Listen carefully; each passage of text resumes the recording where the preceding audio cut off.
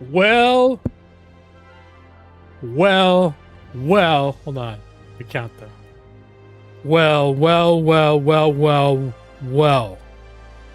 To you as well, Maxie. And hello, Eve23 First in Room, Animal Lawyer, a.k.a. the Keith guy. Did I say a.k.a.? No, it's a.k.a. The Keith. Hello. Isn't this a kid's game? Well, you know, I always have to play what's going to please my audience. And according to some advanced polling done by some of my people, this is what my audience wants to watch. At least one of them, and you, including you, Maxie. We got 2 votes. Both of them were for this game, and 50% of them was Maxie.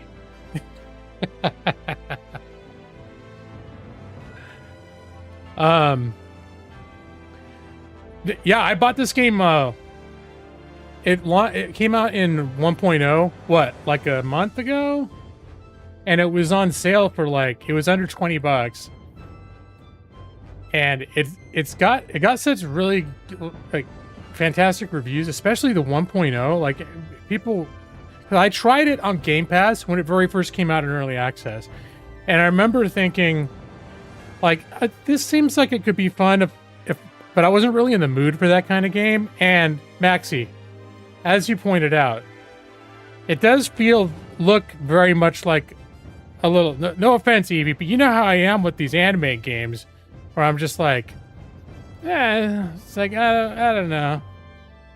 But it's not one of those, it's not going to make me date minors or do any weird shit. You know, I don't think so. I haven't gotten that far into it. I don't know, maybe that comes later.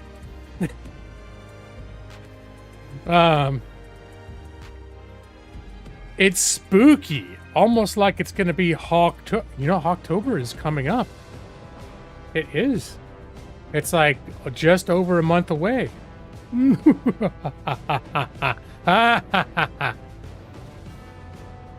There was a poll earlier. Okay, maybe I screwed up the poll because I put the 3 games on there, and then I was like, but nobody knows what the F Cloudpunk is. So right afterwards, I found a trailer for Cloudpunk. Because if there's any game that I've been playing probably the most this week, it's been Cloudpunk. And it wasn't until last night that I started getting an itch to really try Palworld. And I started playing Palworld, and I found I was really enjoying playing Palworld. And it's sort of like, as of last night, became sort of the game that I maybe wanted to play the most. But Cloudpunk is only like a 12-hour game or 15-hour game. It's not long. I sort of been looking at either, that's the funny thing, is either finding a game that you can beat and that's not very long, or a sandbox you play for 1,000 hours. I don't know. I'm sort of like, one or the other. Oh, let me get my there's that. It is Jeff too. Don't take Millie to the bank. No, Millie would not do well at the bank. I can almost guarantee you. We would have a bad time. Millie would try to bite the tellers and everyone else in line and attack all the cars driving by or trying to park. Is my tour shoot? Yeah, it is Seaside. Not Seaside Lawyers, though. It just says Seaside, Oregon. Because that's where we spent, we had an anniversary a couple years ago we spent on the Oregon coast. And actually where we stayed wasn't in Seaside, but we went all over Seaside. We went to Astoria, where the Goonies house is. We went to Cannon Beach, where Rock from the Goonies is. It was not a Goonies themed thing. And we also went to Seaside, which is another seaside little town with stuff in it. And it's a good time. And so one of the mementos of that trip was this Seaside shirt, which we bought in Seaside. Maxie, you've never seen Goonies? I mean, I can't promise that without the nostalgia goggles, if you're someone of an advanced age, such as we are. Now, I saw Goonies when it first came out. I think I was like 11 years old, or somewhere around 11, 12. And I thought it was awesome. But I don't know if I'd never seen it and I tried to watch it now, if I would think it was that awesome. It was classic 80s kids movie situation. LA, Matus. We're taking to the bank out here. That's right, funeral. And it looks like EV23 has good news. Should we take wagers? It's good to have to do with her work schedule. I don't know. Could be anything, but I'm gonna bet that some kind of an awesome work schedule accommodation is at play, even if that's not the center of it. Maybe making room for something awesome. But I'm going to say work schedule rearrangements are going to be somewhere in the heart of the good news. You sure it's about something totally amazeballs? We'll see. All right, now that she's built up all the hype, we'll have to see. We'll have to hope that it's not something, like, You know. Did she calm down finally? That might be good news. She is so out of control. You're right, Matthias. I don't know. I mean, I kind of let her be rambunctious all through the stream from the beginning. It's just when it's time to settle, when it's time to go to bed, for God's sake, it's time to calm down. So, I stream usually about 3.5, 4 hours. I kind of look the other way when I see her. Oh, she's spazzing out over it. Evie spazzing out again the whole time. I go, oh, okay, all right, this goes, it's good. Calm down, drink some water. And then the end comes, and it's like, then I've really got to put my foot down because it's late, So that's why I really only bring it up at the end of the stream. Uh-oh. What happened? She never followed up. Maybe she's writing a long post. So yeah. Well, I've still been playing a little bit of Project Zomboid this week, but the last couple times I tried playing it, I only played for like a half hour, and then I was like, I'm just not feeling it right now. And I was also playing Mech Warrior 5, and into that to where I could keep playing that, but it also feels very samey type of game, which, if you're in the mood for it, is really good. But it's like you take a mission, the mission takes like a half hour to do or whatever, and they're fun, but they're very similar. Like, the variations. But you take a mission, and then you do it. You repair your stuff. You get your payout. Get a little experience, and you look for another mission. You do that mission, and there's a loose story going on, but mostly it's just that, which can be fun. But it also is like after you've done it for 10 hours worth of game, it's like kind of like, it's a game to me you probably play while you're playing other games, for me. So, wait, go. It's not about Walmart at all. It's about your second job and something else. You thought you'd be manning a selfie booth for your photography gig, but your friend said he wanted to use the main photographer for this gig. Oh my gosh. That's cool. And I think that's especially cool because I know going back years, you've been interested in doing something photography related. Weren't you? It was at Walmart. Walmart does photography, does photograph stuff. Wasn't that what you were trying to do? I remember you were trying to work for somebody and it didn't work out, but it was like you really wanted to do it. And that was a long time ago. So, the same friend is selling you his Meta Quest 3S for $150. Nice. Yeah, the Meta Quest 3S is like, they came out with the 3, and then they came out with like a year later with the 3S, which is like a budget version of the 3, but it still has a lot of the like the better technology that makes it a better option than the MetaQuest 2. And the MetaQuest 6 is still like $700. It's expensive. So getting the 3S for $150 is awesome. You get a Beat Saber EV23. You can Beat Saber.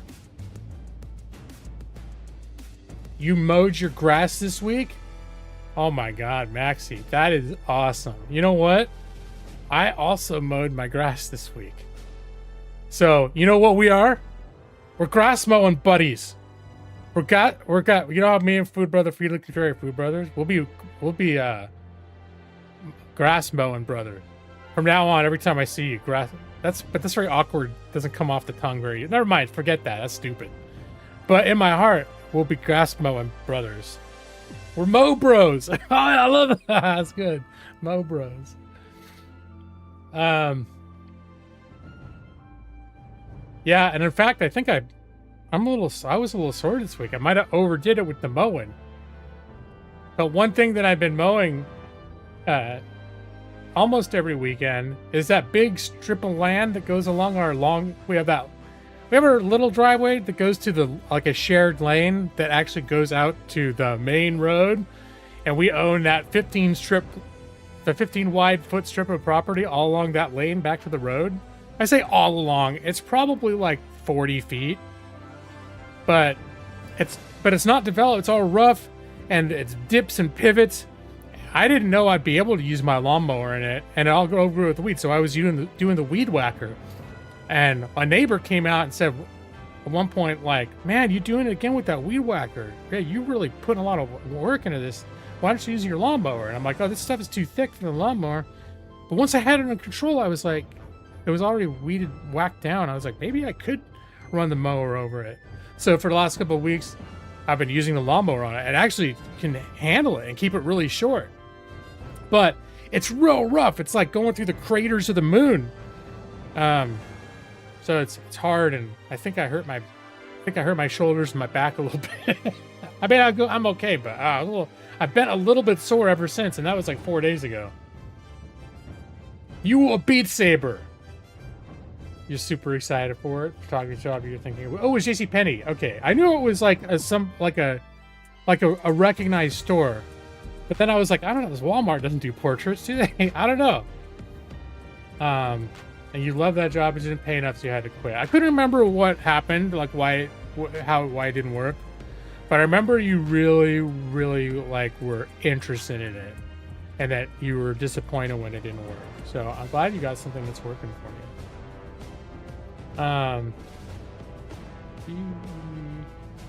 So yeah, anything else excited? I won't get too into it. I did have a dark thing happen this week. I found out someone I knew from a long time ago like died a few weeks ago. That's like one of those things. I think once you hit your 50s and shit, maybe when you get older, you start, people start hearing about all sorts of people that you know going. But I think I'm at that age now where just people you start hearing, oh, they're gone or whatever. So I found out someone that I knew. I hadn't seen them in 25 years, but it was one of those things where my sleep was a little messed up because if that kind of thing messes with my head. I think I found out like right before I was gonna go to bed on Tuesday night, and then I ended up like just like fixating on it until like 2 a.m. Like I couldn't go to sleep. And then I don't know what the hell happened last night. This morning I woke up at 5 and I couldn't go back to sleep. So still tired. Was it the friend that sold me the meth? No. But speaking of meth, no, it was actually someone who I was always like, whenever I would check like online to see like, because it's actually someone that I dated for like a year, but a long time ago, and and she was really cool. Just like sometimes you meet people and it's not meant to be, but it doesn't mean they're a bad person. But she had some problems. She had some problems, and one of like history of drug abuse, and she had like pretty like severe bipolar disorder, like the type where you hear, or I don't know, I thought maybe schizophrenia at first, but apparently if you're bipolar during manic phases, some people hear voices, because she was someone that like would hear voices and stuff. And I just remember thinking like, every few years I would look her up online just to see like if I could see how she was doing. And I was always like, God, I hope I don't find her like by finding an obituary. And that's what happened. I was just like, I randomly was like, I wonder if I could look her up or whatever. And it was just like, oh, obituary. And it was like, and I don't know what happened to her. I mean, like literally, she was like social media invisible. So one of these people that like has almost no like online presence. You don't go to people's funerals, they won't go to yours. Sounds like schizophrenia. Well, because I remember at the time, like when I met her, I was like, oh, it's schizophrenia. And she was like, no. It's like, and then I actually looked it up later, and the thing is like schizophrenia is kind of a weird diagnosis. Like, there's no official like a disorder of schizophrenia, like exact. It's just like a way that you diagnose someone when they have a certain collection of symptoms.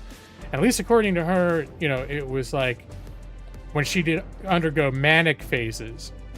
And then I looked that up and I heard that, yeah, with bipolar disorder, there are people that when they're in a mania phase, they sometimes will like hear voice, like things. The manic phase will be so like hyperactive that they'll stuff like that'll happen. They'll hear voices. But I don't know. I was always kind of like, I don't know, and I never saw her do any like act crazy when I knew her, but she always just seemed a little bit like when she would talk, you could tell like she believed, like when I knew her, she would talk about the voices sometimes, and she would talk like she believed they were real. Like she thought they were spirits and stuff. And I think she was just like torn between believing it was part of her disorder and thinking that they were actually like spirits speaking to her. So part of her thought they were real. And that was to me like, okay, that sounds more like schizophrenia, but I don't know. Anyways, I mean, all of that, the turbulent history, the dubious mental condition, that all sort of fed into like why I said it didn't really work out. She was like a really cool person in a lot of other ways. Very like just in some ways like an amazing person. She was super nice.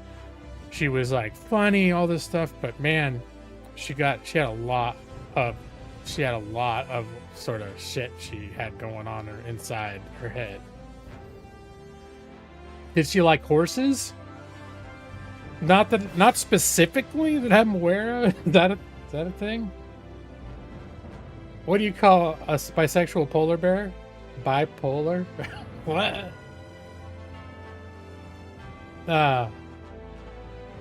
So, anyways, I wasn't gonna get into that today. I said I haven't even brought that up to anybody, really. It's sort of one of those weird things.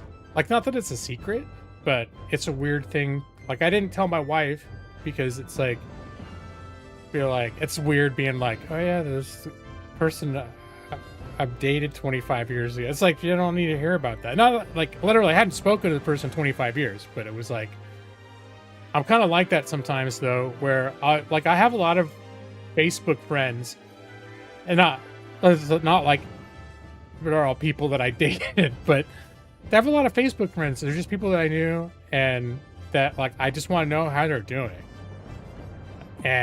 But I don't necessarily want to be like talking to them or do being pen pals or whatever, but just like I just wanted, like, that's what I like about the online is I can sort of just keep in touch, or keep, you know, you can sort of keep tabs on how just about everyone you've ever known is, like, how are they doing, what are they up to these days, what have they been doing for the last few years, whatever.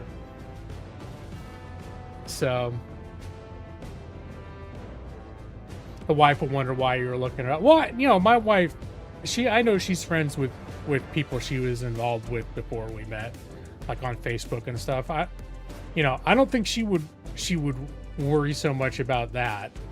You know, especially because it wasn't like I don't like DM these people or like have like big conversations or do anything, you know, try to call. I'm not like trying to like reunite with when I'm like in contact with people like that.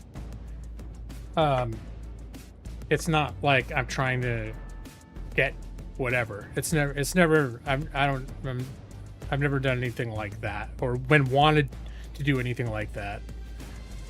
But it still is kind of like, you know, a weird thing to be like, oh yeah, I was all like kind of randomly messed up at 10:30 at night because I was like looking online and I found out this person I dated like died. So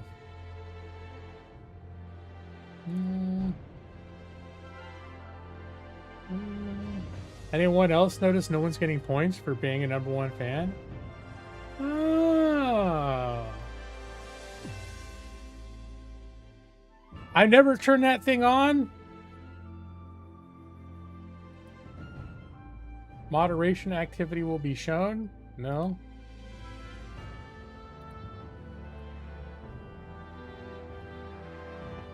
I know they've been changing some things about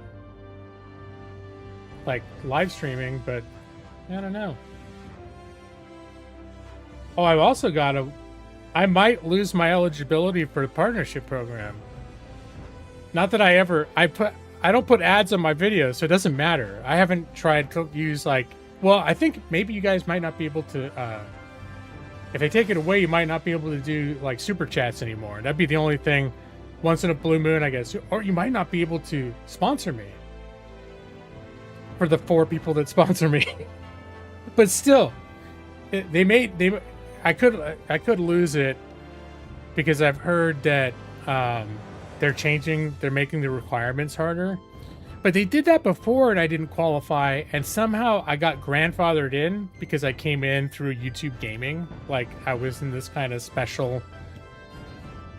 For some reason, I was not put to the axe with those standards the last time they did something big like this. So I guess we'll see.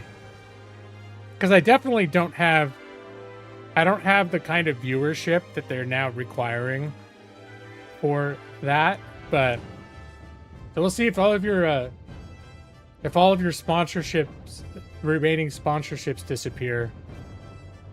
Then I'll either come to the realization that everyone stopped liking me at the same time, or that they turned my shit off.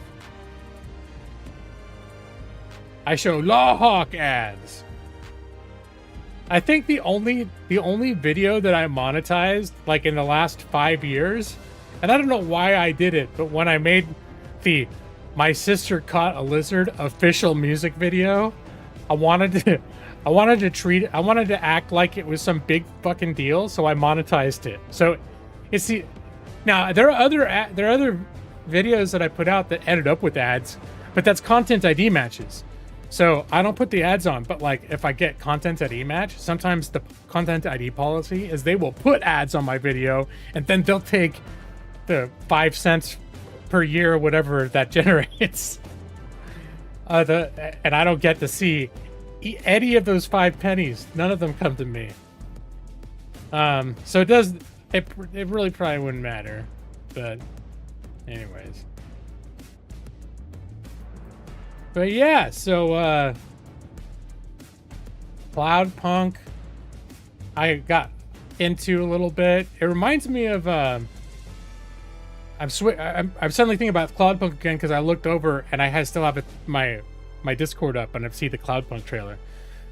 Uh, Cloudpunk is I might have got it through Humble Choice, or I might have bought it on a deep sale. You can get it like super cheap, like $5 sometimes, and it's a little bit like pixel graphics, but cyberpunk, and it looks really cool. It's got a really cool style, but it's a relatively simple game where you just like you're in a flying car and you do deliveries, you take jobs, and there's like story going on.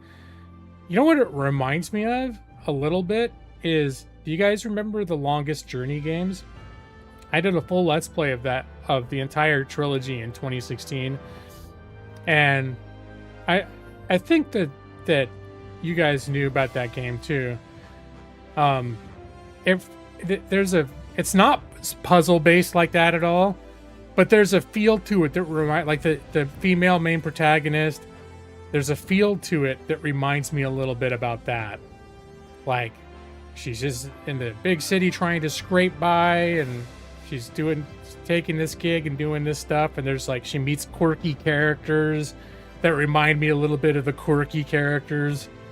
And she's got this, her car has this custom AI that I think has been her pet since childhood.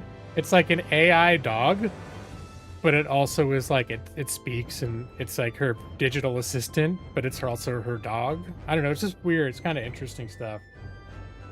You bought the first one. The first one is probably the hardest because it's got some old school puzzles that are really tricky. They all had points. The second one had points that were tricky too, but I think the first one is the hardest to get into because it is the most dated. I enjoyed playing through all of them, but I definitely had to look up some solutions here and there. I would let myself beat my head against the wall for a while first before I'd go look it up. So I'd have the sections in my Let's Plays where I would just play like comedy music, and I'd have fast forward sequence and me running back and forth, and it would be like 30 minutes of me going back and forth to like all the different rooms where I was in, or back and forth across the city trying to solve a puzzle. And then after 30 minutes, then it would come back to regular time, and I'd be like, I give up. I'm not going to figure this out. I'm looking it up.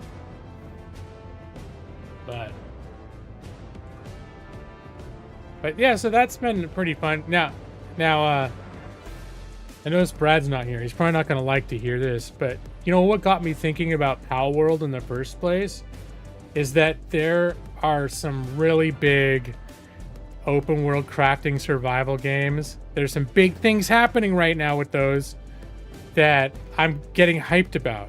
Now Valheim, which is, I don't know if I'm tempted to say probably my favorite crafting survival game of all time. It's been in early access for like 5 years. It's coming into 1.0 release in about 2 weeks, less than 3 weeks, I think. And I'm pretty sure I'm gonna play that again because it's one of the reasons when I first got it, I played it as far as I could until I ran out of content. And then I'm like, okay, there's not much, I can't really do much else except for just like water my crops and stuff. I mean, it doesn't make you stop playing. It's just, there's no more progression. And then, was it a couple years ago? I got super into it again. And they changed a lot. They're always changing a lot, adding biomes and stuff. But it was still, I knew I was going to hit that same wall where I'd put in, 100 hours and then I'd run out of content. So I was like, eventually I'm like, I'm going to wait for the 1.0 release. And now 1.0 is happening in like 3 weeks. You probably forgot how to play Valheim. Hey, maybe that's better. If you get back into it after 1.0, it'll, it won't be stale. And then in October, so like a month later, there's another huge game coming into 1.0 release, and now why I can't remember what it is. It's a little bit of a newer one. I'm just gonna have to look it up. Most popular open world crafting survival I don't know why I can't think of it right now.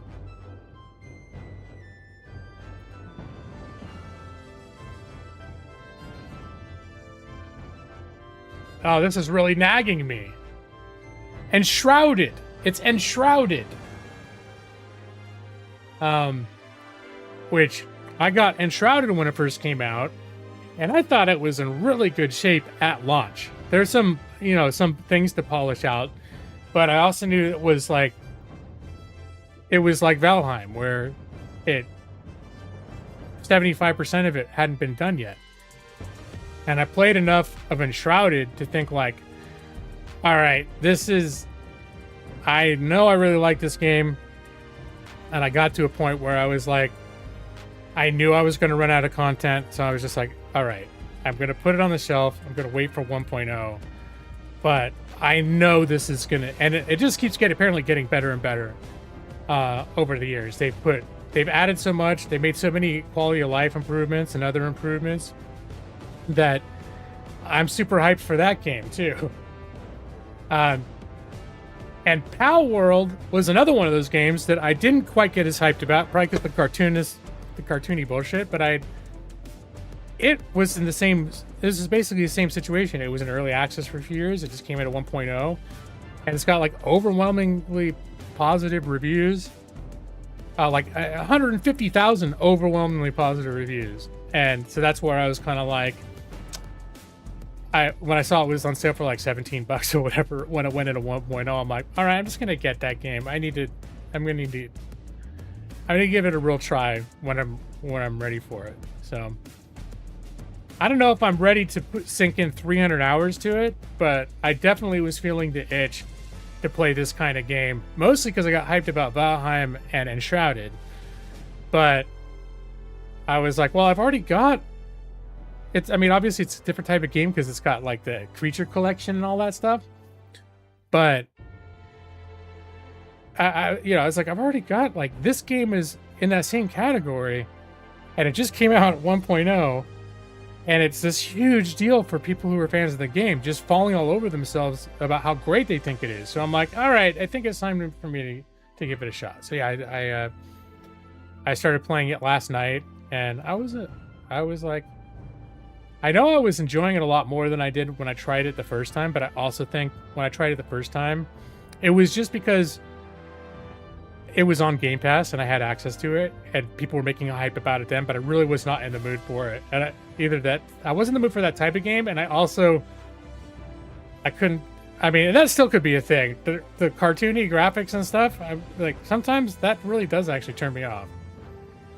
Oh no, speaking of Brad Pritchard, I was just outlining how the next couple of months, the next few months in the Gaming Lawyer channel is probably going to be inundated with games you're going to hate.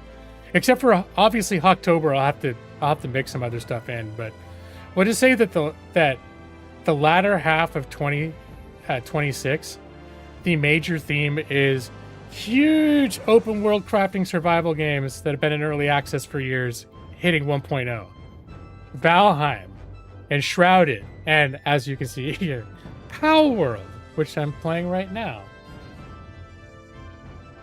It's some real G-Law slop. Well, even Evie was like, it's exactly like his stuff, the crafting and everything. But the cartoony creature collection, maybe not so much my normal thing.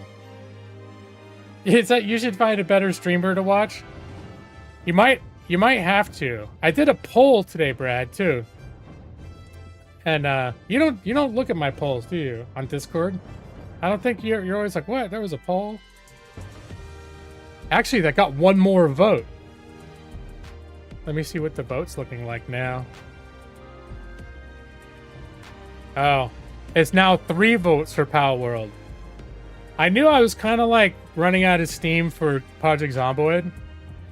I still been playing it like some Mech Warrior 5, but I'm also kind of feeling like that. I'm at the tail end of that, but I was still like, I'm still interested enough to I could keep booting it up, like, and playing it for an hour or two here and there, and that I wouldn't mind streaming it. Oh, okay. Is that it? With 1 minute left in the polling, Brad comes in and votes for Cloudpunk, which is the 3rd game and I felt like such an obscure game that I felt like I needed to post the trailer, because I thought most people are going to be like, what the fuck is a Cloudpunk? You're not intentionally avoiding polls, you just don't expect them and don't know they're there. Oh my gosh, that's right. Look, Jeff is #1. But no one else has a ranking. Maybe they've changed the ranking system. Because we've been in here chatting for 40 minutes and it's the first time anyone's gotten any kind of a rank notification. All right, that's so funny. The poll, and Brad, you got your vote in, and then the poll closed 30 seconds later. So I didn't know if you guys would like watching Cloudpunk, but that's sort of become, for most of this week, the main game I've been playing.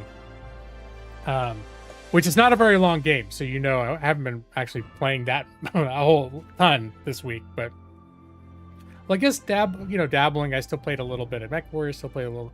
So between everything, I guess I still have been gaming normally, but Cloudpunk sort of became my go-to this week until I played Palworld last night. But the idea with Cloudpunk is it's a shorter game, so it's a game you play and you finish. I've been thinking about other games like that. Like I've still been thinking about what's the one where you're the girl and her little brother in medieval France and during a zombie apocalypse? It's like a stealth game. Plague Tale Innocence. And then there's the second one, which I got through, I think, Game Pass. And then there's the third one that either just came out or is just about to come out. And no, the second one I think I got through Humble, so I own it. And I've been meaning to.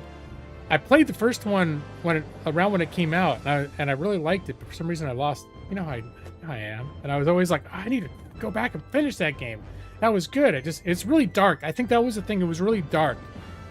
And there was some part of me that was like, there was a part that was particularly like grim and like depressing and dark. And anyways, it wasn't. I think I stopped playing because I was like feeling gloomy about it. I didn't want to play anymore. Millie's running the XP system. Well, I don't know. Yeah, if Millie's running it, that would explain why Jeff is winning, because Jeff is probably brings up Millie the most of anyone in my chat. So if Millie had a choice, Jeff would be #1 every stream, probably. Evie's gonna have a shit fit if she isn't #1. Well, no, I don't think Evie is normally. I mean, I think you all bounce around #1. I don't think Evie's used to being #1, at least not like the whole time. I think Millie would like you if you met too, Brad. I mean, after she got over wanting to rip your throat out, which that might be you'd have to put up with some real terrifying hazing before you really were able to break the ice. Because at this point, I don't know if anyone. Well, you know what we could do? What we still could. Well, we take her to the vet, we dope her up, and then they come out to the car, and she's actually cool with them. But I think she has this thing where she recognizes like dog professionals.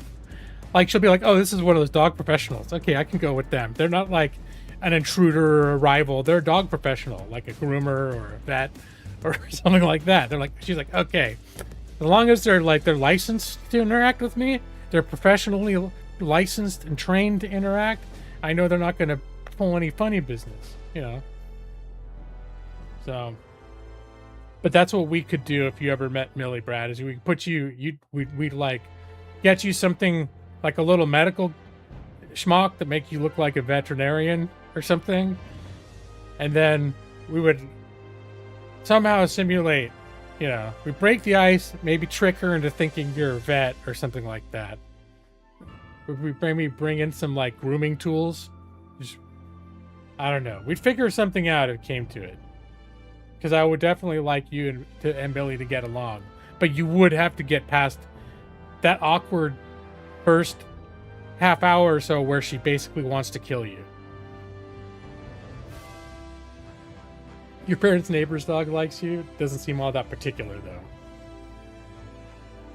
Yeah, Millie, I don't know what the deal is with her anymore, because I think she actually does like people. She's just she feels she's anxious, and that anxiety takes the center stage when she meets new people, and so she never gets, and then it just feeds on itself. So she gets worked up and she gets more amped, and she never gets to that point of calming down and being like, hey, they're okay. Because by the time, like the last time we tried to sort of let her meet someone was when one of Amanda's oldest friends came to visit us a few months ago, and she was like, yeah, I wouldn't mind if you want to let her in, even if she acts a little bit scary. Because that's the thing, is we just don't mess around with it because we're afraid she's gonna act like she's gonna bite you. And we never really tested it. She's never actually bit anyone, but yeah, I don't know if we've just been lucky or if she would actually bite someone. But she does seem like it's a lot of show and not so much like that she actually is going to hurt someone.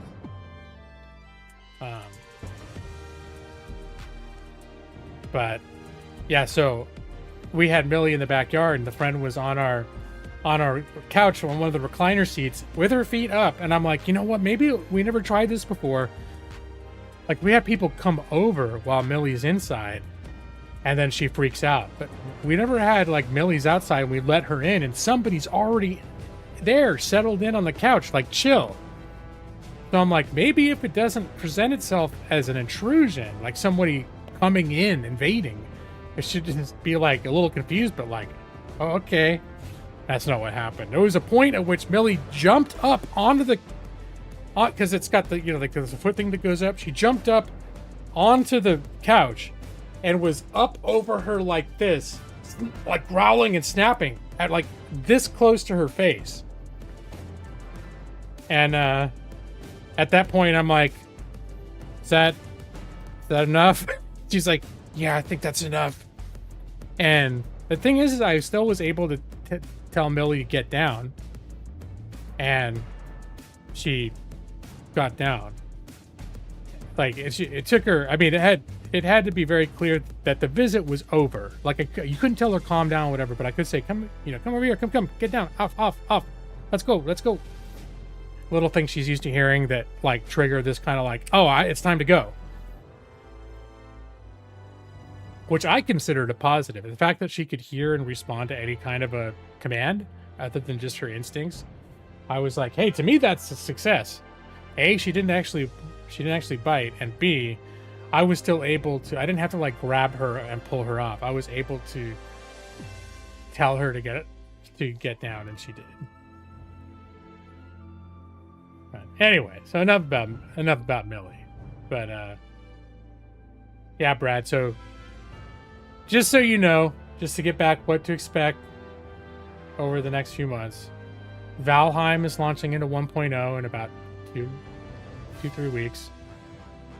And then in October, Enshrouded is launching into 1.0. But I think Valheim is the big one that I've been the most obsessed with over the years. That every couple years I'll play for 100 hours and then put it down because I know it's not finished and I know I'm going to run out of content. That's not enough about Millie. What a beautiful hound. Let me see where she is. Hey, Millie, where are you at? She doesn't like it when I stream.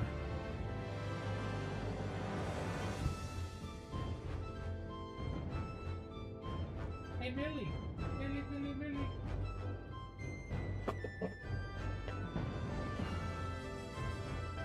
Your adoring public wants to see you. She's also, I think, being mopey because my wife is going camping with her mom. Every summer they do like a big mother-daughter ladies camping trip towards the end of the summer. And so Millie's a little mopey because Amanda left And when that happens, a lot of times she just sort of lays.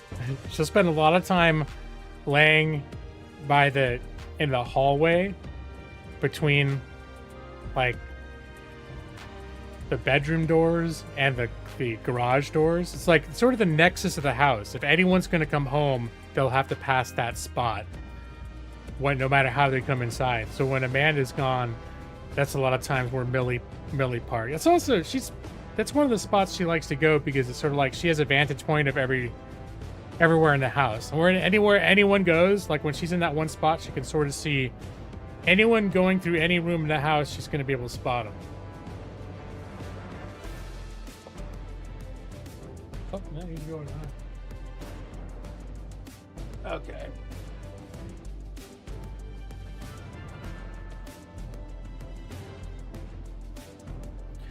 Millie was they were even saying today, like, too bad Millie can't get along with other people, because like we would love to take her on camping trips, and if Millie got along with people, they would totally take her. I mean, it's one of the things we actually want to try is to see if, because we do for the first time, like where we live now, there are a couple of campgrounds that are like really close to our house.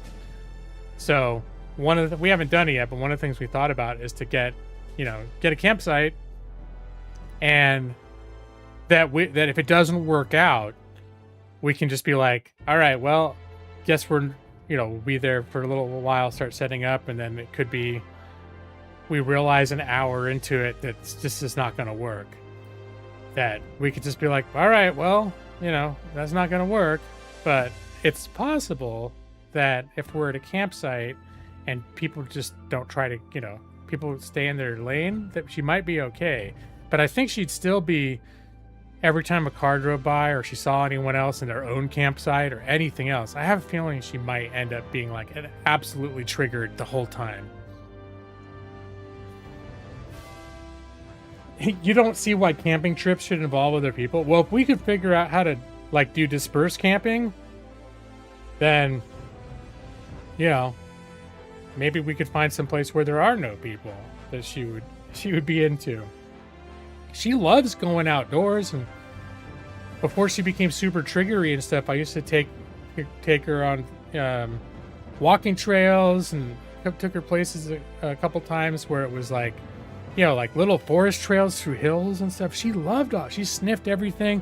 She was super curious. She loved all of that. But that was when, if another person came along the trail, I could still be like, okay, let's step off the trail for a sec, let them pass, because it'd be narrow enough. And she would still sit by and sort of be suspicious, but not try to attack them. And that at a certain point, she got where she would try to attack literally almost anybody who passed us while we were walking. So that all ended. But, and I think for a while at first it was she would do that to she got to where she would do it to other people with dogs, and then she just got to a point where she just did just about everybody. The Oregon lava tubes, I want to say those are still a couple hours away. That's like Eastern Oregon, right? I can't remember, but I think it's still a couple hours away. We're probably closer than we were before, though.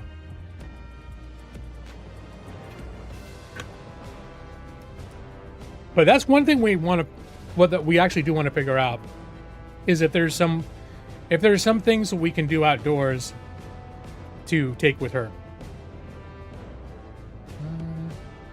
Oh, I just got the official poll results. Palworld, 75% of the vote. Definitely farther east than Bend. Well, let me look it up. I mean, this is a sort of thing that can, I don't have to be like have mystery about it. Be like, oh.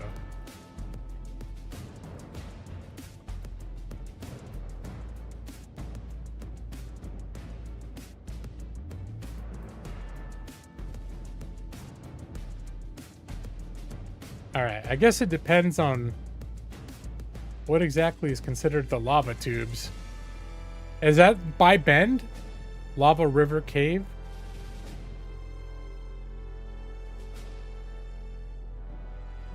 And then there's some... Oh, there are some that are a lot closer to us. Path to Lava Tube? All I did is look up lava tubes on Google Maps, and 3 different locations came up.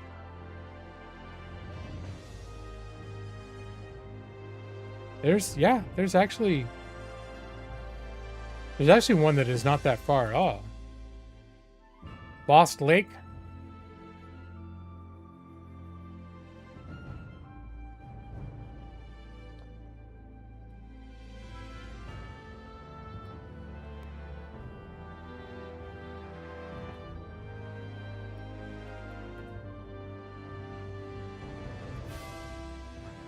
It's an hour away. All right.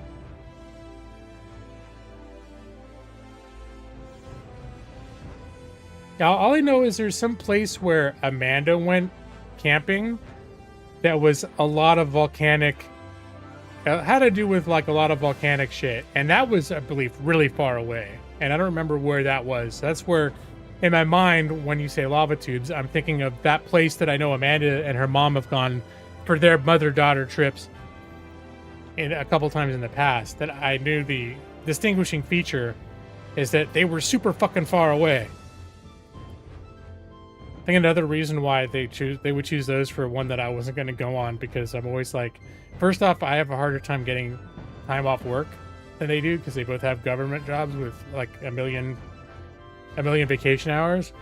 But then, at least compared to me, but then I'm also someone that's like, that's an awful long way to drive to go camping.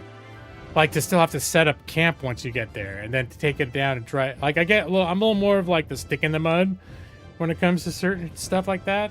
So they were neat when you visited them, but it's over 20 years ago. They don't spoil? That wouldn't have been a concern of mine. You're like, I don't know, Brad. I think they went bad. I don't think they're good anymore. They lost their freshness. All right. Well, I think, and look at that. Jeff is still number 1. At your age, you only RV camp. You know, that's the funny thing is, like, that seems like my wife's, like, her brothers, they're all moving towards campers and RVs. And, I don't know. I don't know if that's ever in our future. Something like that. Like, I don't know if... I always thought, like... I was always... When we went camping, I'd see people in the RVs and be like, that's kind of... I could get into that. But I don't want to deal with the parking... the RVs and backing them into shit, like backing them into the space, all that stuff, storing them, emptying the gray water and the black water. There's a lot of stuff about RVs that I'm like, I don't want to do any of that stuff. Purchasing an RV, so it'd be better to just like rent an RV. Well, the thing is too is there are, like, in my neighborhood, of course my neighborhood is a lot of like either retirees or people that are like close to retiring, but this little development that I moved into that's, you know, been getting built for the last 2 years, a bunch of people either have fifth wheels or RVs, and so I see them all the time now. And I like our neighbors right across the street, it's a retired couple, and they have this fifth wheel. Looks really nice, and I see it almost every day. The only reason I don't is because they use it all the time. That's another thing too. When I see that they're like, it seems like every week, half the week they're out, they're gone with they're in their fifth wheel trailer. They take it and they're like using it. That'd be my other fear, is if you bought something like that and then you ended up like, you just never used it. Because we've known people that have done that, where they get an RV or something like that, and then it's like, it's this huge thing, and then they use it a couple times, and then they're like, it's too much pain in the ass, so we just get a hotel. Fifth wheels are like 60 to 90K. Jeff has... I don't even know how to tell who has XP. Where can you tell what the XP is?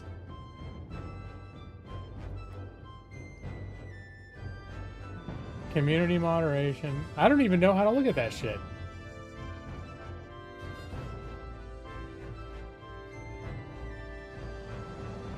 When I point at him, it says I can put him in timeout or remove him. I don't want to do that. But where's the XP button? That would be your fear. You know you'd never use it. You just got a Cybertruck and that stupid camping attachment. It turned out to be an even worse investment. Oh, Brad. This Cybertruck has a camping attachment? One of our neighbors that has an RV actually also has a Cybertruck, but it's not related. They only use one or the other.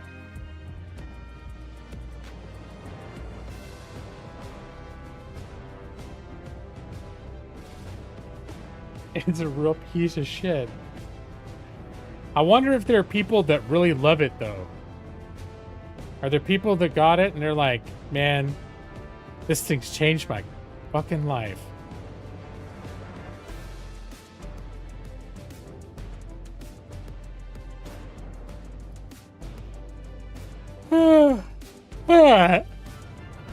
Well, let me see. Is there anything else? I think I covered all. You know, the main thing I wanted to warn you all about was that there's a lot of open world crafting survival games that have been early access for years that are coming out, all like the second half of 2026, coming out of 1.0. That's the big news. And that's sort of what got me to play Palworld. So, you know, just start adjusting to the possibility there's going to be a heavier proportion of crafting survival than usual on my channel.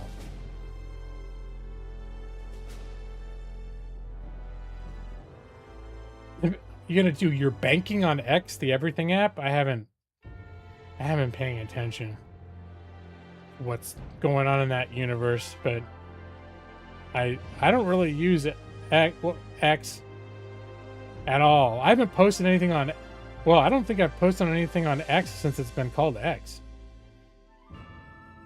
But that started even before it was X. I just don't really use that platform. Certainly not going to do my banking there.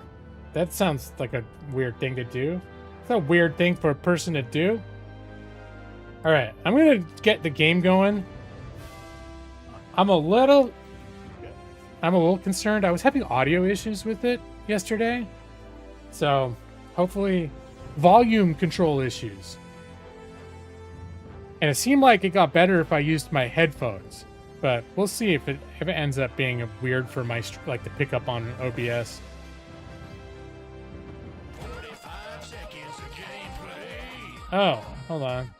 And that turned on. There we go. Ah, I'm here still. Palworld. Sir, we have an orc problem. I looked at that game when it came out. It looks kind of neat, but it also looks super basic. Looked like it's the sort of thing that could be fun for about a half hour.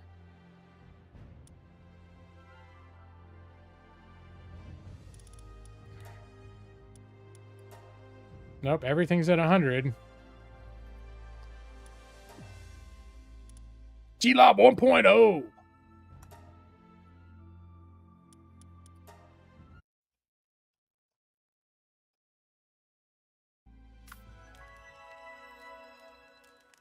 It's fun for about 5 to 6 hours. Yeah, I remember when I saw it, I thought it looked just neat. It looked neat, but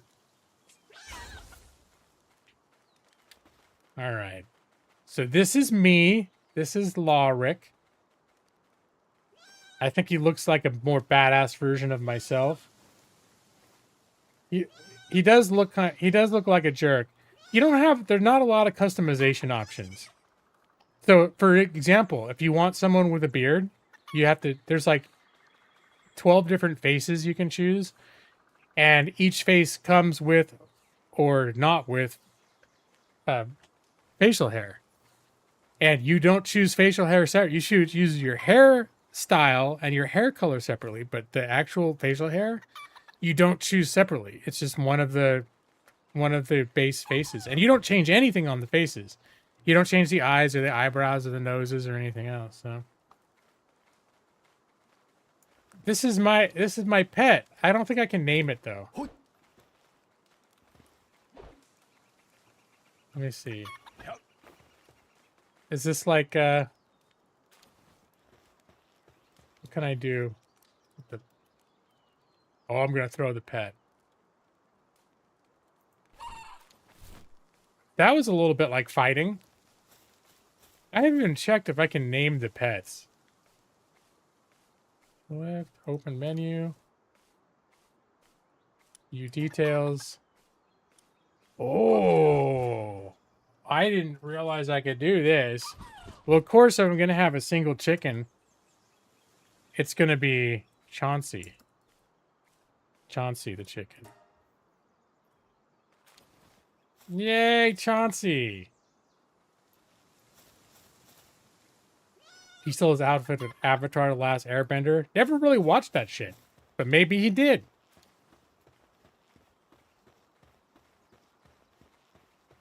That so far I've only been able to craft one article of clothing, and it's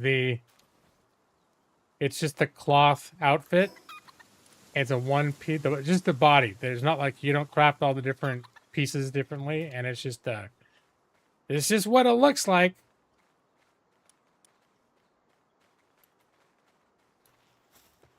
Yeah, there's a few little things about this that I don't. There are a few. I have encountered a few things that I'm not a huge that just nag me a little bit. Like one thing is there's no way to put away your weapon. The only way you can put away your weapon is if you just clear one of these 4 slots. They're over here.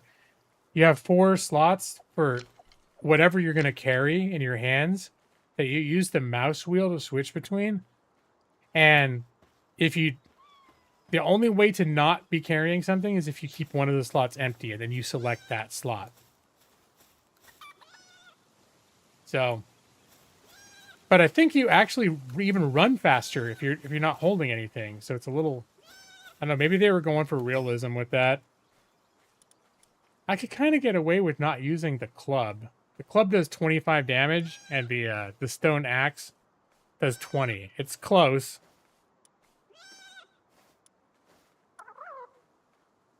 All right, maybe we'll do this. There. Now I can be unencumbered. According to the leaderboard, when you click it, oh, there's that top fans over there. I just realized that was there. But nothing happens when I click it.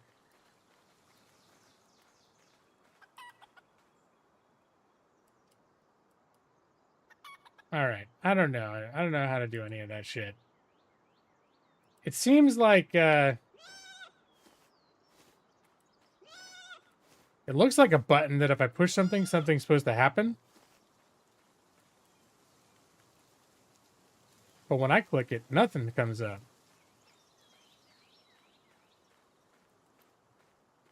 Chauncey's a zombie. Huh? Maybe. I thought Chauncey was an animatronic creature. Here, I need to replant my seeds. I am Lawrick of Unnamed Guild. I'll have to look into that too. Maybe make a guild for myself called the Loners or something. Oh no, one of my pals is stress snapping.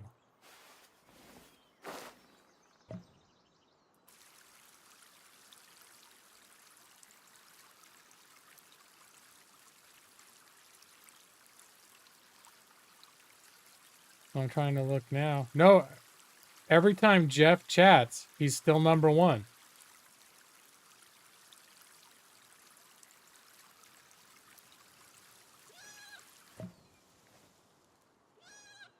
case you're all wondering who's number 1, it's Jeff.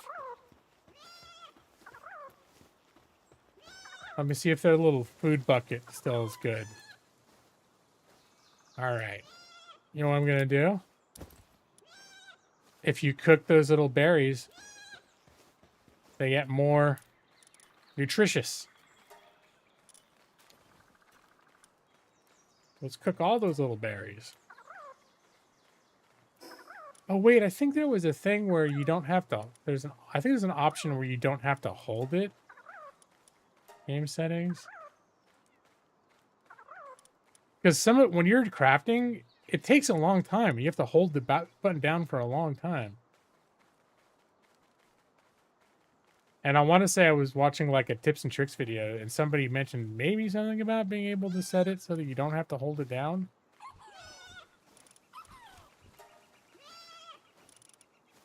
Press single button for hold interactions. I think that might be it. Change build mode. Okay. Let me see if that does it. Oops. Wait, did I...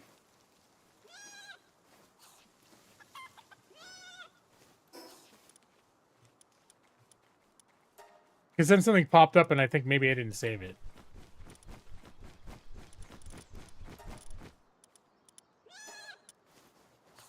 Apply. Yes, please. Yay, okay, it's doing it now.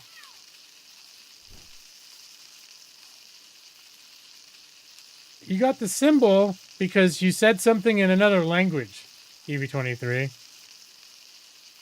And maybe you said some sort of an exotic word like Matus. Or ah lol. I have to see what actually... Yeah, you said ah lol. AW. That's a foreign language. That's foreigner speak, EV23. They had to translate it to oh lol. Because that's American. That's what we speak in the Gaming Lawyer channel. We speak American. Yeah. Oh no, that's right. Not oh no. That's foreign talk. Oh no. There's Matus. Oh wait, but you're mixing it up in your original funeral Matus funeral, but it comes up as the translation literally is funeral. All right. My name is Brad. Oh, but he said je m'appelle. I don't know how to speak French. Brad. He said it in some sort of foreign speak, foreign talk.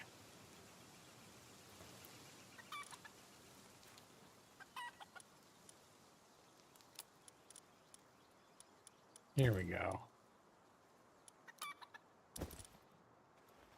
And these chickens, they keep picking food.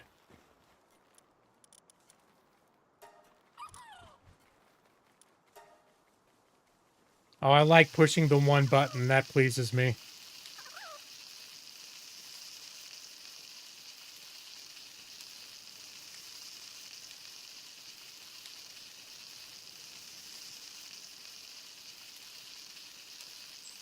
Now I'm just seeing everyone typing real basic sentences. My name is Evie. Brad says, hello, everyone. But what did they really say? Mi nombre es Evie. And then Brad said some kind of Chinese symbols. Yeah, no, it's actually, I think it's a good feature, but it definitely... Like, does Matus actually mean funeral in some foreign language?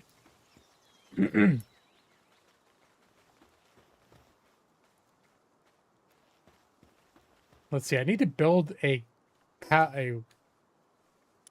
PAL gear bench. Can I make that yet? Yes. I can finally unlock that. PAL. I need more wood and cloth. All right.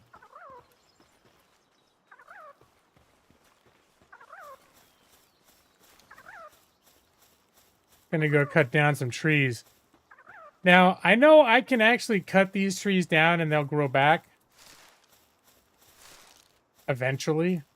But I've been cutting down trees a little further away. I don't know. I like having the trees around my base. Hello, sheep thing.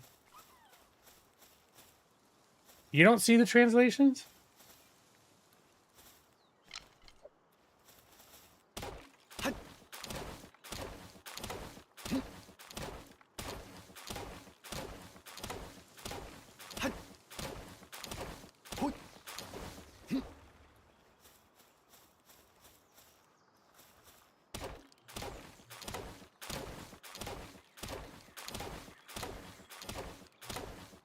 What I also think I also needed rocks. Was it rocks? Oh, cloth. Well, I might be out of luck there.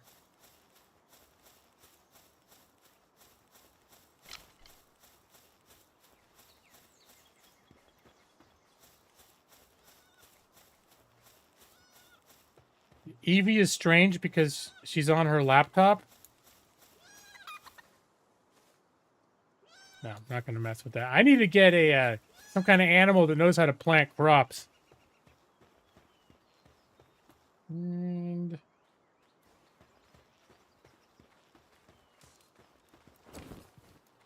deposit stuff there.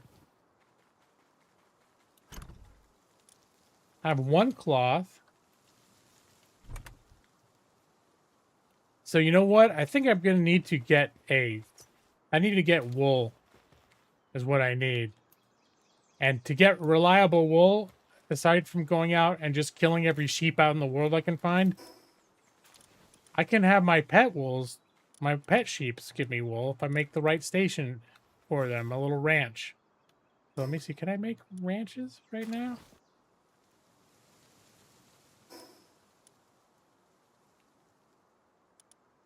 Ranch, I can, all right, get the technology, yes.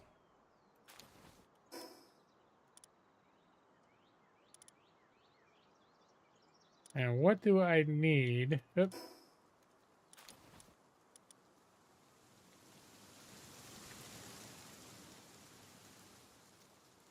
All right, I can make a ranch. Wow, it's kind of big.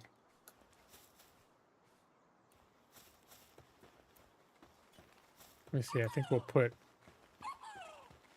it over here.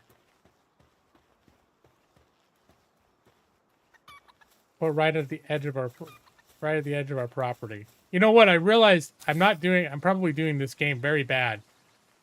Because on the tips and tricks video that I watched, which I haven't played since I watched it, it said before you start putting anything down, you should lay down a foundation over your base area of flooring to make it better. And I'm just doing everything on the dirt except for my little hut over there for my bed. You're okay with it, Brad?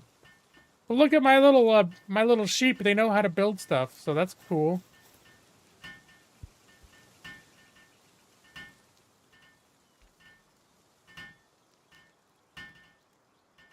Yeah, it's going to take another 33 seconds. That's why they call it Palworld. There's such a sense of camaraderie with my little sheep here as we're building this. I think there's one that's lazy. That says it's slow and it's probably a slacker. I wonder if I assign it to the ranch, if this laziness won't be a problem anymore. This game is bad. I think the more accurate thing is Brad doesn't like this game.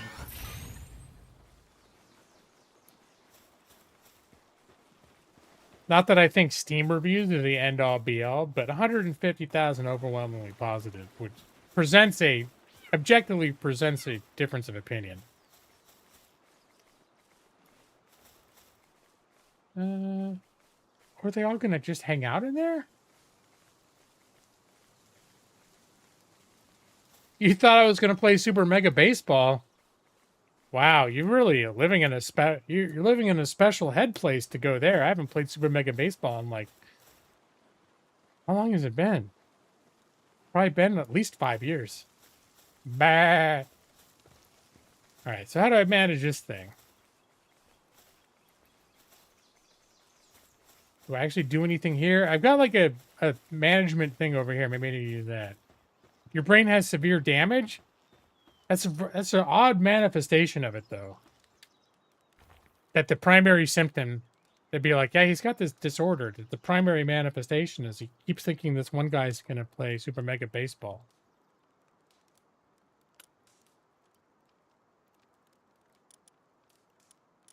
All right. Oh, there, I got my, I got a boar as a companion.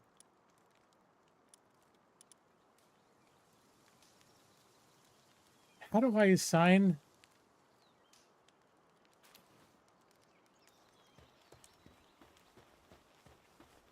Or they just use it automatically? I guess I don't. I thought I had to specifically assign them to do this. But look, they're over here dropping wool and eggs.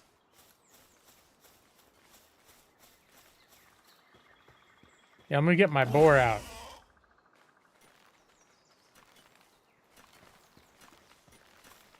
Look at him. It's like Millie. She immediately starts attacking rocks and dirt as soon as I let her outside.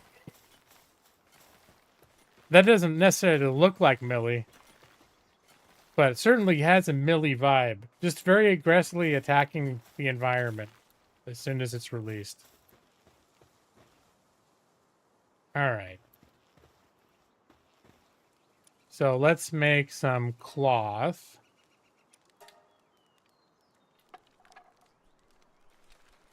And then this little guy. Oh, I guess I'm done already. And now I should be able to make the PAL gear workbench.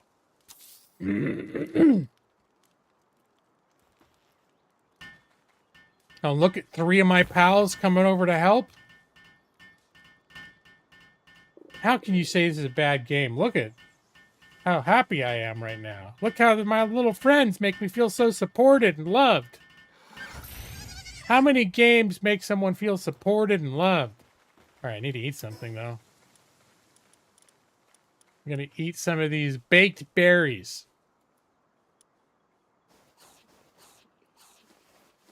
There. Feels just like yesterday. Game selection is an area where I struggle. I don't know.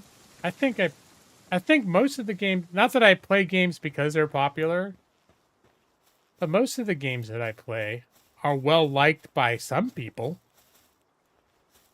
It just so happens that a lot of them are not well liked by, well, by you, Brad, and often just not by everyone who, you know. I don't know many people that come here because they're that interested in what I'm going to be playing. I'm so tempted to call this thing Millie because it just has a Millie vibe, but I'm afraid I'm going to find a creature out there that really looks like Millie.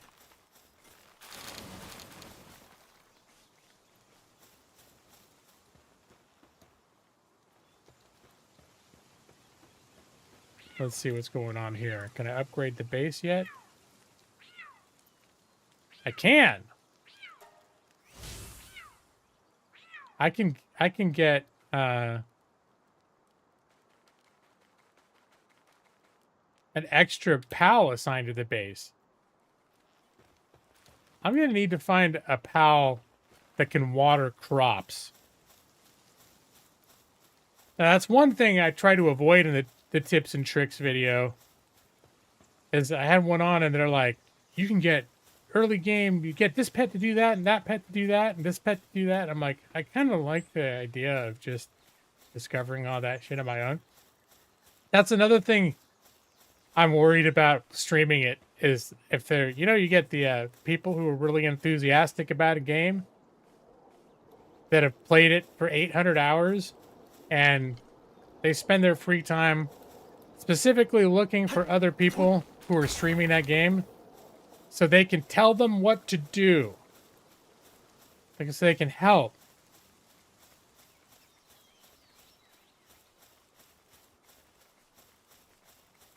Get an elephant.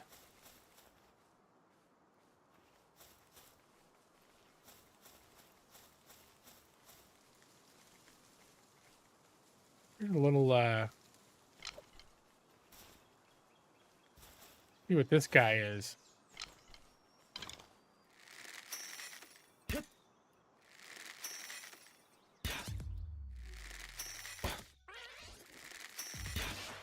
Oh, I didn't mean to kill him all the way.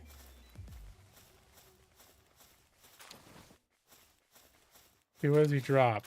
I forgot. You don't kill them all the way. You just got to kill them most of the way.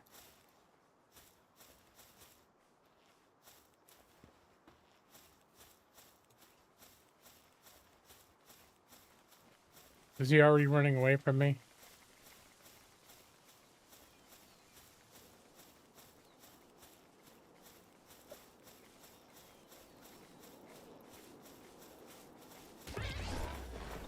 All right, go get him, boar.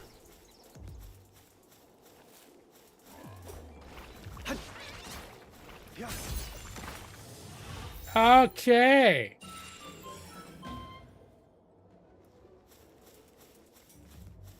A strange pal with body resembling tree sap. It gradually loses the strength if it has nothing to cover its body with? And then it dies? What does that mean?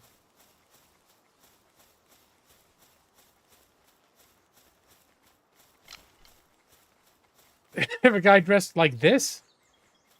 Would I run away specifically because of the clothing? No, I think it looks delightful.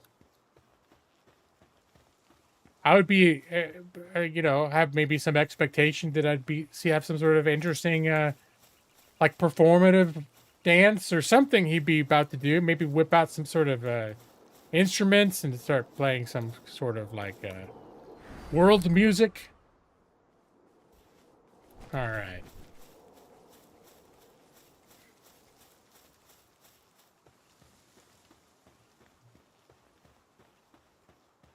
See if I can find out more about this.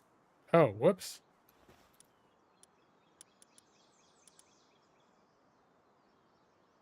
And party improves logging efficiency.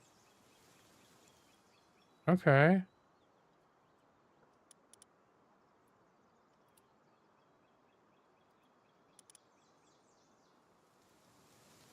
Details. It does do planting. Now it says I need to cover its body with something.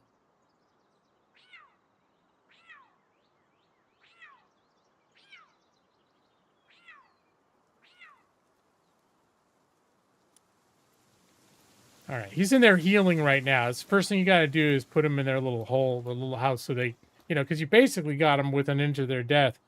That's sort of maybe the dark side of making friends in Palworld, is that every friendship begins with a brutal beating, and then they become your pal afterwards. Which is, you know, I think that's Pokemon too. It's not like this is some new thing. It's new because I don't, you know, I haven't ever really played much of those games before. But to me, so I'm approaching it like someone who's, you know, just sort of dealing with these concepts for the first time, thinking, what a hell of a way to start a friendship, you know? Oh, I have to unlock the recipes. Well, I can definitely get a rush boar saddle. Yes, please. Then I can ride the rush boar.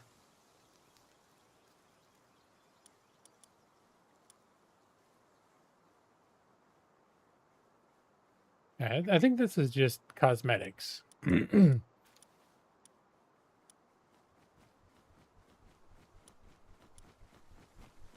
Consign. Unknown item. All right. Well, I'm a little concerned that the one I just brought on board is going to, according to that thing, if I don't give him something to cover his body and he dies. I don't know exactly how that works out. Oh, I need to give him a bed, too. Let's see. Every pal needs a bed. I need more wood, though.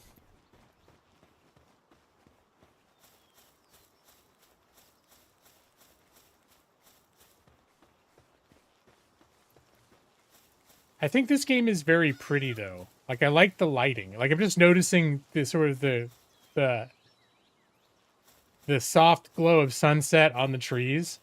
Isn't that nice?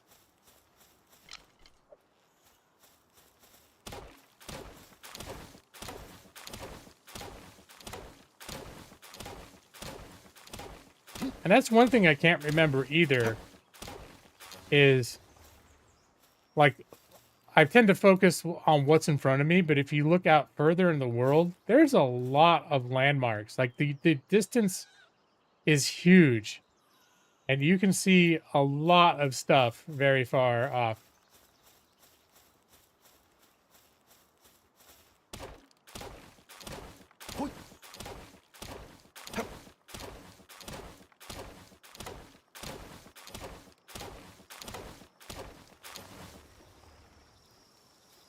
All right. I think we've got enough enough of that. And our little mushroom monster should be healed enough that I don't have to worry about that anymore, hopefully.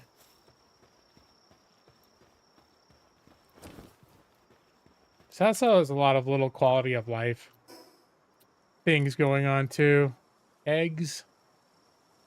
I should cook the egg. Got 10 eggs.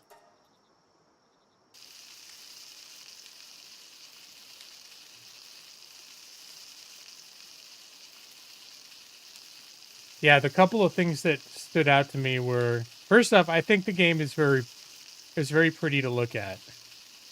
It's a very pleasant setting and environment to play in.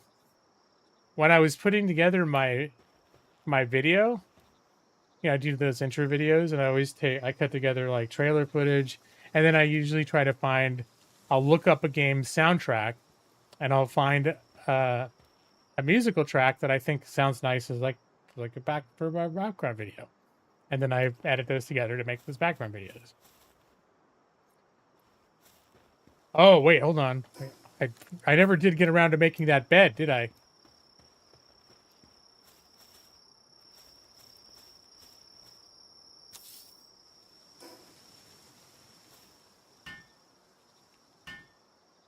Apparently, if you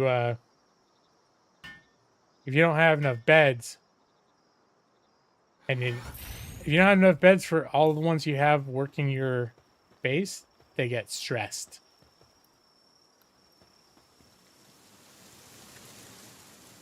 And I will put, yeah, he's all healed up. We'll put him on as a base pal. Is he gonna run straight to bed? That's right, it's nighttime, time to go to bed. What's out in the giant force field? I'm not sure, actually. I mean, I can tell you that it's very far away. Because, like, so far, the furthest I've gone, there's a village over here. And it was quite a hike to get there. And that's, like, just down there somewhere, or it's I guess it's a little bit of those hills over there, but I get this sense, I get a pretty big sense of scale here. Like you're seeing things that you're not going to actually visit. I mean, you could go there right now, but you're probably not going to visit for another like 20 hours in the game. Oh my God, look, it's a rock slide. What do I do? What? Oh, that's the like the. Am I supposed to attack? I don't know. Like, at least as far as I can tell, what you do in this game, and games like it, is if you want to make friends with someone, you beat the shit out of them to the inch of their life, and then you capture them in some sort of a pal ball, and then they become your friend. So. Much easier than it's much more straightforward than friendships in real life.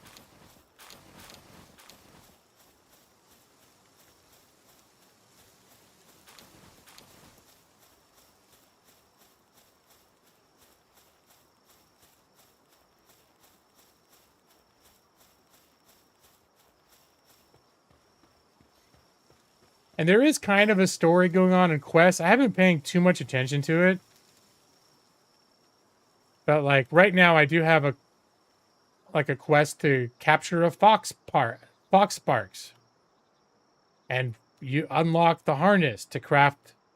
I think it's something they breathe fire, and you can get this harness so you can wield them like flamethrowers.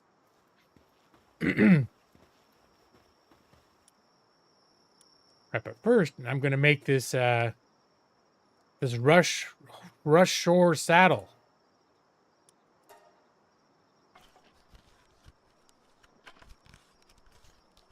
And you can actually sleep through the night if you have a bed indoors. That's basically the whole reason I built that house, was because one of the little game objectives was build a bed. And when I tried to build a bed, it was like, it has to be under a roof. So I built a little 2x2. Oh, look, they're all getting up.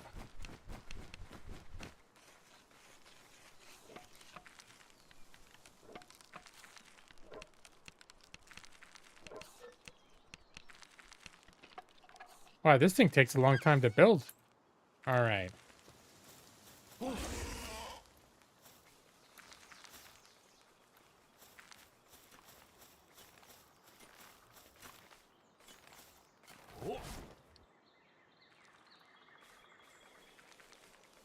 Now, I think I needed to build that saddle to ride on it. How do I get off? F to dismount.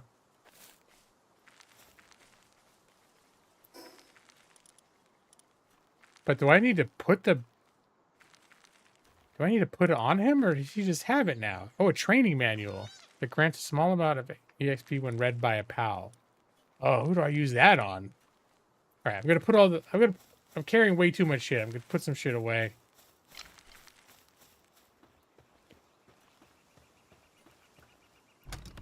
I think I'm gonna put wool. Simple bait. Okay. And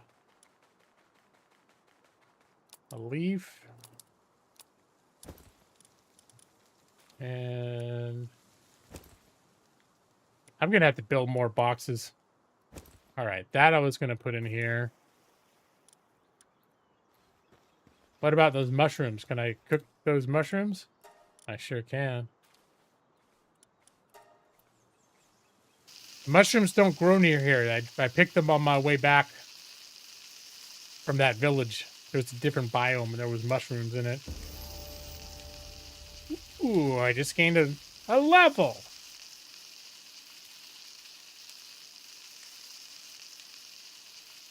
Hey, look, my little mushroom guy is he's a good worker. They all have different sort of attributes. One of my sheep is a slacker, apparently.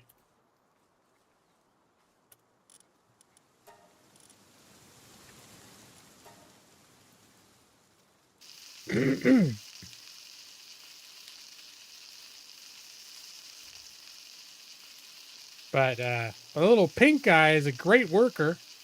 And so is the little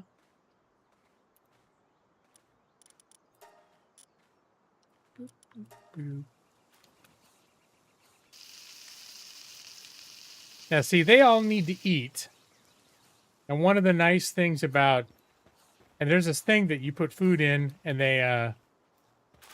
they'll serve themselves when they're hungry, as long as there's food in there.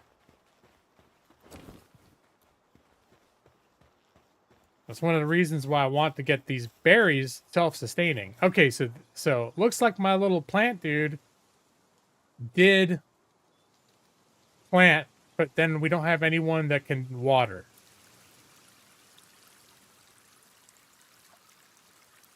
If you run out of food, they should attempt to eat you.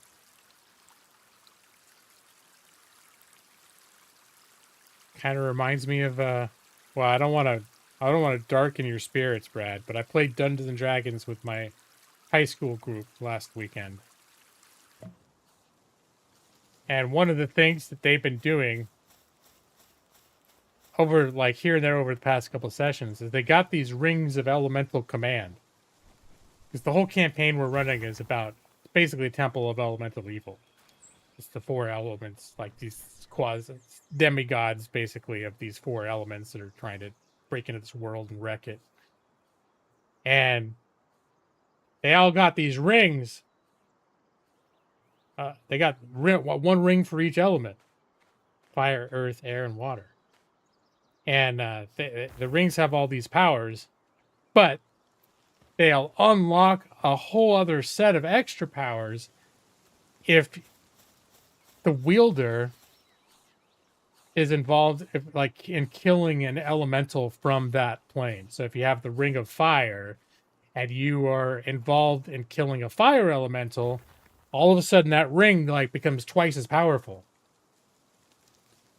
And so they're all like 10th level now. And so one of the characters is a druid, and she's like, "Hey, I have that spell summon elemental. Can we just summon the elementals and kill them and get the rings powered up?" And I was looking at, and there's a couple levels of like a lower level, like summon elemental spirit, and then there's full on summon elemental.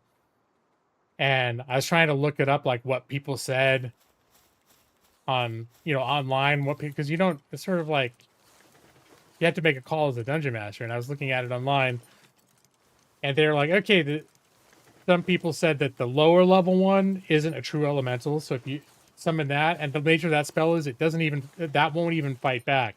But if you do summon a real elemental and you attack it, it will defend itself. And it will fight back. And you can use it to count as something that would like empower that ring.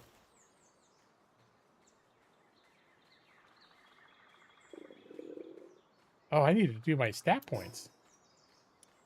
Enhance stats. I'm going to enhance my stamina. Looks like I need to eat again.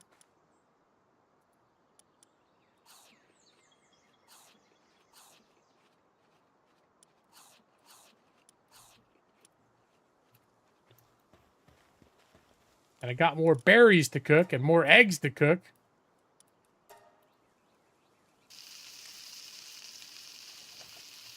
Why don't I play Temple of Elemental Evil instead of this? Probably if I were going to play a game like... Well, I don't know. I was going to say I'd probably go back to Baldur's Gate 3 and play that again if I was going to play a game like that. The reason I'm not is the same reason I haven't been, is that I just don't want to deal with managing, like, learning the ins and outs of, like, 6 characters and their abilities and all that. It's like, well, how's Wrath of the Righteous, by the way? It's also why I haven't, like, I bounced off that a little bit. Because I just wasn't ready sometimes. And I haven't gone back to Baldur's Gate because I'm like, I don't remember what all my party members do. It's going to take me hours just to figure out like what they do, and every time they level up, it's like, oh my god, I've got to figure out, unless you do like an auto leveling thing, which I guess is fine, but you still need to understand what all their abilities are because you control all of them. And I think that's been something, like when I'm in the right mood, I can eat that up and be like, oh, that's cool, yeah, I'm gonna figure all that stuff out. But if I'm not in the right mood, all of that sounds like an awful lot of fucking head work that I don't want to deal with. So, yeah, I got really far into Baldur's Gate 1. They had the Enhanced Edition. And I got that and Baldur's Gate 2 Enhanced Edition. I've gotten really far at times in the past into Baldur's Gate 1 and Baldur's Gate 2, but I've never beat either one of them. Temple of Elemental Evil came out in 2025. It's the same game, the Troika game that came out in 2002, I think. It basically is just like it's not so much a remake, it's just a polishing off, like a re-release. I had the copy on Good Old Games from Troika Games, and when they did the re-release, they basically are like, if you already own the game, that's just the game now. You know, that's just what they have. So it is still this basically the same game, but just with bug fixes, improvements. I know there was a massive mod for Temple of Elemental Evil called the Circle of Eight, I think, that did a ton of shit. And I think the re-release is in large part just an implementation of that mod. But it is definitely a new version. Um, but it is the 2002 game. And somewhere around 10 years ago or something, it was, I don't know if it was too buggy or it came out in super buggy shape, like notoriously buggy. And when it was earlier on, I think I had it and either it didn't perform well or it crashed or it wasn't working. I never got that far into it. But somewhere after the Circle of Eight mod, sometime about 10 years ago, I did jump into it. I got really far into it, didn't finish it. That's my trend with those games. They're big games. I'll get 40 hours in, and then I'll be like, okay, I've had enough. I stop playing. You're burned out on Wrath of the Righteous. Difficulty spikes got to you. Okay, that'll happen. The hell is Gumos doing?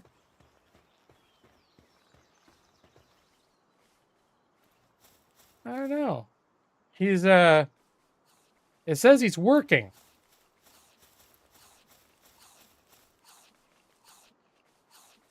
He says that he's at work, but I can't tell.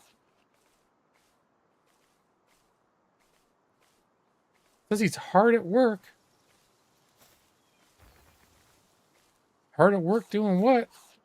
I don't know. Eating grass?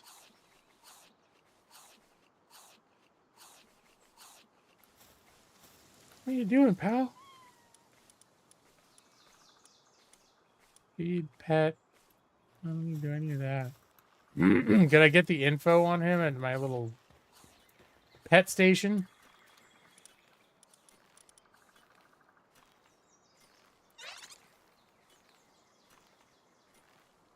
I don't know what the hell he's doing.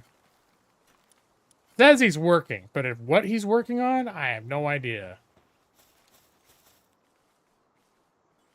It's probably provoked by the beating I gave him as an initiation. Well, you know, they all have to go through it, Brad.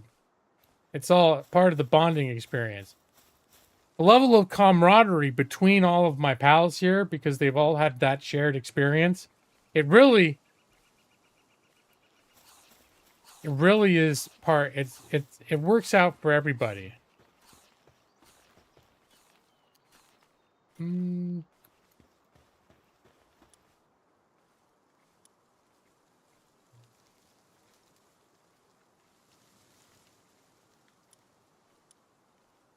So I guess I don't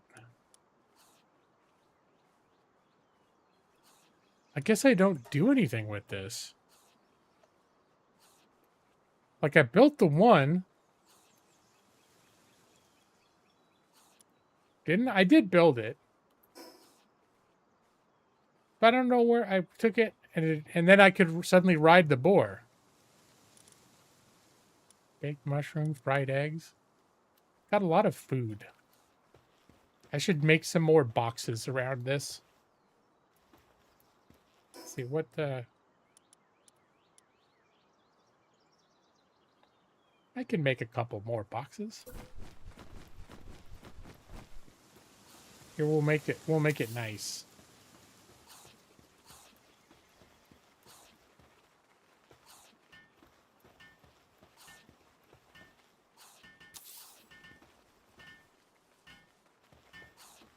Oh, insufficient materials. Okay.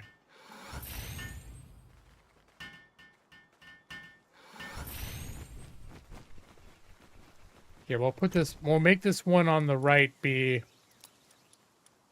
all this food.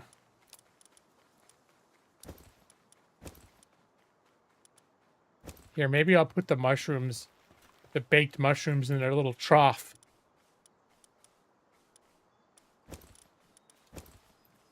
I'll cook up these eggs.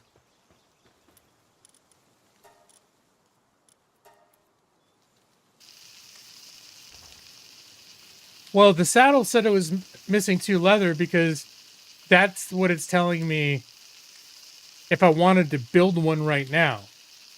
Well, I already did build one, but that's the building workstation. I was just went back to it to see if, like, because when you, like in this, I just built fried eggs, and now I have to go back to acquire it. And I was going back just to make sure that, like, because I never saw that I had an item in my hands called the saddle. But it seems like as soon as I went to grab it, all that it did was it made my boar suddenly rideable. And I think that's all. I think you can't ride the boar unless you have it. So I think I have it. I just expected it to have some sort of an inventory or something like that. See if Gumos will chop down a tree. I think I've got to get him into my party to do that. I mean, I guess I could. There's no reason I shouldn't do that. But I can't. I don't think I can command. Can I command them? Add to party, view details, pet. So the boar, I have like in my party. Well, when we're at home, he tends to just do work stuff. But I go out in the world, I can tell him to do things.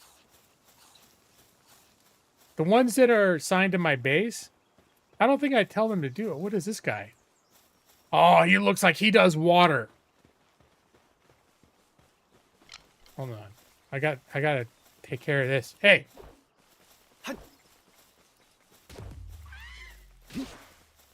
A little elephant.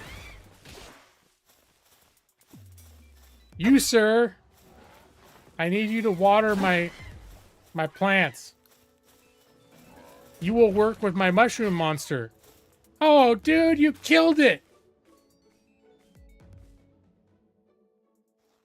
Son of a bitch. You were fucking right. That's right, Maxie. Anything is more likely to cut down a tree than his axe. Huge gap in the back would not work out well. Yes. Look, he's dead. That's the only one of those guys I've seen around here. All right, thanks for nothing, Rush. You know what? You get back in your little pal thing. Well, you know what? I'll ride you.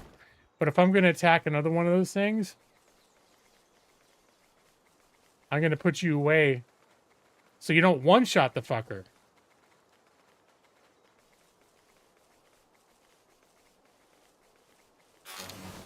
Oh my god.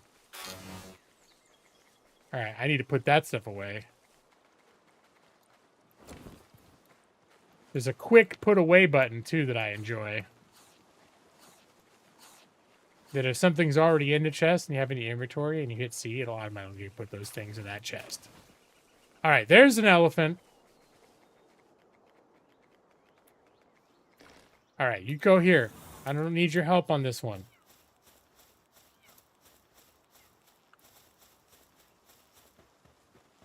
He's already trying to run away. What'd you hear about your friend?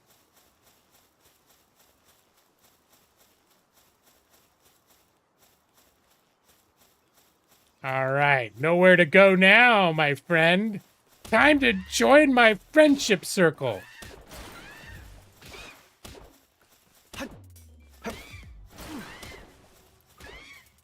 We're gonna be great friends.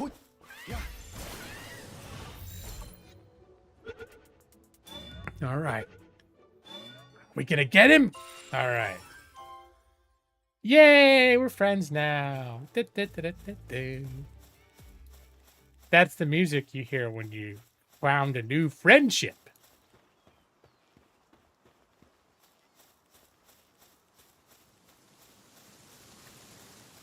Although I'll probably have to swap them out.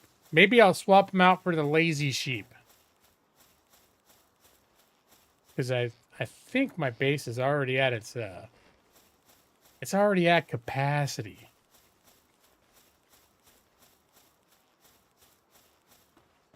Sorry, we're at capacity. All right, you can be back in the world again. What are you doing, dude?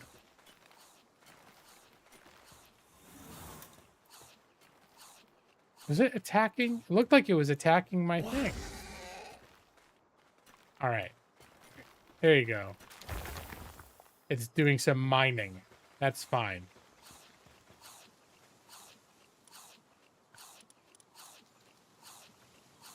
Let's see. What did this guy do? While in party, restore 20% of health when health falls below 30%. Okay. It's got an aqua gun. That's cool. Its passive skill is serious. It's an extra hard worker. It does watering. Okay. So let's see. Where's this lazy one? I think is the one that they keep saying is slacking off.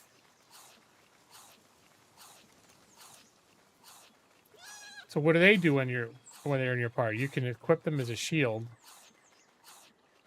Oh, looks like they don't do anything too special when they're in your party. All right. Well, we're gonna.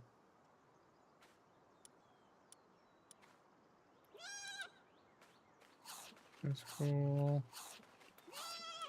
Clumsy. Oh, work speed minus 10%. Okay, that's the one that's lazy. Okay.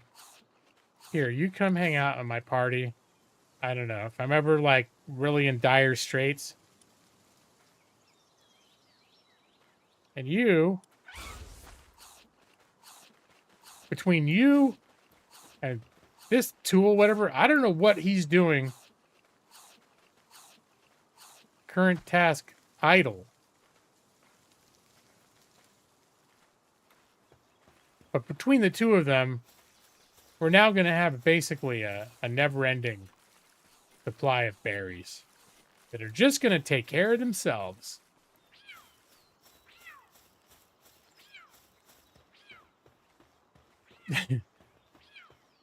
Don't try the IRL method.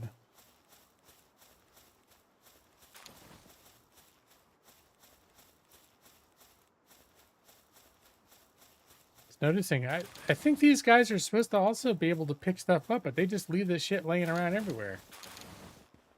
Oh, I'm carrying too many items.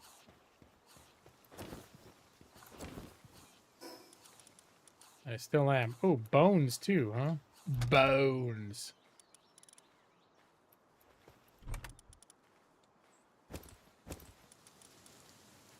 And... aquatic pal fluids makes them handy. Okay.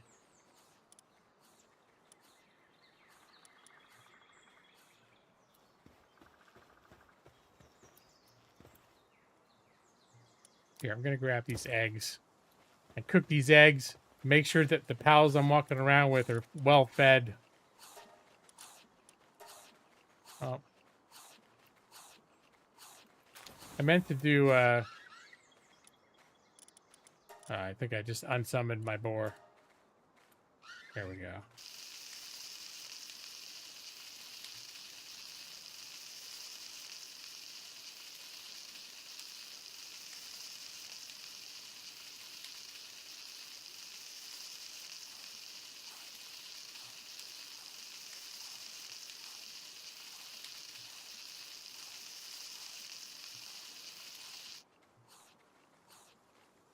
All right. Let's see about this food situation.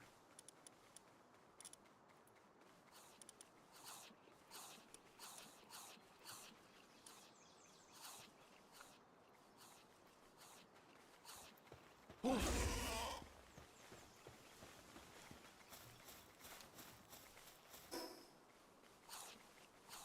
right, is it almost nighttime?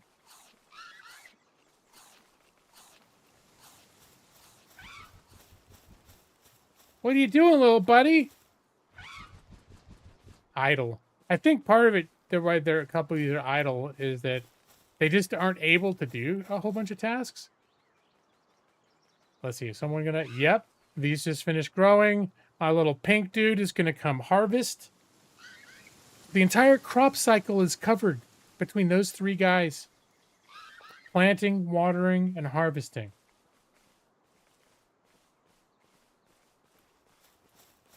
One day when you least expect it, Jeff, which is probably today, also maybe next Thursday.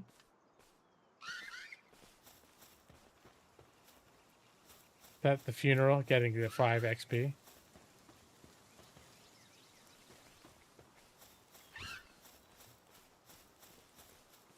Great job, fake Pokemon. Didn't Pokemon rip that concept off of some other game that wasn't as well known? I want to say, not that I'm passionate about it either way, but I think someone defending Palworld, when they said it was a Pokemon ripoff, was like, well, Pokemon just took that idea from such and such, and something I wasn't familiar with. Digimon, okay.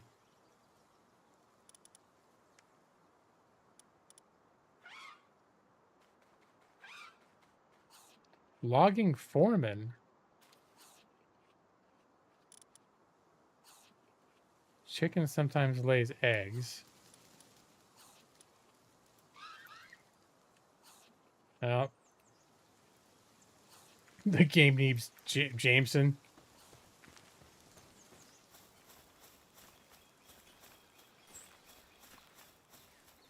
You had some, but you're gonna need more. Does that... Whoops, sorry, dude. I keep hitting them. I'm used to hitting E to interact with stuff, but in this game it's F. And E summons and unsummons whatever your active pet is.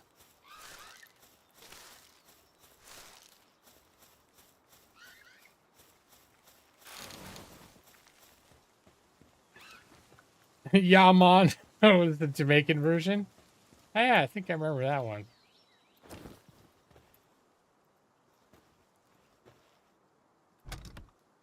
So wait, I have rocks in there. And rocks in here?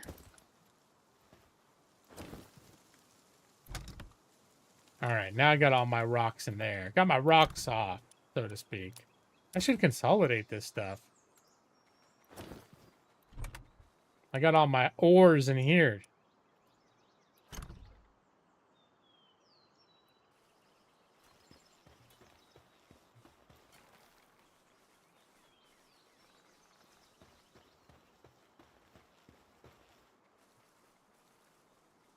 Alright. Well, I think I'm going to pass till daytime. Supposedly, I don't have evidence of this, but supposedly it is more dangerous to be out at night. And I'm going to go hunt down this Fox Sparks thing. Because I think I need to do that. Oh, that is quite the sound of my community waking up.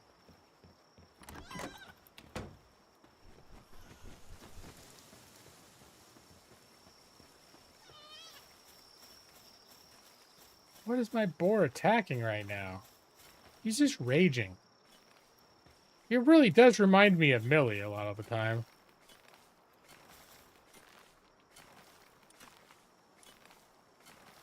Here, I'll give you... There you go.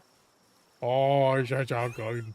Wait, is it a good boy or a good girl? It's a girl. It's such a good girl.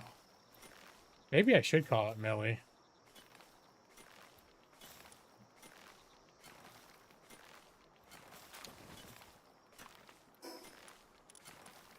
Party. Here, we can always change it later. But this hyper-aggressive creature that likes to attack inanimate objects.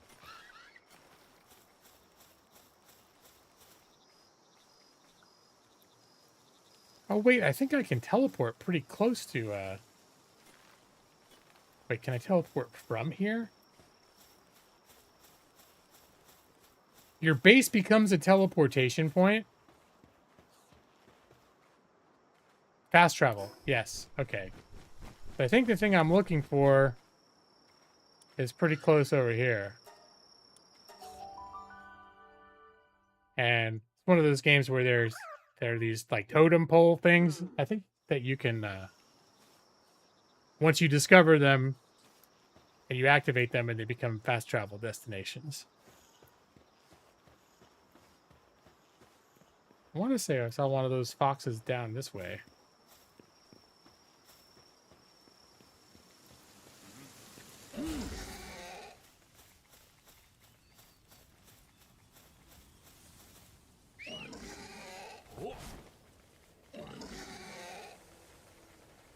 Oh yeah, this is traveling in style.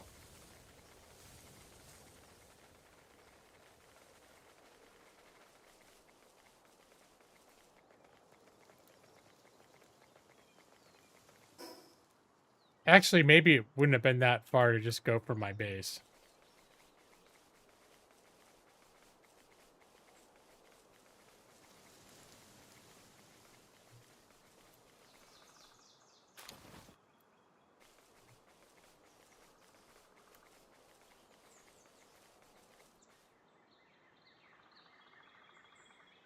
I'm trying to remember where I saw it.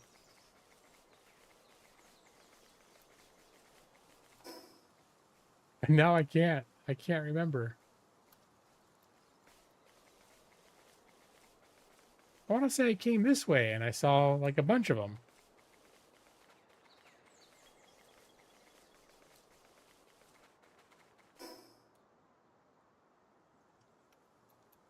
Just ride around a little bit. I mean, these guys they look like little foxes, but they don't look they're gonna shoot flames. A Vixie. No, different.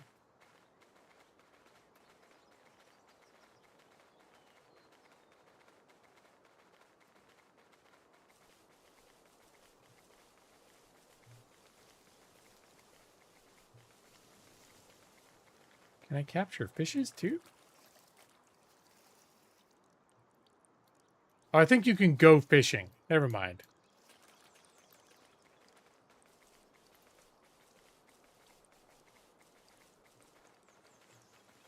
I want to say when I saw them, it was much closer to town.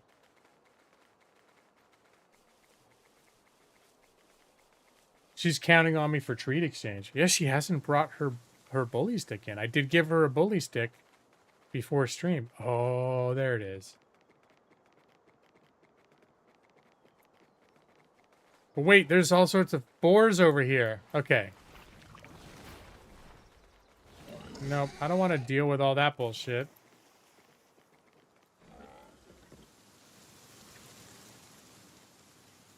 Am I fighting this other boar now? What does a bog blast do? Oh, it's like that, huh?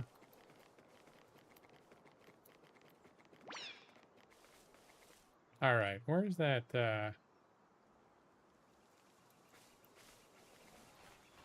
I really don't want to like have to fight the whole world right now, but all these boars are like coming. All right,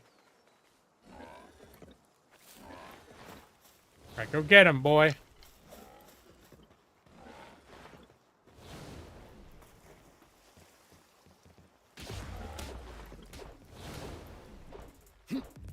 Actually, my boar is pretty useless over there. It's like all these boars are getting stuck on the geometry. Even playing children's games. I like a scared ass. Yeah.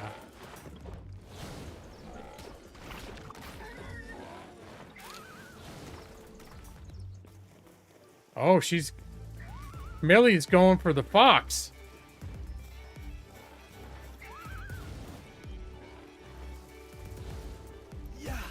Any chance I can capture it? Might have gone a little premature there. Oh, am I gonna get it? Yay, I got it.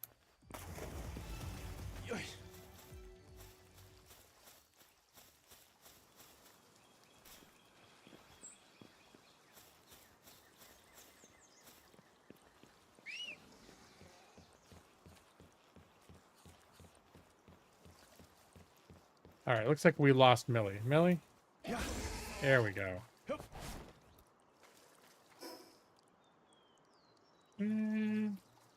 Yeah, I'll ride back. I don't think I've ridden home this way. I need to unlock Foxpark's harness technology to craft it at a Palgear workbench. Did I? Did I say geometry instead of geography? I can't even remember saying either one of those words.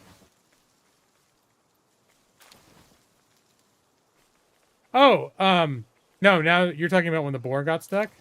That's a common game thing, like game glitch, weird vagueness, where they're literally talking about the geometry of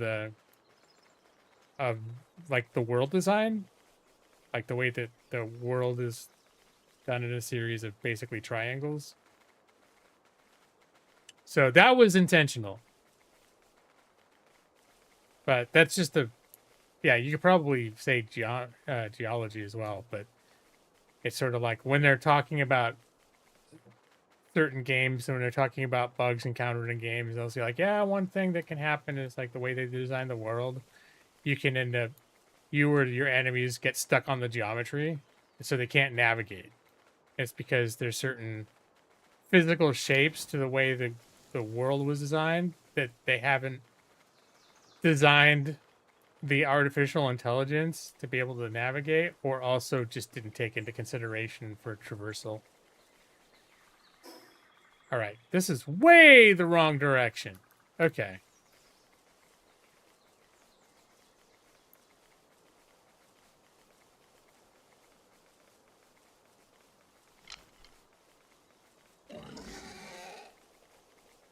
And that tower, I was actually pretty close to that. I think I've got this sort of the next step in the story quest is going to that tower.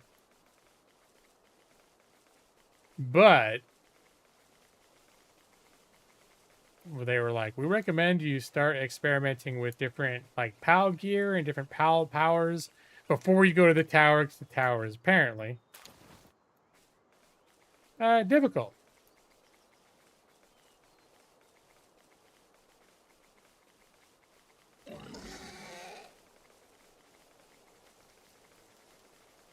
All right, I think this is the way I'm supposed to get back home.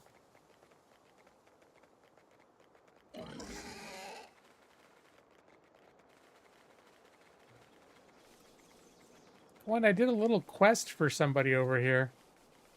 I wonder if they'll acknowledge that I did their quest. I already got like EX. It was like, deliver this thing to this guy in town. And I did it and I got XP and whatever. But I wonder if I talk to her now, she'd be like, thank you for doing that. I didn't, part of the quest wasn't that I had to come back to her, but I really appreciate you getting it there safely. Thank you so much. Oh, I didn't realize I did have to go back to her. Did you have a quest? No, I'm like, wait. No, he just talked. Just had a little talky talk.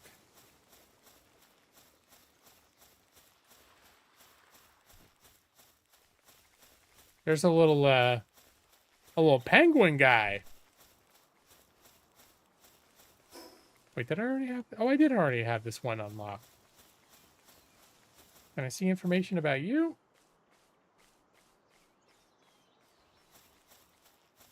I don't have any more room at my base for it. I mean, I can still collect him and add him later.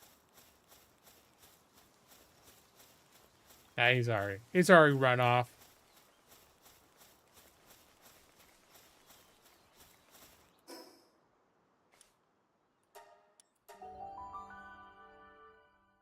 If you could find a bicycle-shaped Pokemon, that would be an improvement. Better than the boar as a mode of traversal, you mean?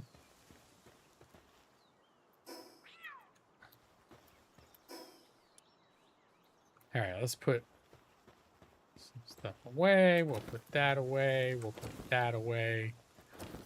That away. I think we'll put... Can I put stuff? No, apparently not.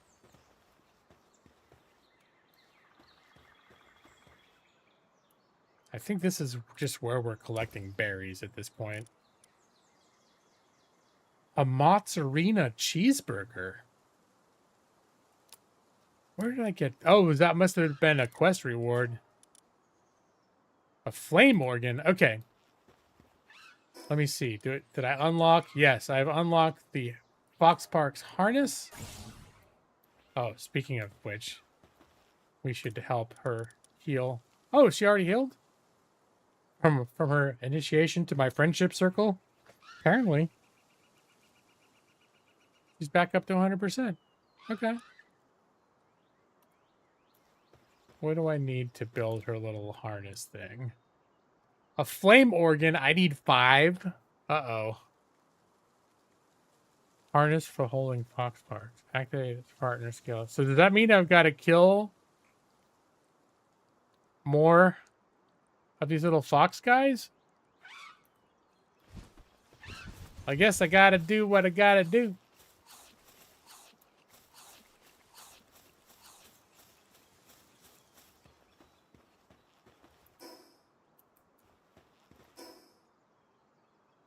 Here, now that I remember what we got. Actually, I think this was closer to go here. I'll come back to this one. Now that I remember I have a fast travel point there.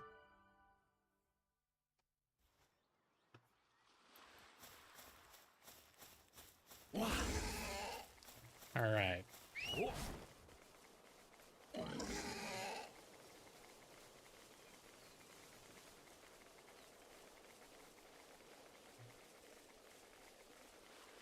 Run, Billy, run! All right, Millie's tired now. All right, stop running. It's okay. Someday I'll get a big black wolf. And you won't have to be Millie anymore. I call you something else. But for right now, you're the closest thing to Millie that I can find.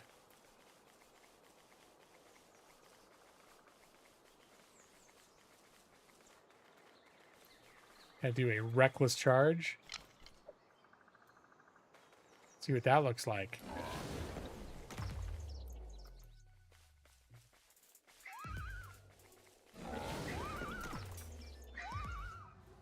That's pretty badass.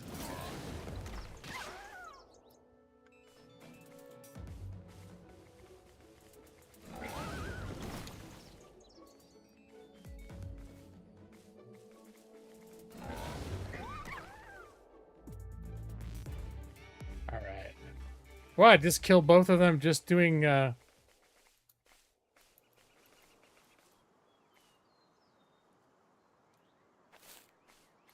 There's some flame organs. Ooh, 3 flame organs.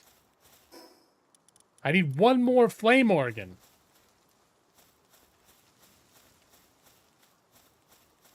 And then I'll be I'll have enough.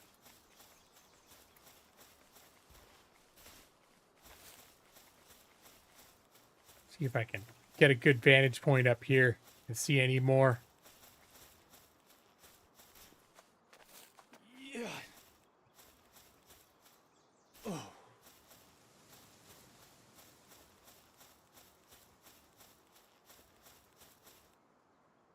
I might be too high up. No, I was going to say, it might be too high up to see creatures. But there's some over there I can see.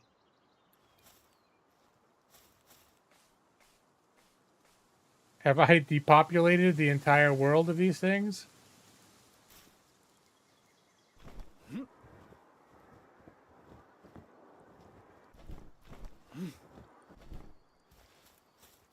think I see a couple more over here.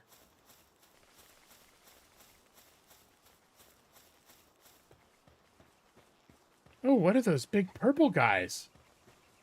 Those are majestic.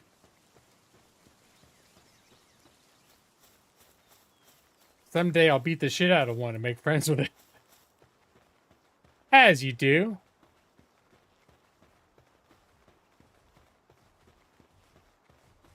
See, he's having some trouble with the geometry as well. Okay. See you later, awesome purple guy.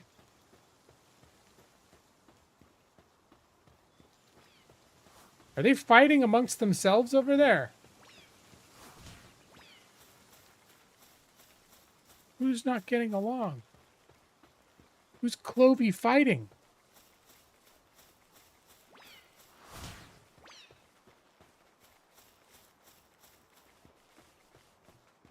All right, I do see another one of those little firefox guys. That's why I'm going this way. Man, this little Clovey just looks like he's just fucking up shit in general. Oh, purple guy. Oh, you kicked the shit out of him like he was nothing. I have great new respect for purple guy.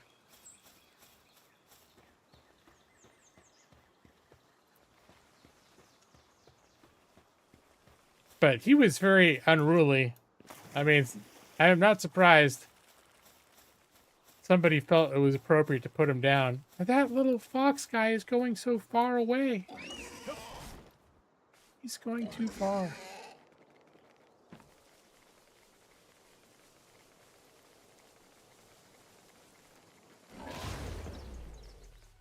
All right. All right. Oh, no.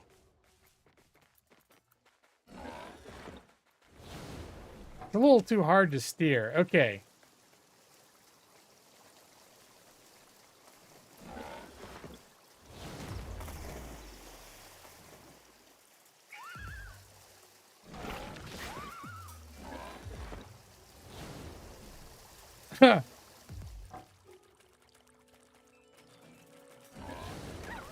There we go. Okay, slow down, dude.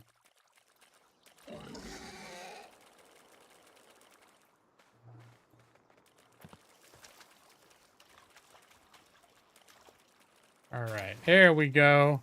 Now I've got all the flame organs I could ever desire. All right, where the hell am I?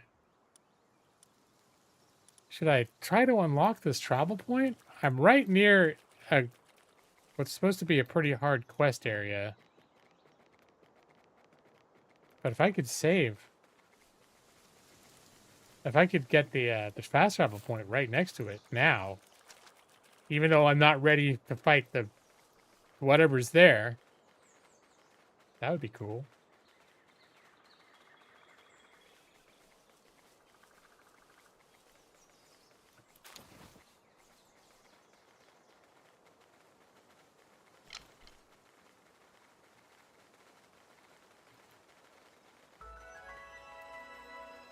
All right.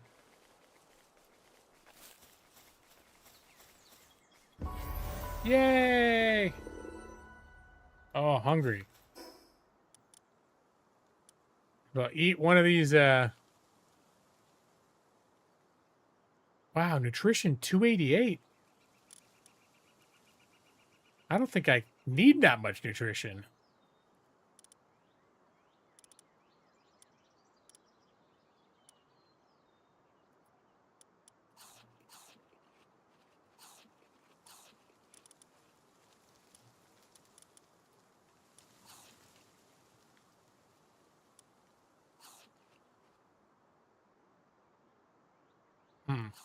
Figure out how that works. What that's 100% or 100 nutrition points. All right, we're gonna go back home to build the harness for the Firefox guy.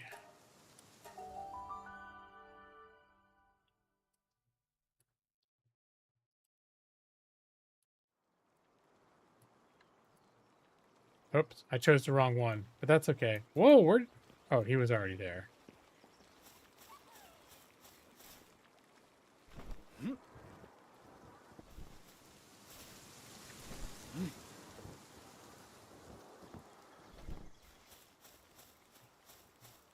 There happened to be a fast travel spot right near my base anyways. I could have just fast traveled from there.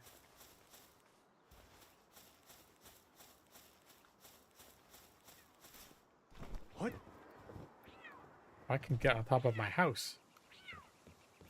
Well, it pleases me to get on top of things that aren't normal to be on top of.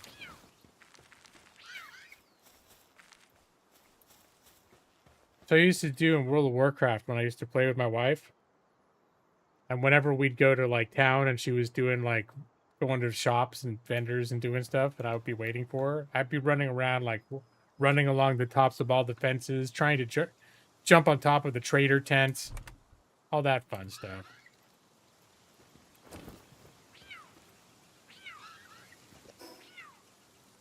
All right.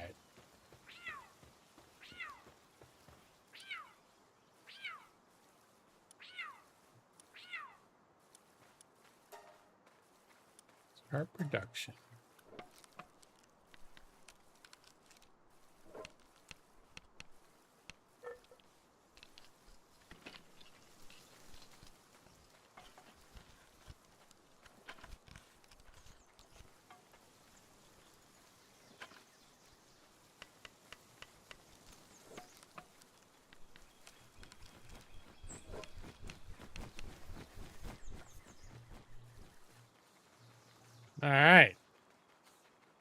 acquire the harness,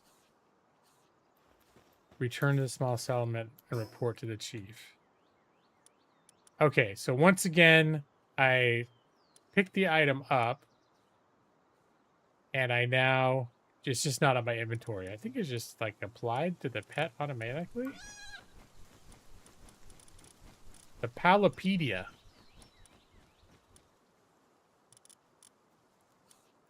Oh, these are the ones that I've seen, but I don't know yet. Here's all the ones I've captured so far.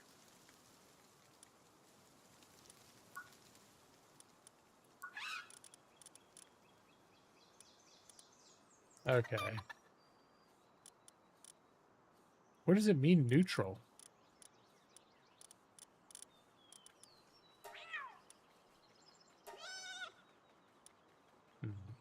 Like, what's cry?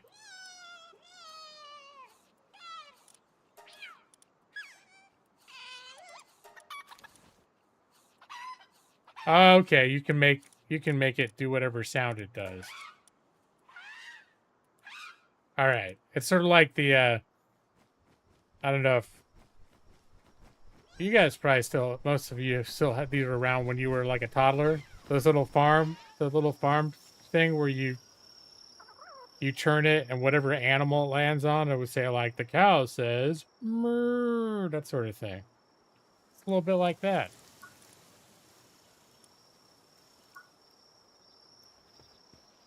All right, let's cycle to make Fox Parks my main guy. Now I can Huggy Fire. So instead of riding him, I can do this. Oh. Wonder if I can burn down trees with this.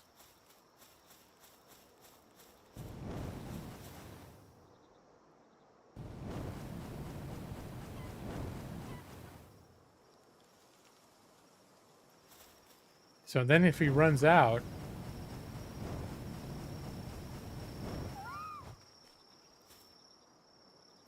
then he's all out. Oh, there's a cooldown. Okay.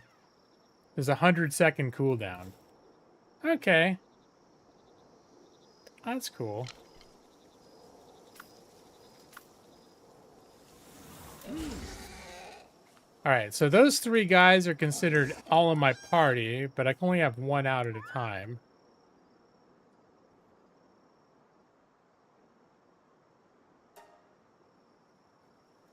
Active skills. And so that's basically what he does.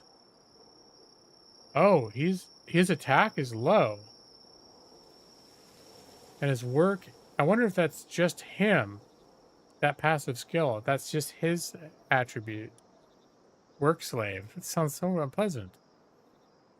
Work speed plus 30%, attack speed. So ideally, this would be a creature that you'd have working around the base. But the only work that he knows how to do is kindling. What's that?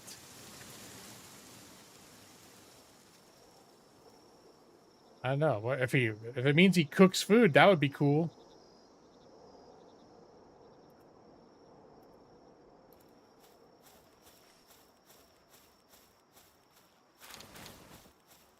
All right, we'll go back to the village and tell the chief.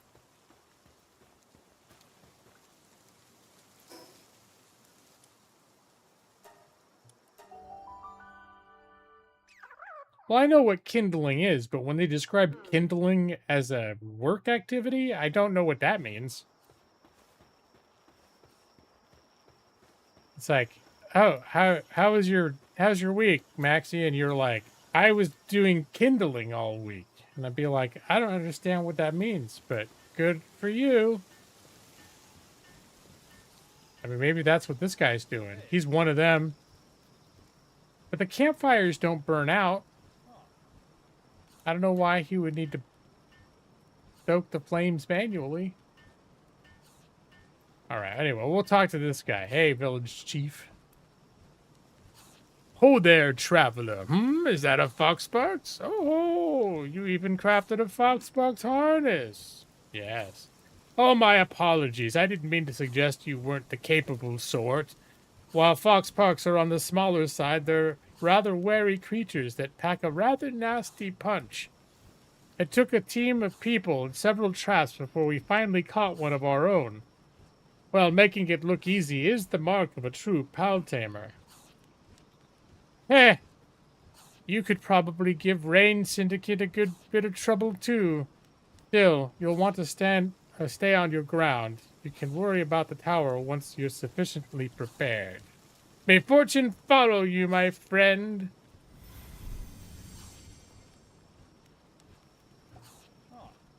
Oh no, did they have bad language?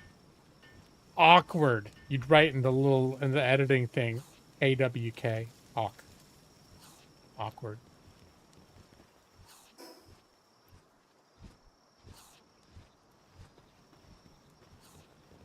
All right. So enter. So what? We got quests. But the main quest is the syndicate, Rain Syndicate. Enter the tower. Now that you're adequately prepared. Guess just having the fox thing is considered adequately prepared. Submissions. Request defeat 5 bosses. That seems like a longer term goal. Record 10 pal types in the Palpedia. I'm getting close to that. And what do I get as a reward? Technology points. Talk to the arrogant pal critic. He seems nice. Is that someone who's in the village? Oh, request from pal critic. Speak to the pal critic while Lift Monk is summoned. Oh.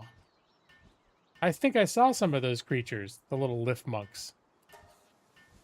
Give the farmers a pal suited for watering. Okay. I keep forgetting I've got all these little things here. I don't want to give them the one that I've got for watering. But I can capture another one. Let's see, what was that again? I need to get a lift monk and a water thing. And I think I saw a lift monk when I was looking for I think that was the one that looked like the firefox, except more like a poodle. Oh, I have unused stat points. Yeah, I think stamina is probably the best way to go. Stamina gets used for a lot of things. So I'm going to focus on stamina for my enhancements. Come, Millie! Real Millie's like, what is he talking about? A jolt hog? Bet it shoots lightning. Can I get, is there a, will I unlock a jolt hog harness? Well, I'll unlock something.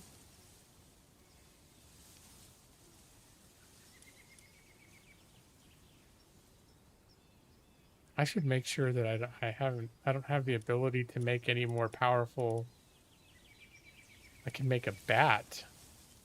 Bats do 50 points. Okay. Yeah, I'm gonna have to unlock that. A logging site. A stone pit. Alarm bell.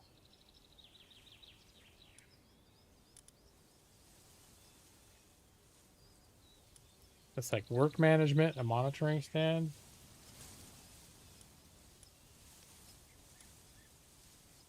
Fireplace set.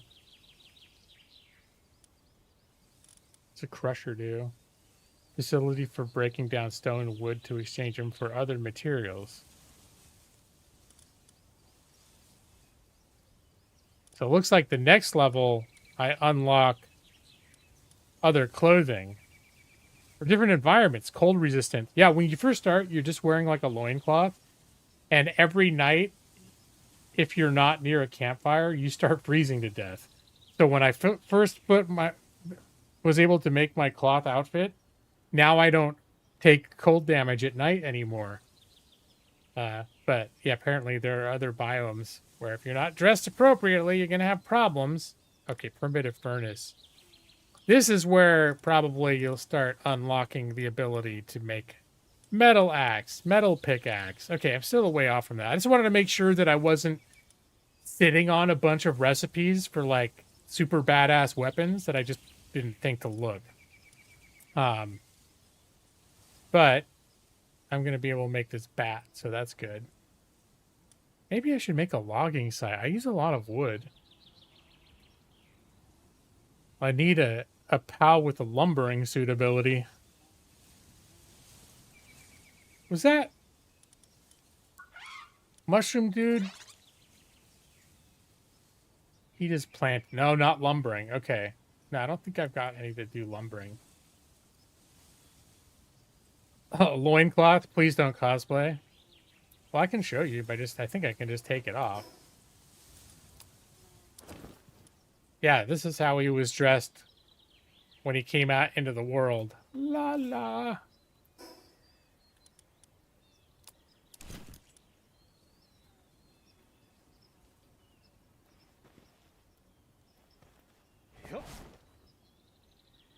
You bet my loincloth was quite small. Well, now that it, you know, I mean, I wasn't thinking about that when I looked at it, but it didn't hang down very low. Now that you mention it. Almost like there wasn't too terrible much to cover. If that was your point.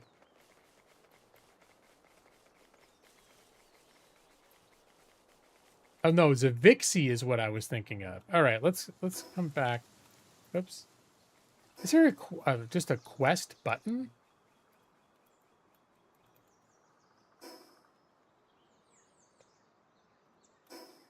Or do I have to come here each time? Now I'm gonna see. Is there a quest button? Controls. No, I don't think there is. Unless it's just not listed.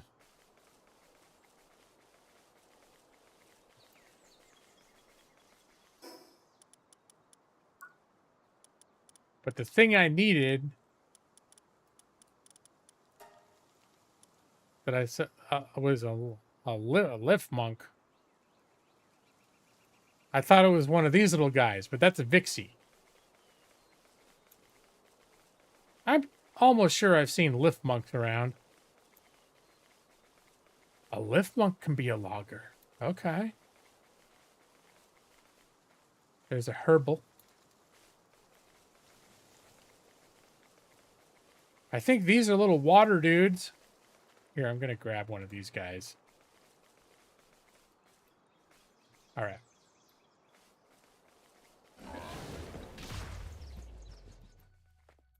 All right. That's a little bit of a...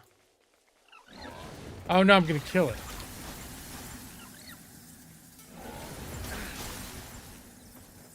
All right. We're going to get off of this guy. And we're going to... No, dude! Oh, my Millie. So over aggressive. Well, so much for getting the water creature for the farmer. Way to go, Millie. I mean, I think next time I just need to turn Millie off. Oh, I think this guy's got bubbles coming off him.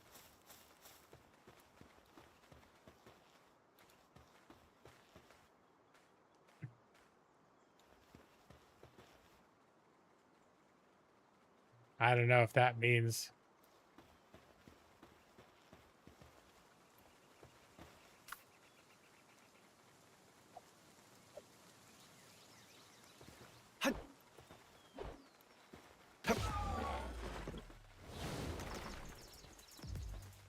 Oh no, things are getting a little crazy over here.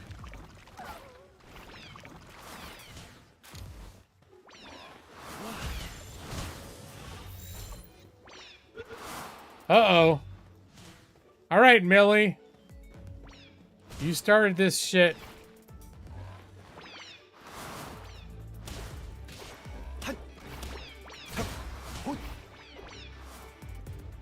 I should have gone home and built one of those clubs. It does almost 3 times the damage of this axe I'm using.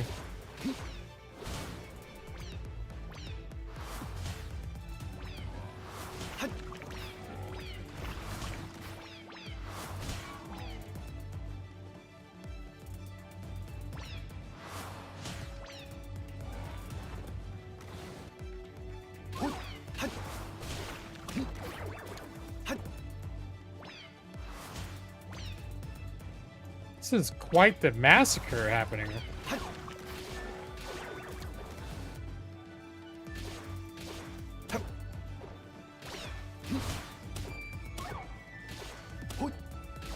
All right.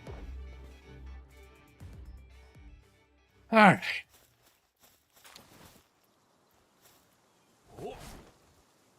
Millie's an idiot. Well,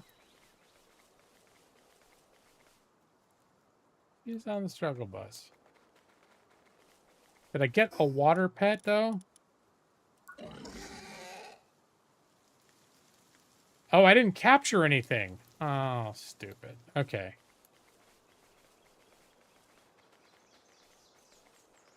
A whole lot of derp going on there. What's this guy? Leather? Okay.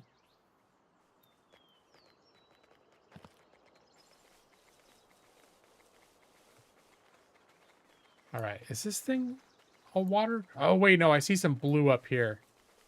Okay, so what I'm going to do is I'm going to initiate by running this guy down with Millie. But then I'm going to dismiss Millie. But I'm going to kill one.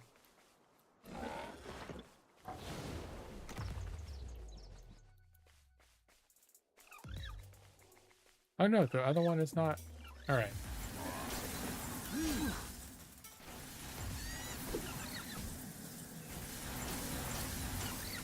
Oh, yikes.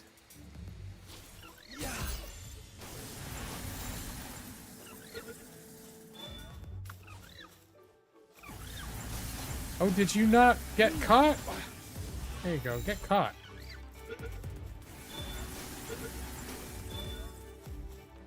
All right, now you're caught. All right, go get that other one, Millie. I'm not trying to tame anything anymore. There you go. Ah, yeah, just kick the shit out of it. Good job. Yeah, I sent a lot of mixed signals to Millie. Definitely there are these moments where I'm praising her for her violence. Oh, that's another thing that's going. I almost forgot to bring up big news in Sweet Home. At least the local neighborhood is. Some of our neighbors' dogs were saying last week that their dog was acting all spooked. I don't know if I mentioned this last week, because it was happening last week. And then Millie started acting spooked. Like there's this sort of drainage, this ditch along the side that has water in it. It goes alongside that neighborhood, and it's on the other side of our fence, runs by our neighbor next to us too. And they told us later, and I know one night Millie freaked out, and I went and I thought I saw something. I thought like a tan colored thing that I think it's a deer, but it was hard to make out because it was dark. I really couldn't tell the size of it, but I thought it was a deer. Because there are deer that run through. But the neighbors said one night they looked and they saw, and it was a mountain lion.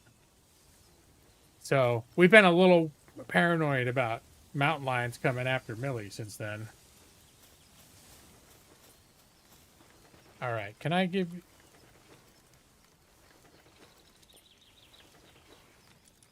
This guy. Let's get a look. Oh, there's a rocket launcher for him, too. He does the ice missile. He does watering. He does handiwork. He does cooling and transfer. Wow, this guy does a lot of stuff. All right, well, I'm going to go ahead and this will satisfy the delivery. Once delivered, your pal will be gone for good. Are you sure you want to proceed? Yes. Pal's blessing. Oh, hungry. What I got? Here, I'll eat one of these guys. Yeah, I think that was way more satiety. Is that what the... I know there was a big online controversy about how to say the word. I don't know if Brad's still here. I think he was at the center of that controversy. Is the word satiety? How satiating a thing is?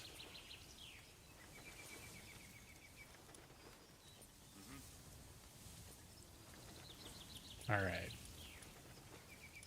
So I better feed some eggs to, there you go, Melly. Enjoy some eggs.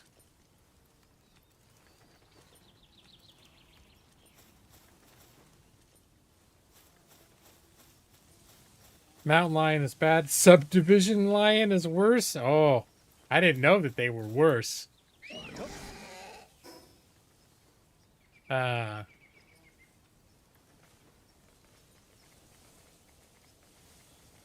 Yeah, and I was looking it up, and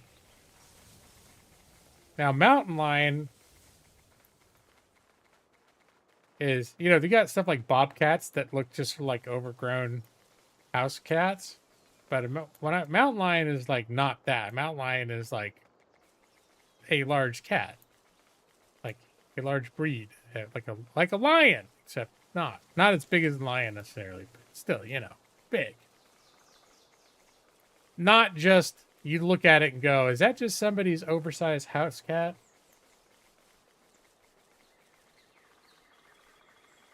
About 1,000 pounds. Yeah, it's like a big, like an official big, 100. I was going to say 1,000 sounds big. But 100 pounds for a cat is not like a house pet cat. All right. You have my respect, purple creature. But right now, I want to see if I can find that. I want to find a lift monk. I think there might be lift monks like near my house.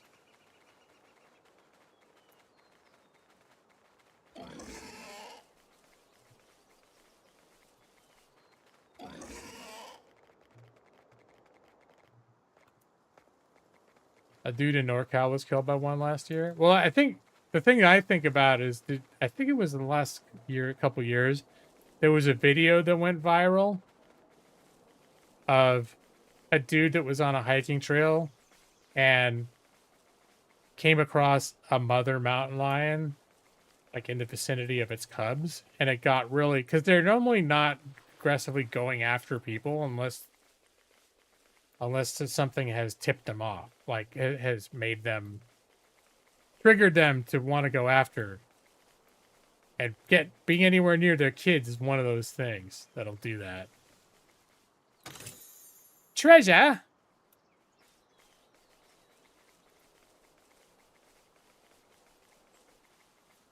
Limball. A gumbos. Cavita. These guys. Wait, I should look in my Palpedia to see if I've even seen any of these things yet. What's it called? A lift monk. I might just be thinking of the... Oh, there it is. Yeah, it looks like a little, almost like a little Eevee. Little green Eevee. All right, so that means I think I've seen them around. I don't think I would get the entry just because that dude told me about it.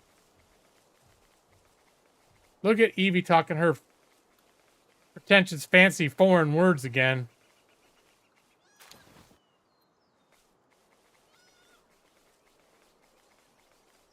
How am I in Sasquatch territory? You talk about Oregon? I mean, yeah, technically, isn't all just about any place in Oregon where there's mountains and woods potentially Sasquatch territory?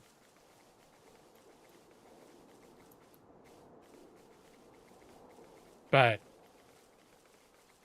I mean, I haven't specifically. There aren't people that talk about that around here.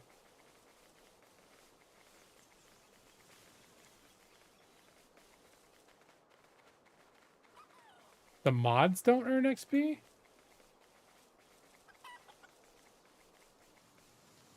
Oh, do you think that's what it is? They just churned it off for mods?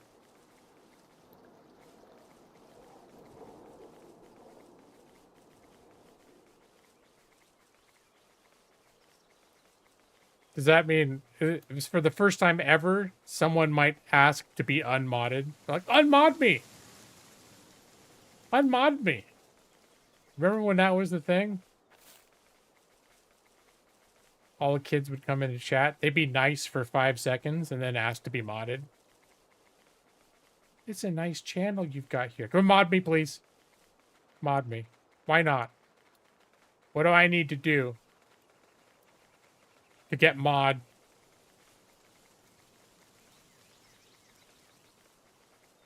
Remember that dude, Jared Shelton?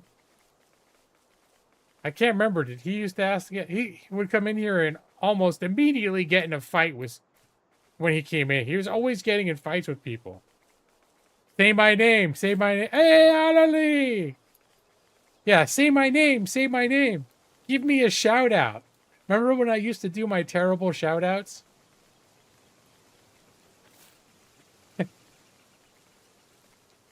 I had to do my intentionally terrible and awkward shout outs. I don't know. They probably liked it, but I think other people liked it better at their expense. Hey, everybody. Shout out to this person. Hey, hey. Look, everyone. It's this person.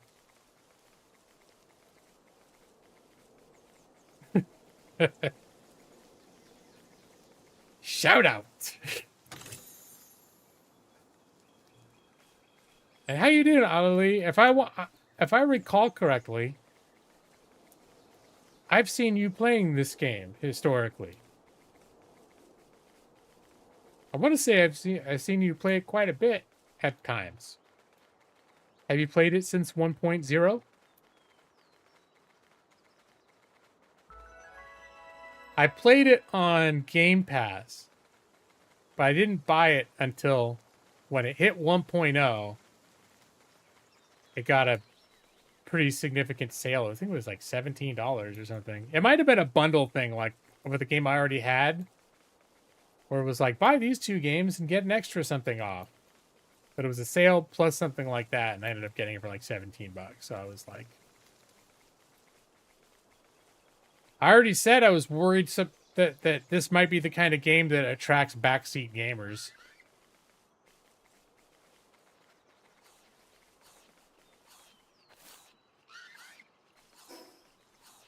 You've been playing this game since Nintendo's been trying to fight it?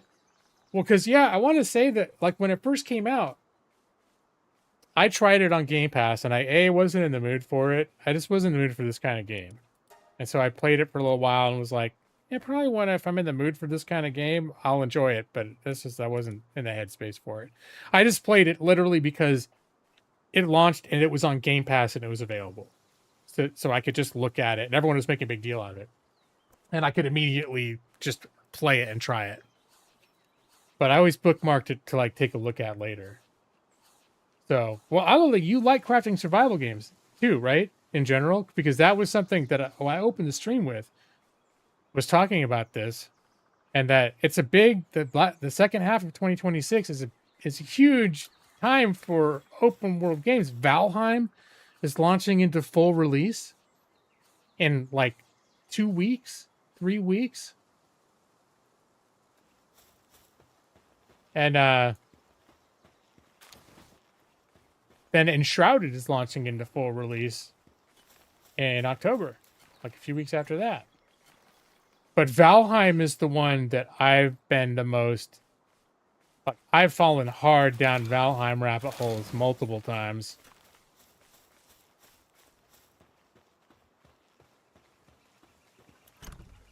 Let's see. Throw this stuff away. Ice organs. Okay, we'll put that in here. Put some eggs in here too. Oh, I was going to have an official food box. That's what. That was going to be this one.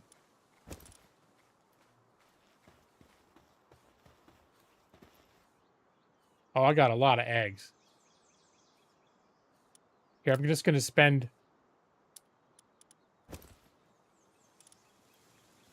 going to cook a bunch of berries and a bunch of eggs. Blip.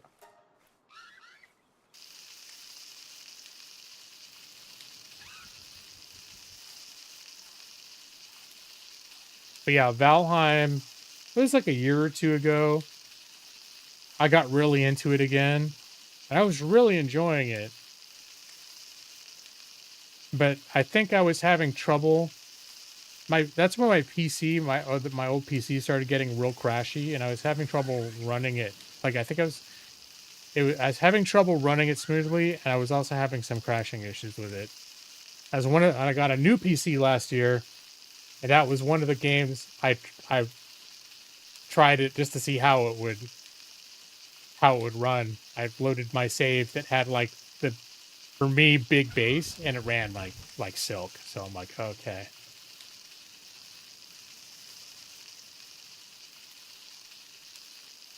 But last time your boat sank after you teleported, like you had it parked against some rocks and it got bashed. You can't really.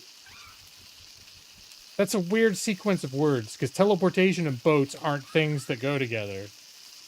So it'd have been like you parked at someplace, and then you teleported, and then you came back and it was destroyed. That's what I'm interpreting from that. I've had boats get ripped up, but it's because those waves, the water can get really like violent. And if you have it parked anywhere near where there's like rocks along the shore, or too close to any kind of it will destroy your ship. It'll just like beat itself against the whatever is nearby until it's destroyed. You need a mod Valheim so you can transport metal through the portals. I think that's in the vanilla game now as an option that you can just change. I think. It wasn't to begin with, but I think at a certain point over the last couple of years, they made that as something you can just change. It's off by default, though. Unless I'm thinking of the mod.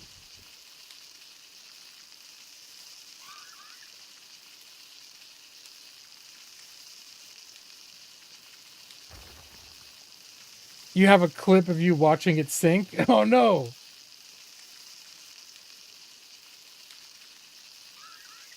Look at all those baked berries. So yeah, I think it's something like a regular berry has 15 satiety points, but if you cook it, it goes up to 21 or 22. Let me see. Oh, they're all in there already.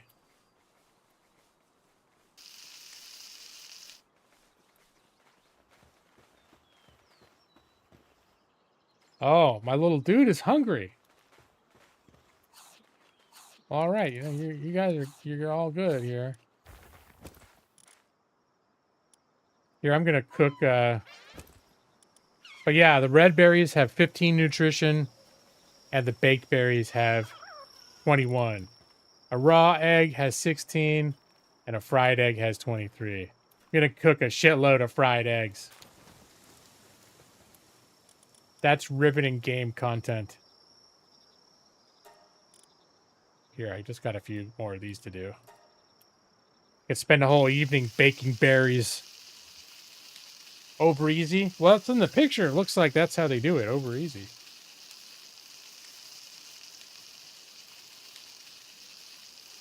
Oh, Maxie, you'll be pleased to know that while my wife is going camping this weekend, she bought 2 packs of Nathan's hot dogs. One for her to take, and one so that I could have hot dogs while she's out camping. And I did for after I got off of work for dinner. I had Nathan's hot dogs. I'm gonna cook 53 eggs, fried eggs, and an itchy ear.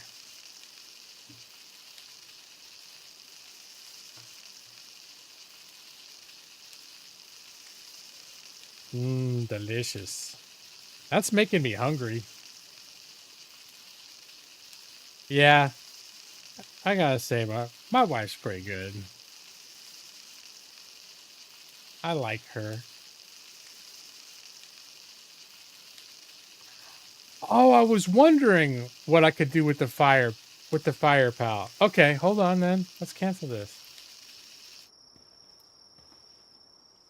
So if I just bring him out, will he cook? Oh yeah.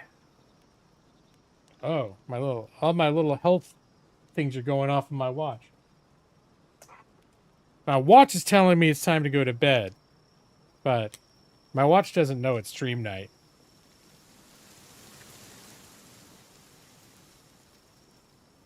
But my watch also tried to warn me that it was time for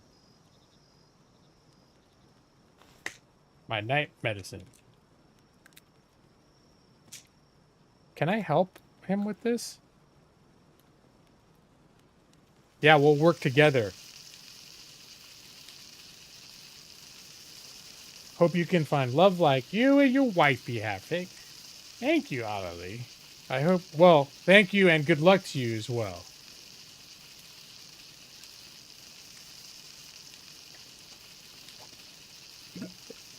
I met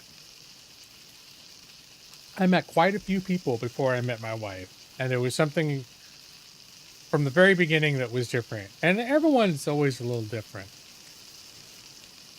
Just talking of, well, I'm not gonna get back into it again, but I was talking about another person that I dated before my wife that I also liked a whole lot, but it didn't work out.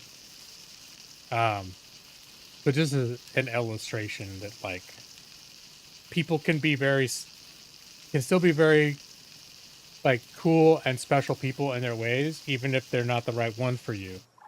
But I know for me with my wife, things felt different from like almost immediately. Like I just felt like I trusted her more or something.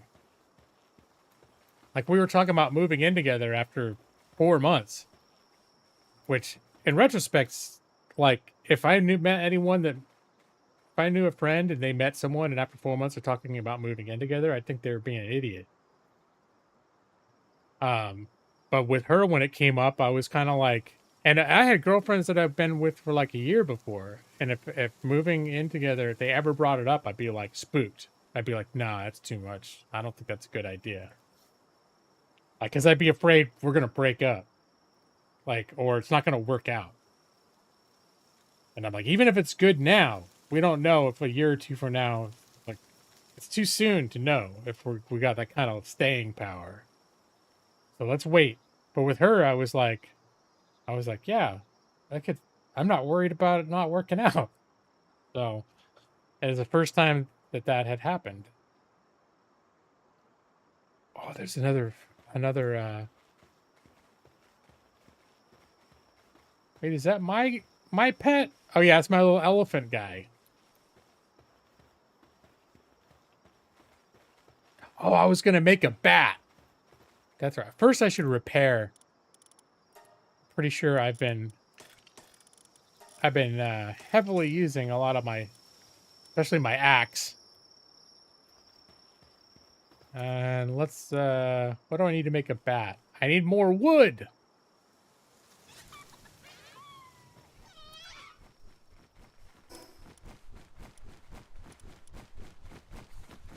Now, I don't think I've got any creatures that do logging at the moment.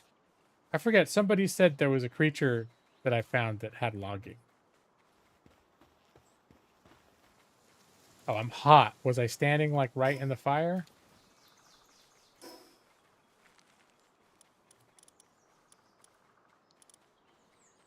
I need more wood. I need wood to make a logging site. Oh, sweet irony.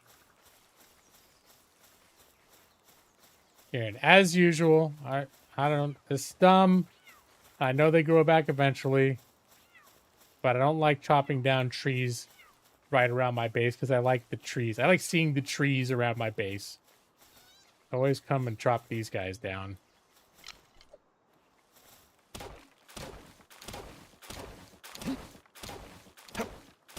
Is Alali speaking Japanese? You're talking about the translation symbol. What did she say? She said, "ah" with 4 W's, which is clearly foreign words. It was translated to "ah" with 3 W's, which is how true Americans would spell "aw." You put that 4th W in there, you're some sort of weirdo foreigner. And the translator has to kick in to intervene.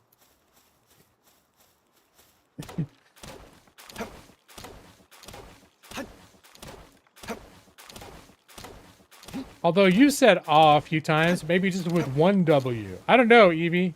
You've said "aw" with less W's, and the translation police have come in to correct you.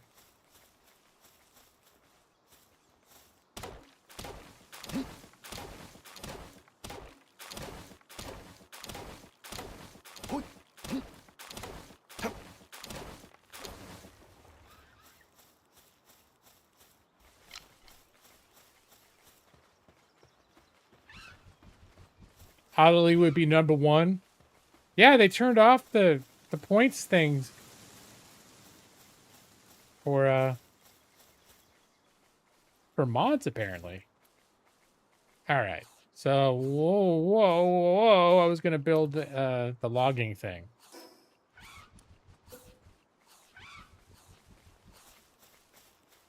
Here, I'll put the logging thing over here by these other trees. Nope, that's gonna mess with my path. Here, we'll put it by these trees over here. At the edge of my property.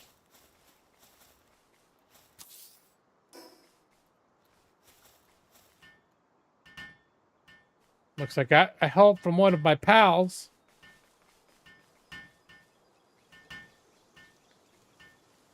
The one time you wanted to yap a lot. Were you already hanging out in here, Adelie? Because when you jumped in, I forget, it seemed like timely. Like, you might have been here and then you heard something you wanted to respond to. Like, well, I know I do that a lot. Not that I go to streams that much anymore. But when I do, I often don't chat. But if I'm sitting there and they start talking about something I want to participate in, then I'll jump into the chat.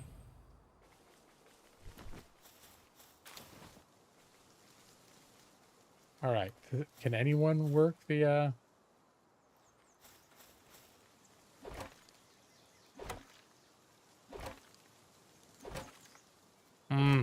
that is some long and steady work. If I get a creature that can log this, then I'll have a steady flow of wood. If I ever needed wood and I was about to go, like, make myself a sandwich, this would also be a good option.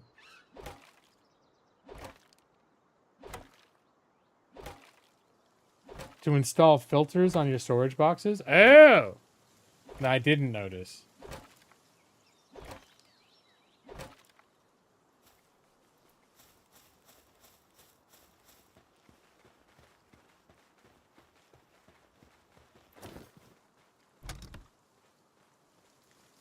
Chest settings.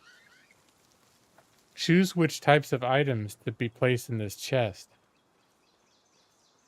Oh, shit. I mean, I already had kind of a thing that I've been doing a little bit, but I haven't organized. Shit. You know what? You're right. That's a good thing to do. I'm gonna have to think about how to do that. How I want to do that. Why am I so hot? Does it get like summertime or something? I know I was standing nearest the fire, but I didn't used to get warm doing that. For example, I've been putting all my food stuff in here. With filters, your pal. Go to box. Let me see who you have. You mean this box? The pal box?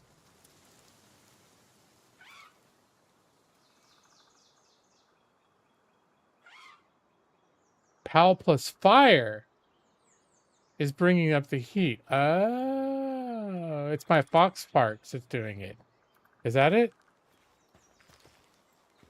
All right, so maybe it's time to oh, it's not that. Maybe it's time to bring Millie back out so I can stop having a heat stroke.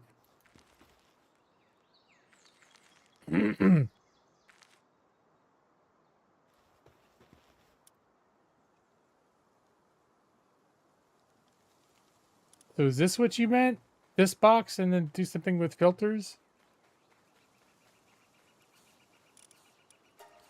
Oh, search. Like here, you mean? Oh.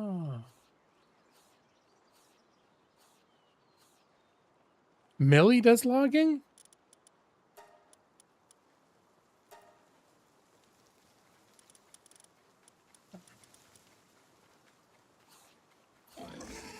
It says Millie only does mining. I've seen Millie attack the shit out of some rocks. I don't think I got anyone that does logging right now. But I think we've seen stuff. Can I look? Can I search by here? Filter. Lumbering. Nothing that I've caught yet. I need to find a lift monk. Oh, and those, I've seen the pupperi. They're around.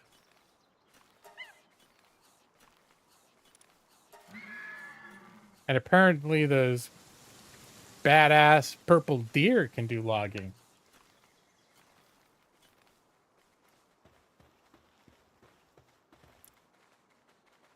Let's see. Can I upgrade my base right now? Not yet. But that's okay. I could probably swap something out. Whoop.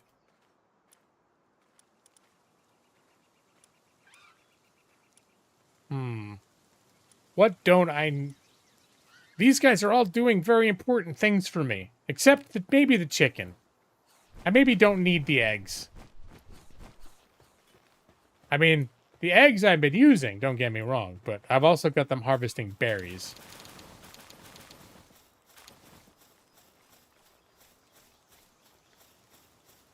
Oh, yeah. It's the only, well, I also named the boar Millie because it attacks dirt just like the real Millie does. But I have one chicken, and it is named Chauncey.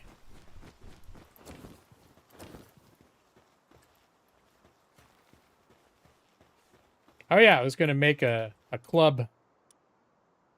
Oh, I still need more wood.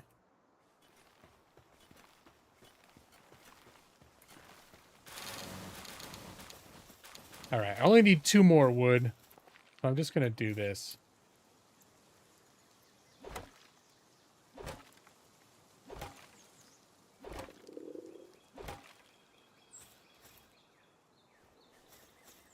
And I need to eat.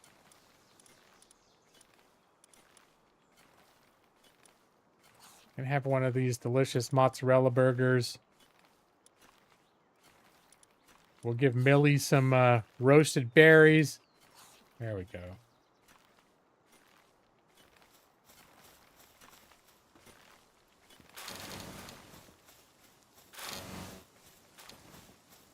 Oh, I'm carrying so much shit.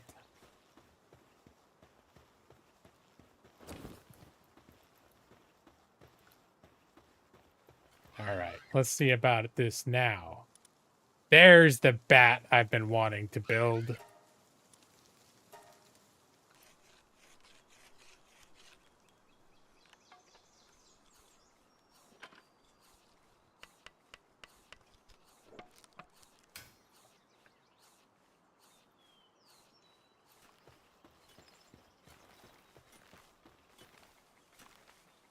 All right.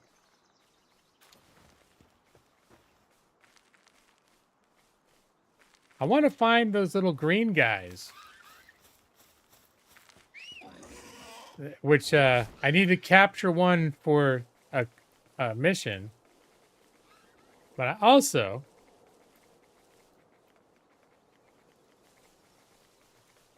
I think they do logging.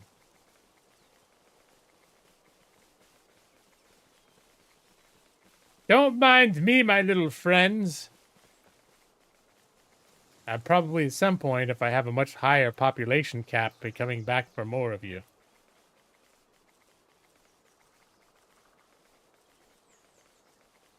But right now, I'm just going on a little jaunt. A little exploratory jaunt.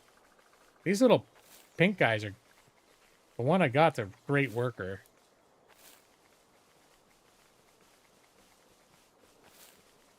Little elephants.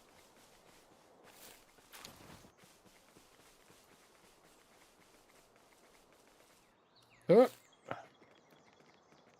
Well, there are those things that I think are fairly nearby my base. that were loggers.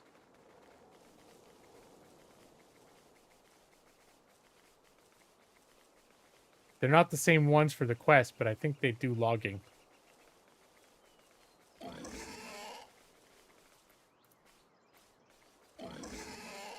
Although now that I'm looking for them, I'm not seeing them anywhere. Oh, no, I'm not going to cook them properly. I cooked them in the microwave, Maxie. That's the worst, most heinous way a person can cook hot dogs. But it was also, by the time I finished work for the day, it was the only way hot dogs were going to get cooked. You're unsubbing. I ruined the Nathan's hot dogs. They were objectively not as good.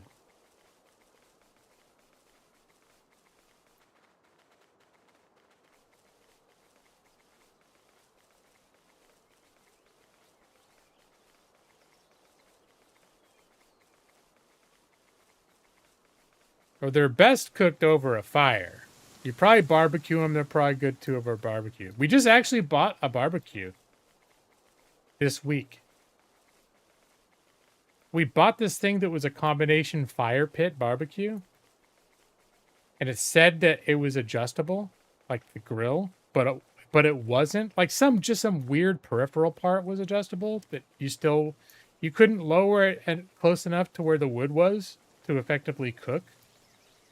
And so we're trying, like, we have our little camping grill. It's like a kind of like thing with legs that you can put over a campfire to grill stuff on the camp. So we're putting that inside this fire pit we used to get stuff close enough to cook. But we're like, it kind of sucked. And then, like, somehow we missed the return window. So, anyway, we went out and got, like, a standard, just a classic, like, black bulbous barbecue that you put briquettes in.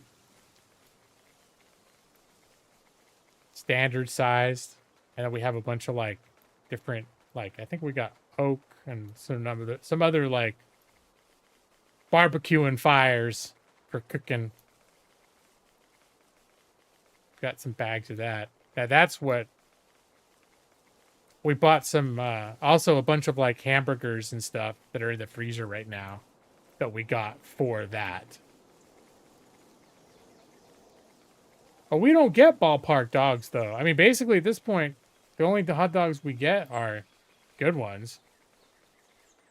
And I know it offends you to hear this, but a Nathan's in the microwave is still a bunch better than Oscar Mayer in the microwave.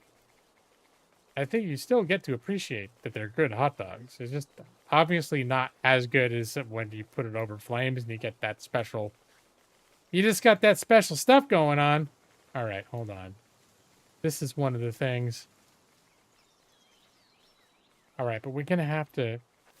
Millie, you cannot be a part of this because you will kill the shit out of that thing as soon as I look at it sideways. All right. Here, come over here. He's so mad. Look at him.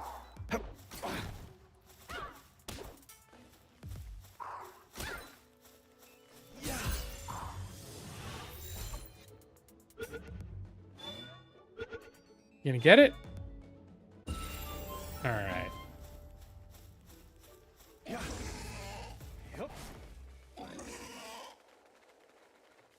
Hebrew National are the other ones that we go for. We go for Nathan's and Hebrew. I like Oscar Mayer hot dogs too. I'm not gonna lie. Oscar Mayer wiener. I like those. I just don't like that. I think the only ones that I specifically can think of that I don't like are there's that brand called Bar S. I don't know if that's everywhere, but they're on the West Coast. And they're like the ones that are always like the cheapest. They're always cheap. And those just like don't taste good to me. Yeah. But they're always the ones that like are the rock bottom cheapest. I've gotten it a few times. I just know that like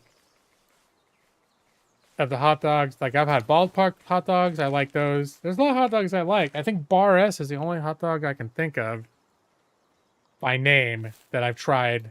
And I think we keep getting it because it's always like the best deal. And it wasn't until I'd gotten it a few times that I realized, oh, that's the brand that I hate. Like, I don't like that one. All right. Let me come in here. All right. Sorry, chicken. Let me see. What is it? Did the chicken do anything for me?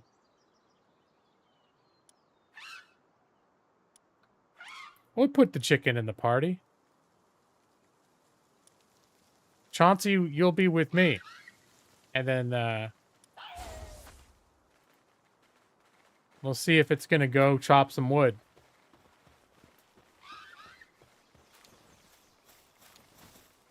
But right now it's going to go. Boy, I didn't even look and see what the thing does.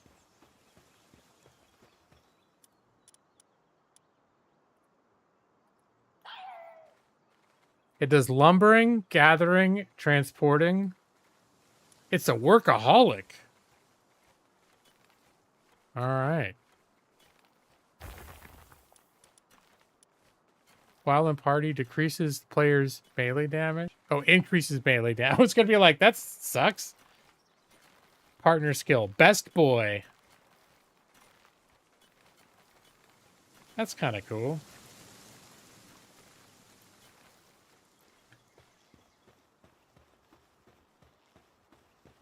But what's he gonna do? Where is he? He's working. Oh, he's cutting down. You're just cutting down a regular tree. Can't I make him cut down just this thing? Can you actually assign them to this thing? So it seems like they always just do it automatically.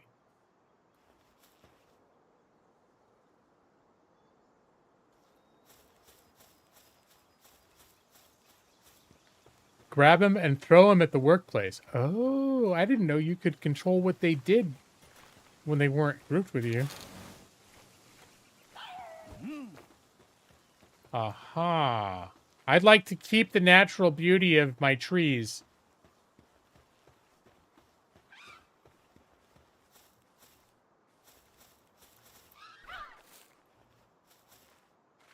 There you go. Yeah. You just beat the shit out of that tree. Good job. If Millie had a thing against trees, I'd name that one Millie. Over-aggressive, charging against rocks and, you know, which is like, Millie likes to attack dirt clods, that sort of thing. So the boar just made sense. The way it's behaving right now looks exactly like how Millie acts when she's in the backyard. Except Millie's even more aggressive with the dirt.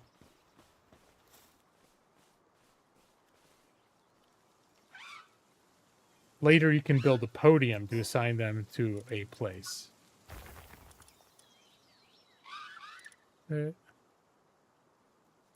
Is that the monitoring stand? Command your pals to work on various things and prohibit individual kinds of... Okay. I think that's it. I don't think I'm ready to do that yet because that falls into the category of things I have to think about to, like, plan around. And it looks like I already got him doing what I want him to do. What's all this meowing about, buddy? Do you need a little bit of a pet? You need some cheering up? There you go. I love you, pink creature. Yeah.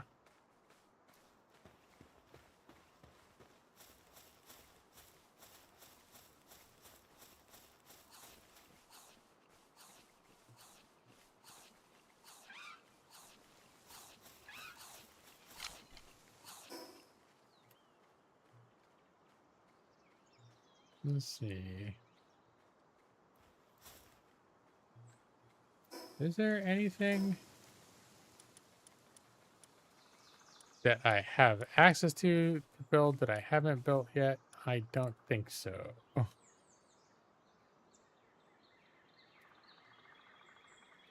Are there any I got a lot of technology points. I'm just not using them. Carpets, small feed bag. Unlocks food slot in your inventory. Players and pals automatically consume food. Ooh, I like that. Okay. I'm going to get that for sure. Small feed bag. What do you need to level up your base? Is that where it says current base missions? Build crusher, build stone pit? Maybe I need to do those.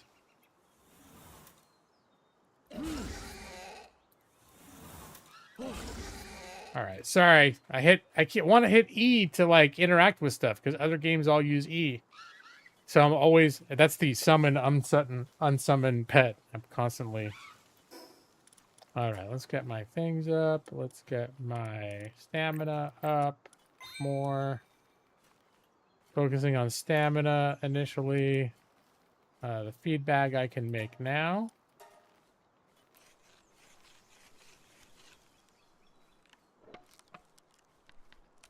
I'll put my 50 cooked eggs into it.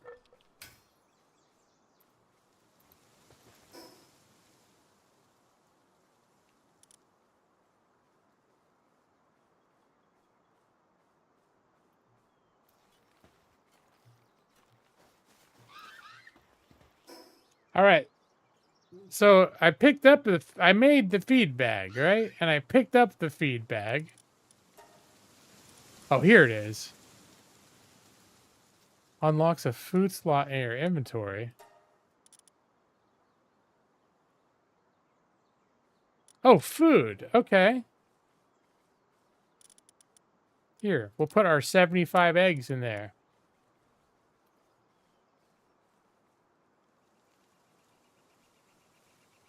So build a crusher and build a stone pit. Okay. Oh, technology. Not build. I need to unlock it. Build a crusher and a stone pit.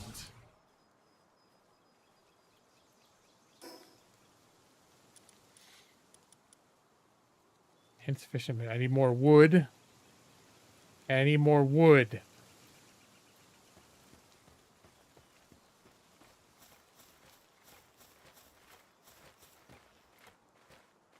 There, I acquired the wood.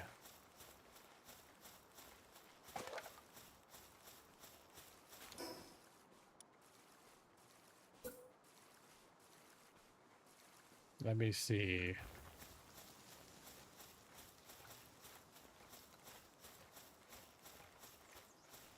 I'll put the I'll put this back here against the cliff. I don't know why.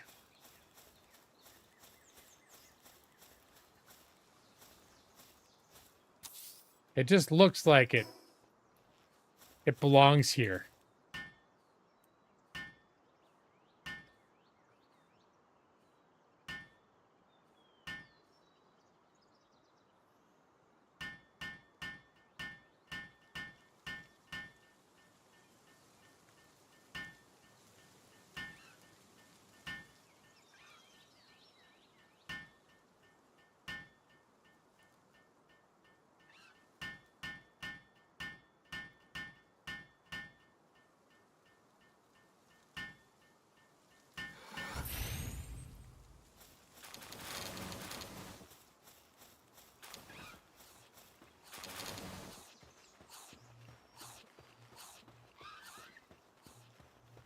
Oh wait. So Ollie is a mod though.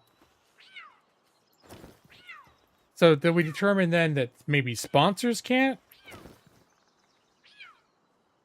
get the points?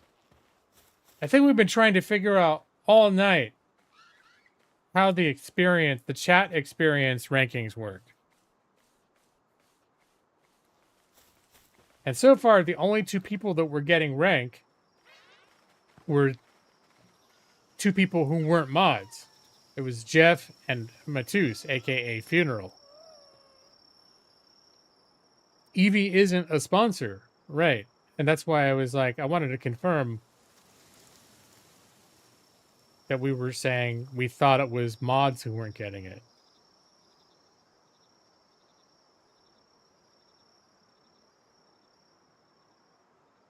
We're just trying to figure out what factor is making some people get experience and not others. But I think we had maybe semi-concluded that it was mods. If you're a mod, you don't get experience. But then all of a sudden, Alali's number 2.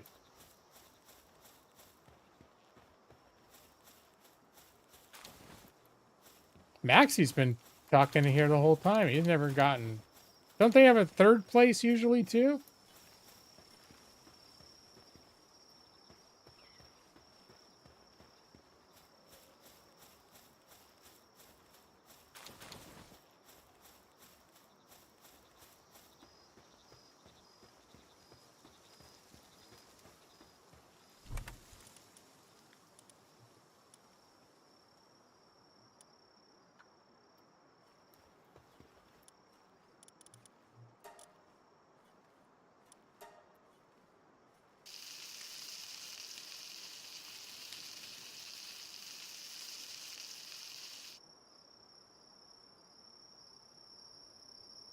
I still can't get the thing to display, like, the rankings and experience for me.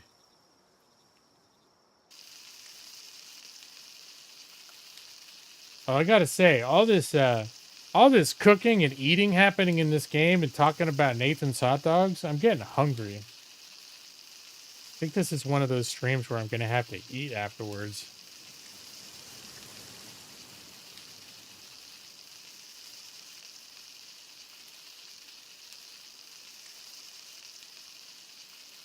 After that, I'll make this crusher thing I've been hearing about.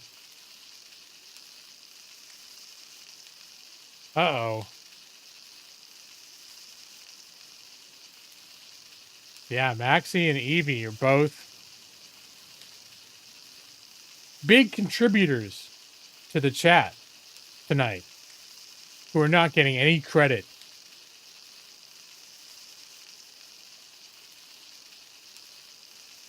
You're dieting again? You're sick of going to bed hungry. Oh, man.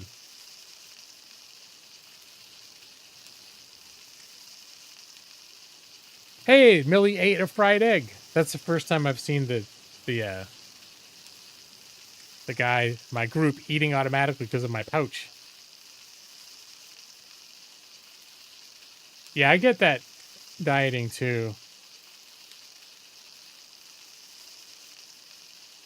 I know I've seen like the advice is to try to eat stuff that fills you up more, but certain things are like it's still just like water, like it goes away.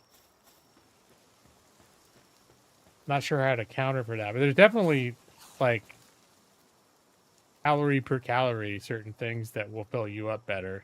But I know especially when I've been dieting like a little more strictly,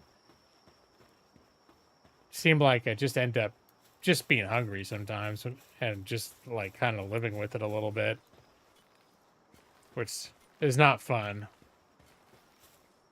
I'm not good at going to bed hungry either. That's like if I go to bed and I'm hungry, like I have a hard time falling asleep because it's like to me it's like an actual distraction. It's like something my mind can't, I can't relax because it's being distracted by this hunger. A crusher requires power with a watering tray. I need more wood. Okay, I'm gonna have to chop down some trees.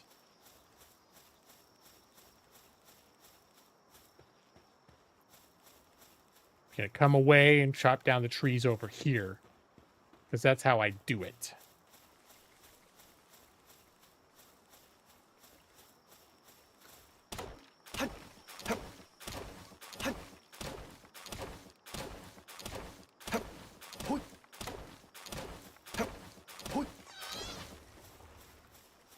Did I disturb the lamb balls? And hello, Token Talks Hindi. Hey, bro. Look at Millie. This is like when I do yard work in real life, except she just gets anxious and jumps on dirt. Sometimes she'll just watch me do stuff, though.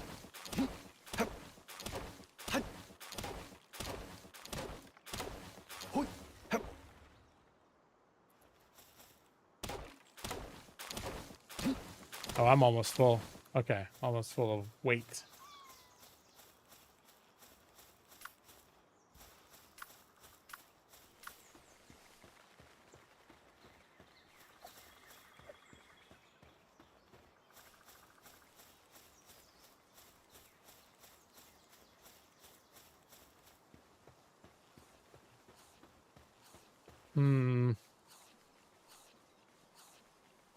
Oh yeah, I was gonna build only deposit stuff first.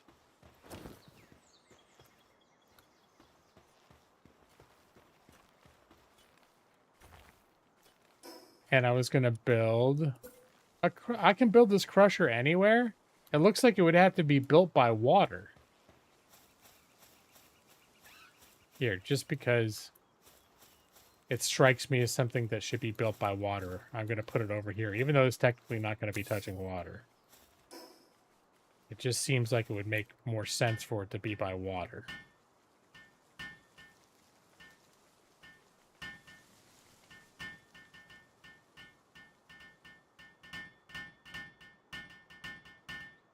Yeah, thanks, Token. I don't think I've got the best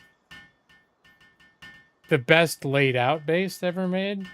I'm very new to this game, by the way, so but so far I'm liking the sort of organic. I got my little house.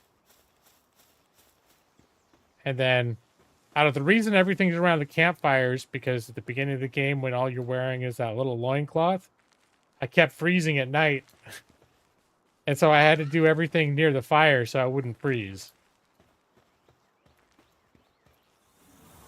Oh, that was... All that I've got in here is the bed. At some point I'm gonna decorate, make it nice inside.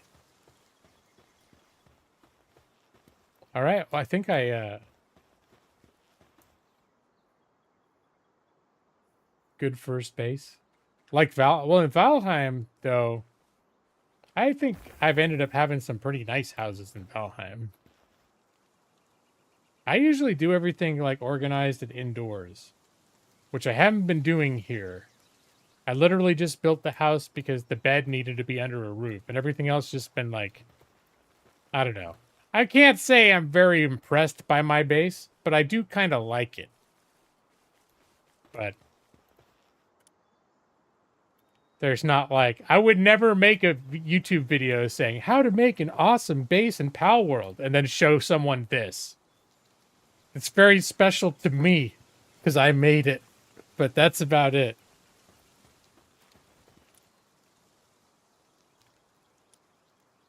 How to make a base that you like that no one else. Well, I guess Token like my house.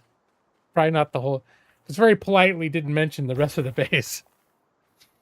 All right. What was I gonna do? Oh yeah, I was gonna look into upgrading. Primitive furnace, statue of power, and a hot spring. Hey, I liked my base in Dune. I even built that little office observation area over my hangar for my ornithopter.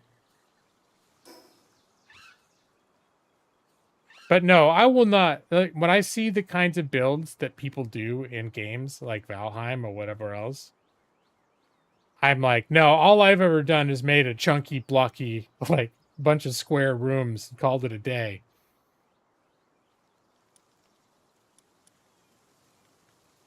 Although I did like in the last game of Valheim I played where I found there was that like undead village and I cleared it out and I used the existing ruins and fixed them and built them up into existing structures. And into a homemade structure, and then I joined them all together into like one big fortress.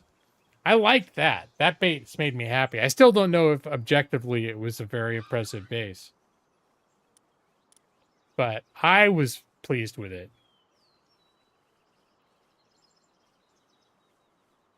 All right, now I was going to look at technology. I can't unlock this yet, but I can unlock the Statue of Power. Make offerings to enhance stats of player and their pals. Primitive furnace and a hot spring are the... Oh, sorry. Whoops, didn't mean to do that. Primitive furnace and... Oh, where's the hot spring at?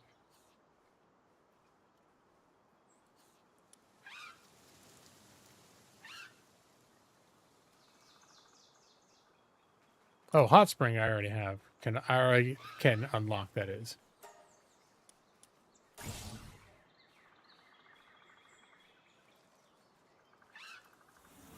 All right. Keep summoning and unsummoning him. Okay.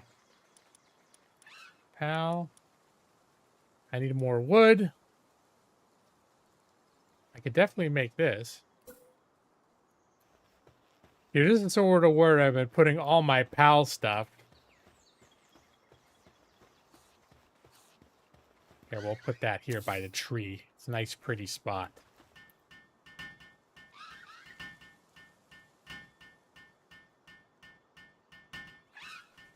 Wonder if your old Valheim save is even playable. I doubt it. If you tried to play it in, because 1.0 I think might be one of those where they're just like, well, I don't know. I have heard that you can, it didn't wipe out your ability to use any. You can still play your old world, but I don't know how going back how far. Because I know definitely I take breaks in Valheim like 2-3 years at a time. And when I go back, my old saves I don't think I can use anymore. I think. All right, primitive furnace. Build a hot spring. Hot spring.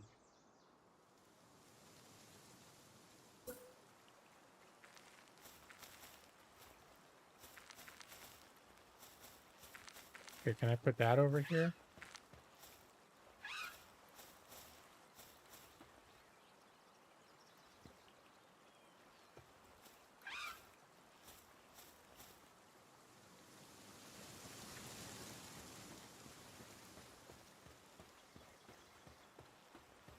Maybe I'll put the hot spring next to the water over here. So they can relax, look out over the little pond.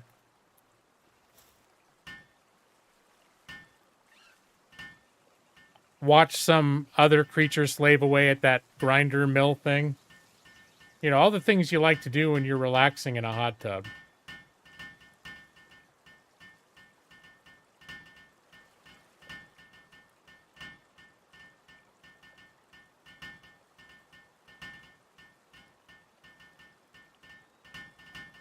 Oh, I just say like the freezing part. I just got that now. Now I want to go in. Can I relax? Look, they're already enjoying it. Little pupper eye. Already enjoying the hot tub. Don't pee in there, though.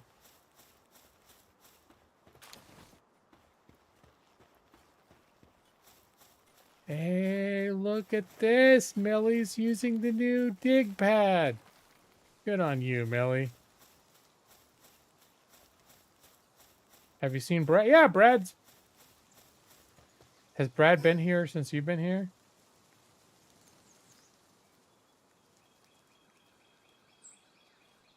He was in here quite a bit earlier. Not since you've been here. Brad, you know, for the first 10 years of my channel, Brad lived in China. So this was always like the mid-afternoon for him. But like a month or so ago, or a little longer, he moved back to the United States, and he's on the East Coast time. So now we learn Brad doesn't stay up till 3 in the morning. Sometimes he still makes it to end of stream, but sometimes he, I don't think he quite has the stamina to chat for 4 hours, let alone always stay awake for the whole stream. Put some of this stuff away.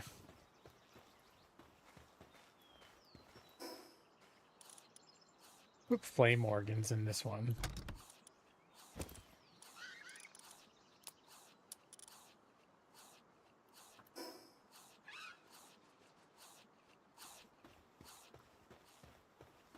All right, and the last thing I need is to build the primitive furnace, but I need to gain another level of experience first.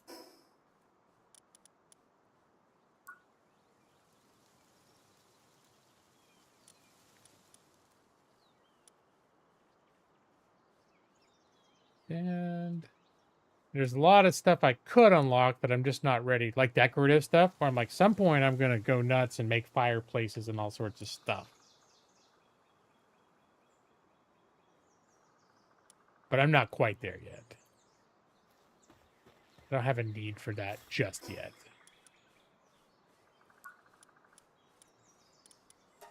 I still need to find one of those little lift monks. And I'm 1 away from recording 10 PAL types as well.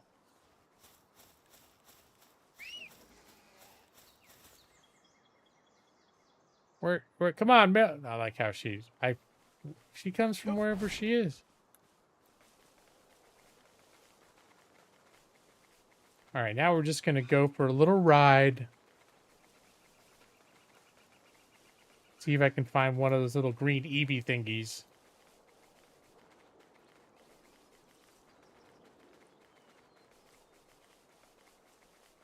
Is this one? No. Now I need to look. The Palpedia. It's the lift monk. It's little. Looks like a little green Eevee. Oh, sorry, guy. Did I just start combat with that thing? No, I didn't mean to. You carry on. I didn't mean to ignite a feud with your people. With you and yours. I didn't realize if you just run over a thing in your boar without specifically trying to attack it, it initiates combat. But now I know. I know if you hit the reckless charge and run over it, it will hurt the shit out of it and start combat. Here, this is the one that wants me to find those things. Did they give me a hint on where to look? Okay, now pick up your items. Now, is that the one that? No, it was that wasn't the one that gave me the quest either. The PAL critic. I think that's in the little town.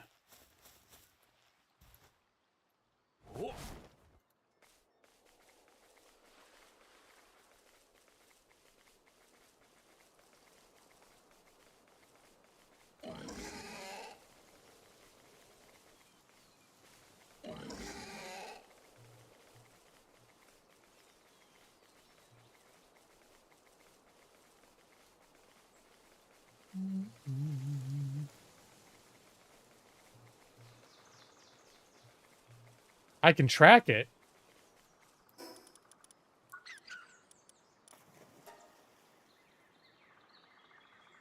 Habitat.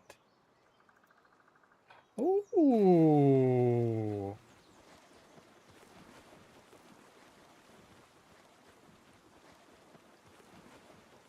Well, looks like it's sitting up here, but that is that on the other side of the water, I think. Is this what you mean by I can track it? Like there's not another... I can track the quest.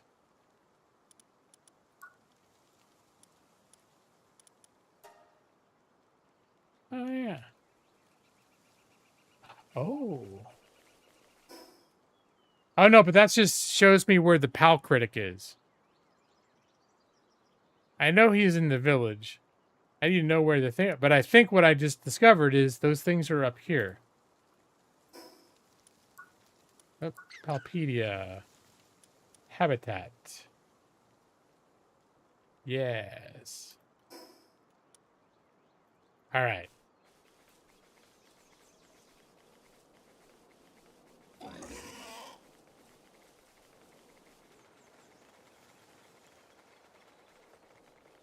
All right. Everyone be careful because I didn't realize Millie will hurt you if you get in her way.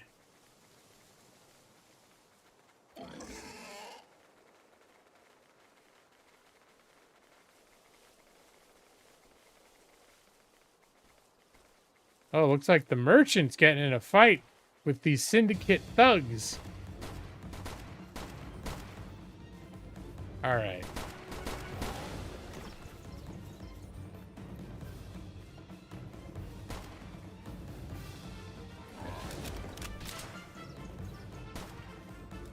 All right, come on, Millie.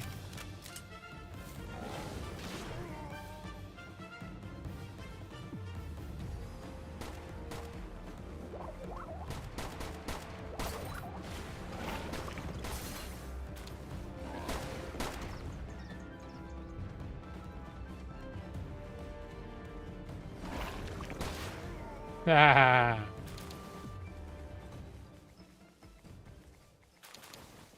Millie, Millie, Millie. Millie, Millie, Millie. That's the Millie song. I sing to Millie. I don't know if she likes it. Probably annoys my wife. You want this frog? Oh, he looks so cheerful. What are you doing, buddy? To think that I gotta beat the shit out of him if I want to be friends. What a world we live in. This Pal world.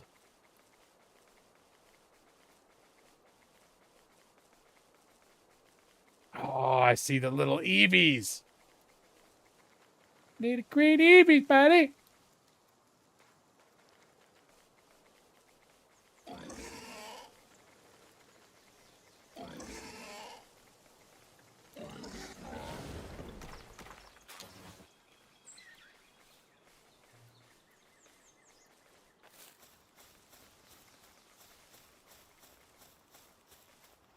Where'd she go?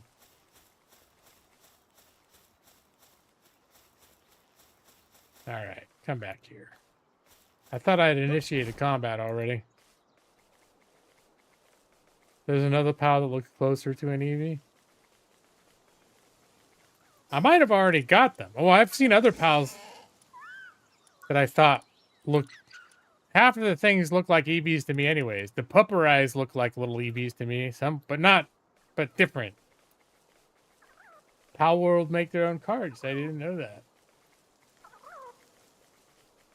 All right, where did they,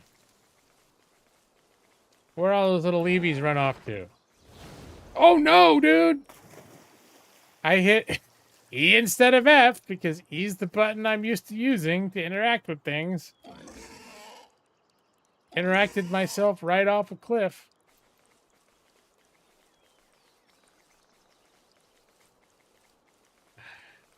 Because if you're on this guy and you hit E,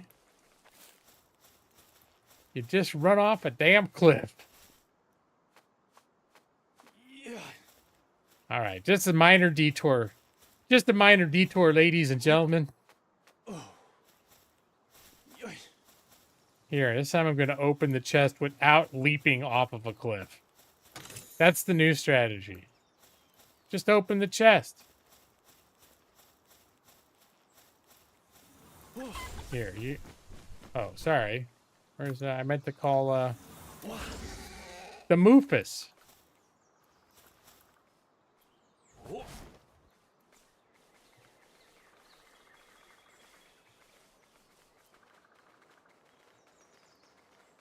All right, there's an Eevee. A little green Eevee.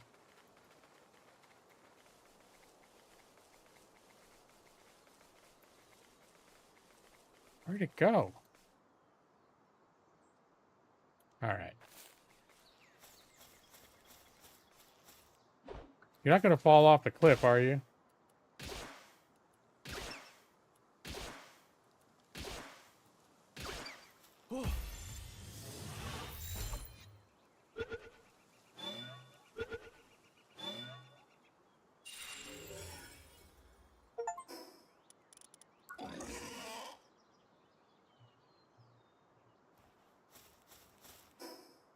Oh no, do I have... Okay, I do have room.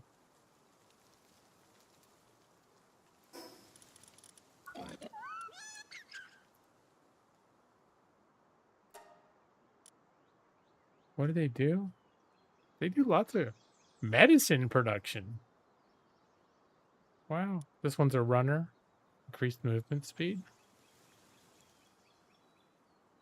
Friendship is scary. Yes, that's how we become friends. All right, we're gonna run back to town and show this to the quest dude. I think I'm closer to a fast travel point than I am the fast travel point up here. Closer to the fast travel point than the town, so I'm gonna run up to that.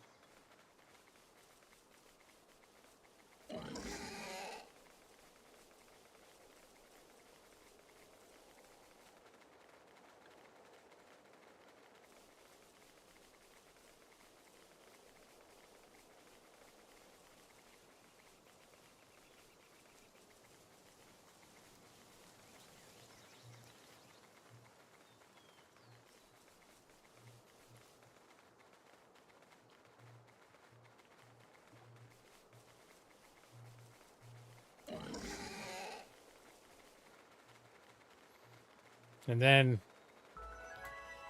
we're really close to needing a ride. I'm getting tired. I'm getting hungry. It's almost midnight. You know, that's when I start getting hungry and crabby.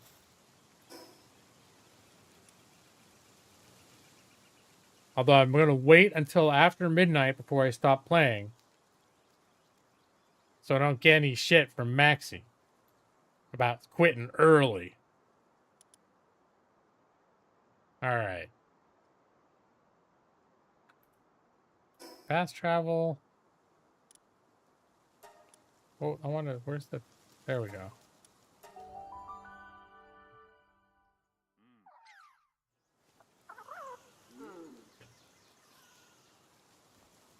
Maxie's become very concerned about my punctuality lately. That's what I noticed. Last week, he's like, you started early or you started late, you're leaving early. This is bullshit. And I'm like, oh, man. He's keeping score. Oh, this is the guy. So, like, today, I wasn't necessarily going to use my... cam. And I was rushing. And I'm like, I'm seriously looking at my clock going, and I know if I'm late, you just give me shit. I know it's... But... in my head, I'm like, I'm going to start at 8. I'm going to fucking do it. And I almost didn't do cam because that takes a few minutes to set up and get the green screen and get all like the light and the chroma key and everything right. Every time I have to like fuck with all that stuff.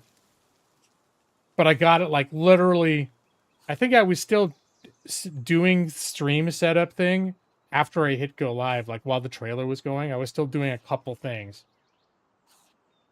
Just because, I know, Max, you noticed. Max is keeping score. That's what I said.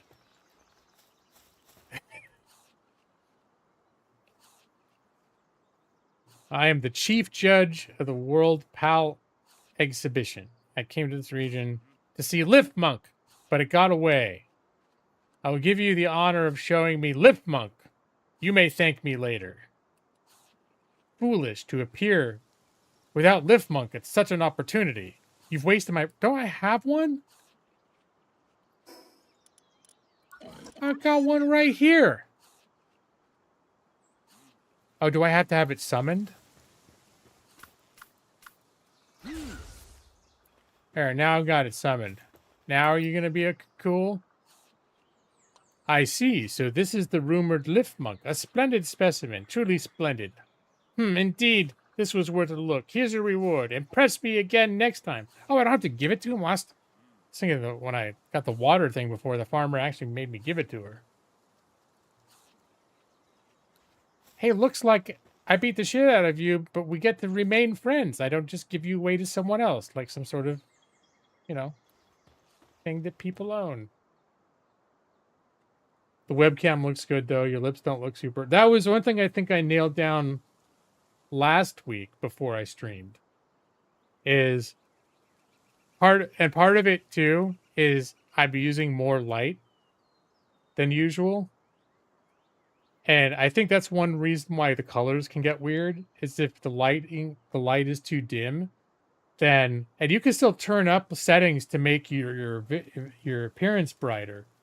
But if you're in a lower light environment, the colors start acting weird, can start being a little bit off. So, and I'm not like a professional streamer has like big bright lights in their face. I don't have that going on, but usually the light I have in here is pretty relatively dim. So, and I think that allows me to use different other settings to help avoid that weird contrast issues. Because yeah, that was all a function of like the way the camera was picking up light and color. I used Mr. Slaw's makeup. I will never admit it. Oh, I need to get Dire Howl. Is the next one he wants. Do we have Dire Howl?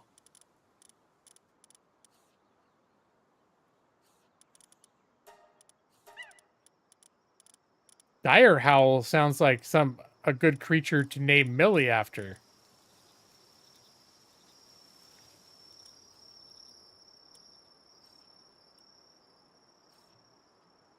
Wait, where's the rest of the stuff that I've registered?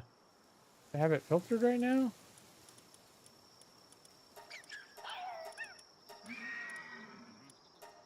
Oh, yeah. These are all the lumbering ones.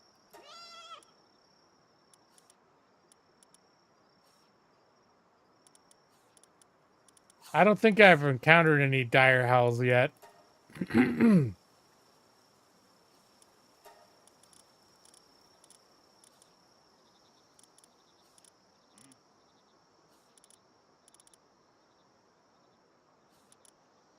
I look these things up by name? They're not alphabetical.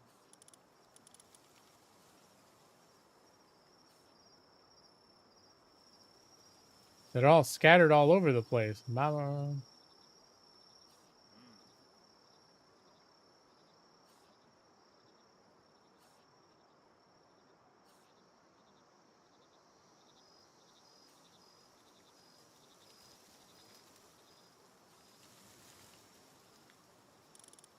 There's filter.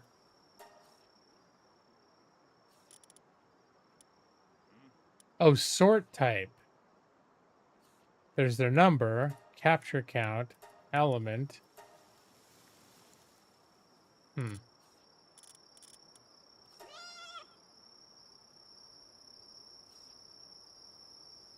well.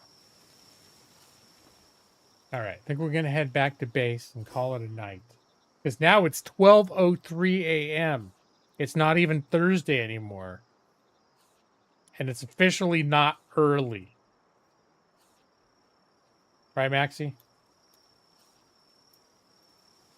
All right, here we go.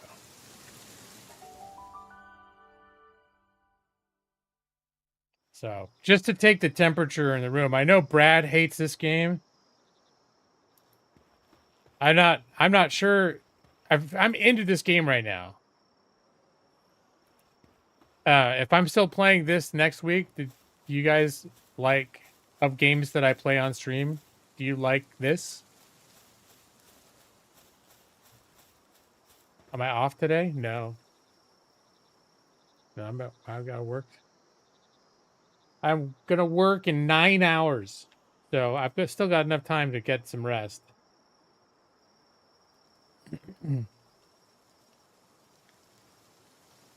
You like it, Evie? I figured you'd probably like it because it's got a lot of things that you know, like the Pokemon type of art style.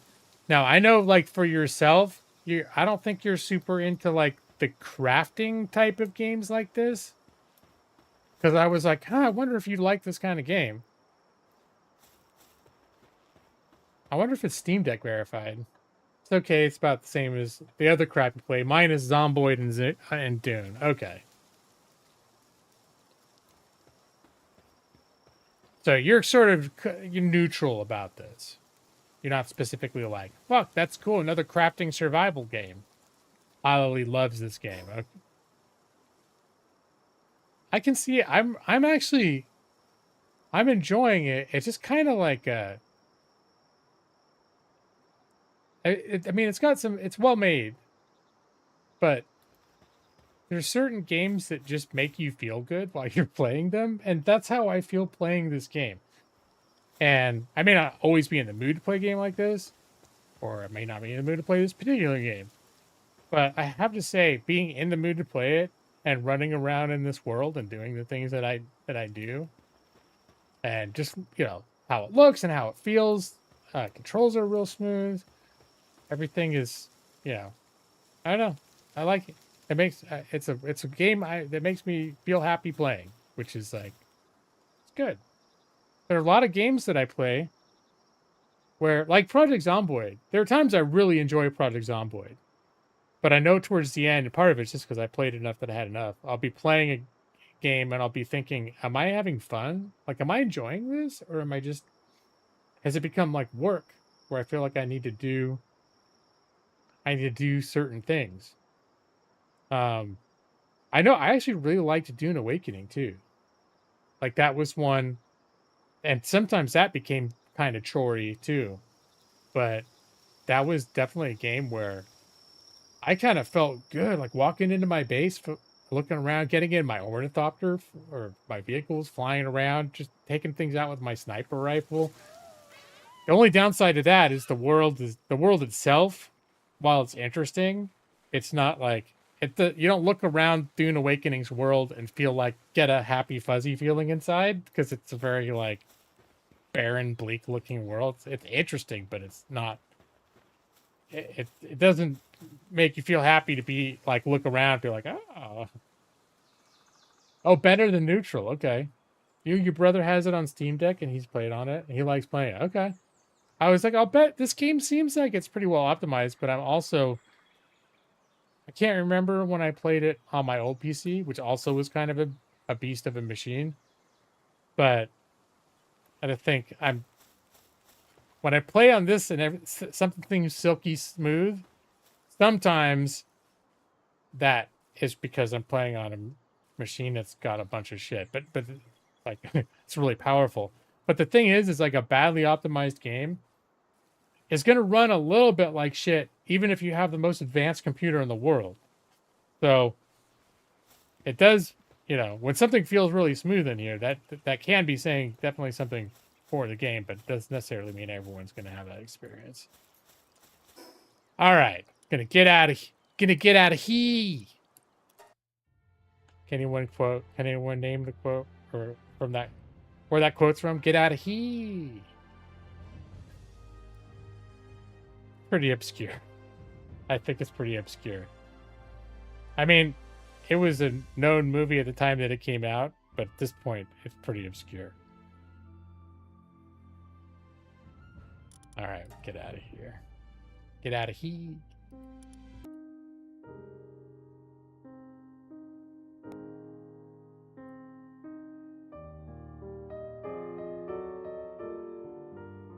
Oh, look, Evie's got 50 experience points.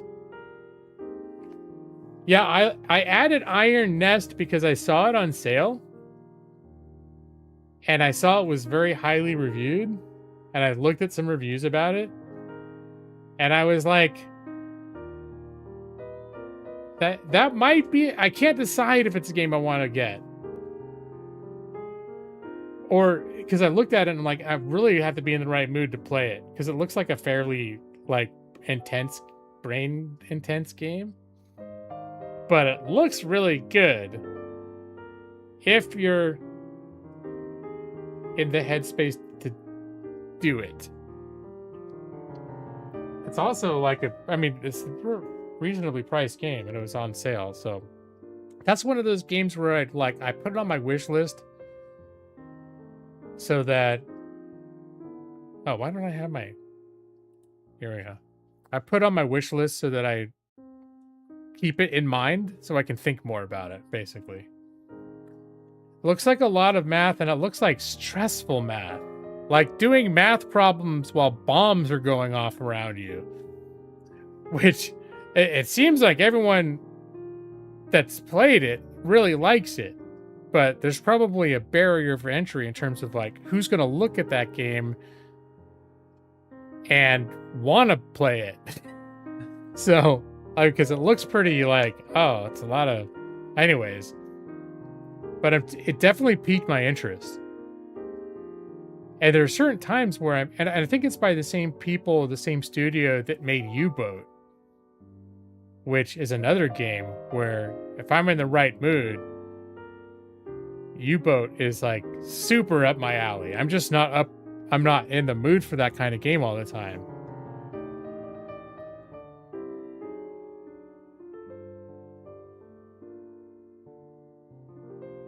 Let me see. What else on my wish list? I think a bunch of stuff's on sale right now, too.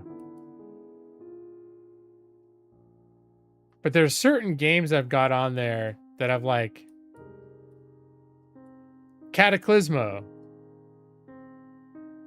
That's one that when I'm in the right mood for it, I'm probably going to jump into that game. But it's RTS base defense.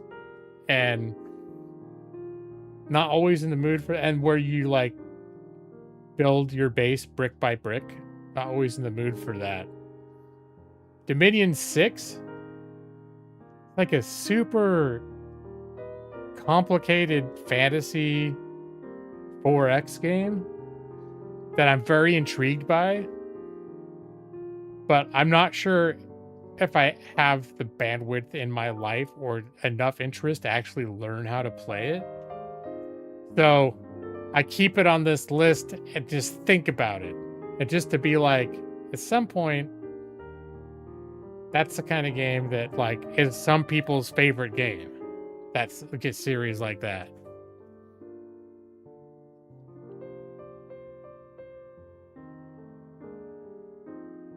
Let me see, anything else? Esoteric Ebb. Menace. There's that game Menace. It's by the people that did Battle Brothers, but it looks a little bit more like XCOM. It doesn't play like XCOM, but it's more like that kind of a setting. Sci-fi. That's a game I think I'm going to wait till it comes out of...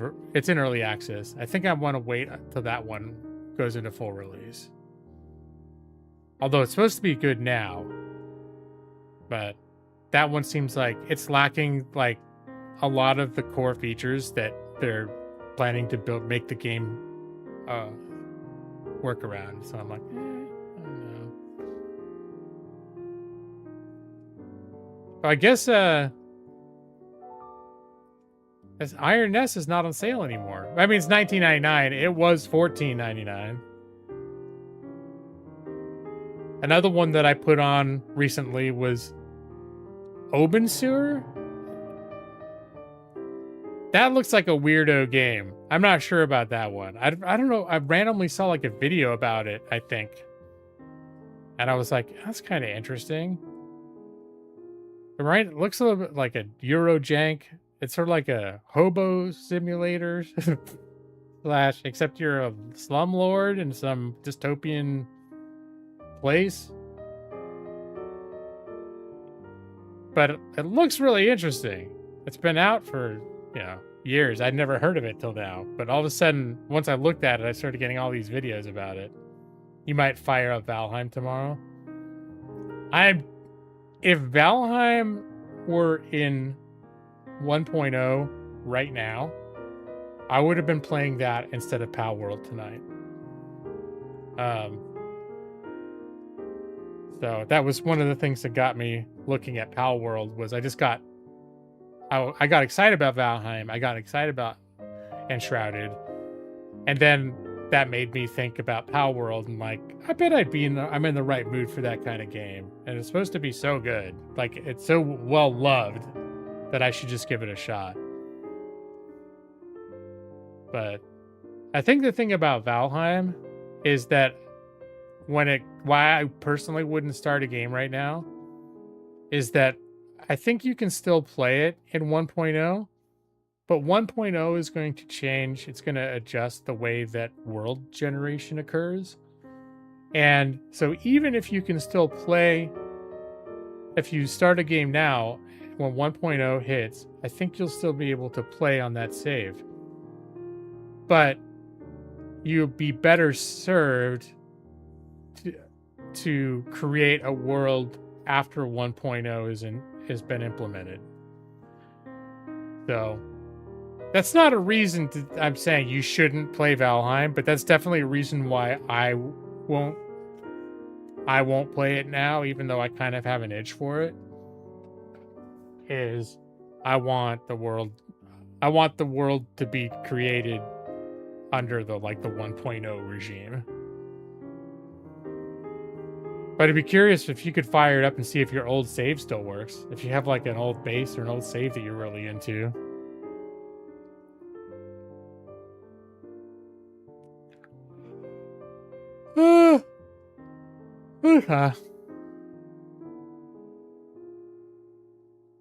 I want the world. But I don't have to set the world on fire. I don't know why that song came in my head right. All right. Gonna go now. And I've been trying to ignore it as much as I could. But I can't at this point. Evie? You've been a real spaz tonight. Just like every night. But it's late, and you need to turn it down a little bit. All right? I'd appreciate it. I'm asking nicely. Just dial it back a little bit, okay?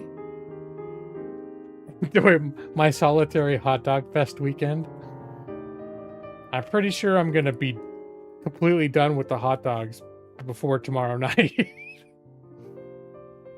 I'll be lucky if I actually make it to the weekend without finishing the hot dogs. But oh, I gotta figure out the send off.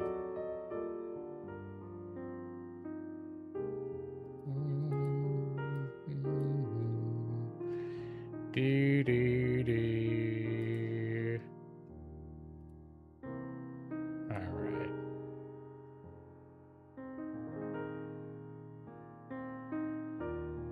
No.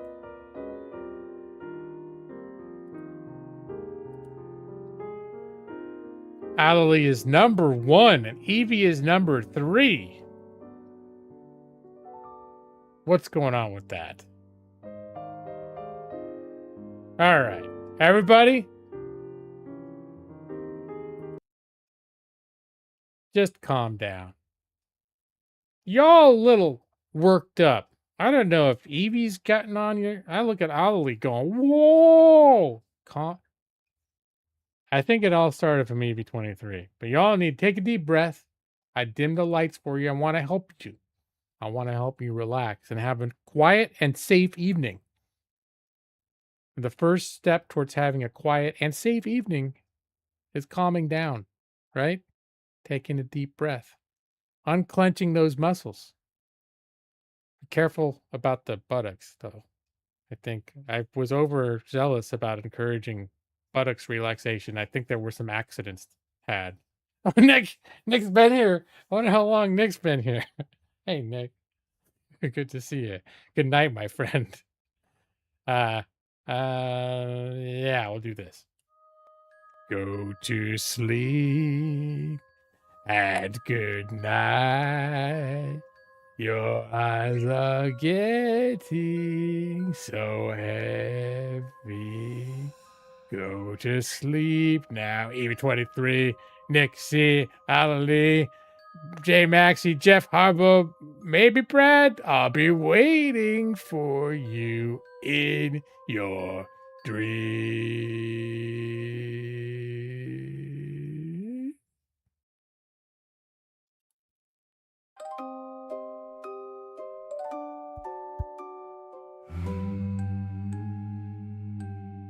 Go to sleep and good night. Your eyes are getting so heavy. Go to sleep now. Go to sleep. I'll be waiting for you in your dreams. In your dreams. I'll be watching you. In your dreams. I promise it's not creepy. In your dreams. I'm just watching over you To keep you safe. Go to sleep now. Go to sleep. If you see my face in your window, I'm just watching over you. a thump in your closet, a shadow in the hall. I promise it's not creepy. I'm just here to keep you safe. In your dreams. I'll be watching you. In your dreams. I promise it's not creepy.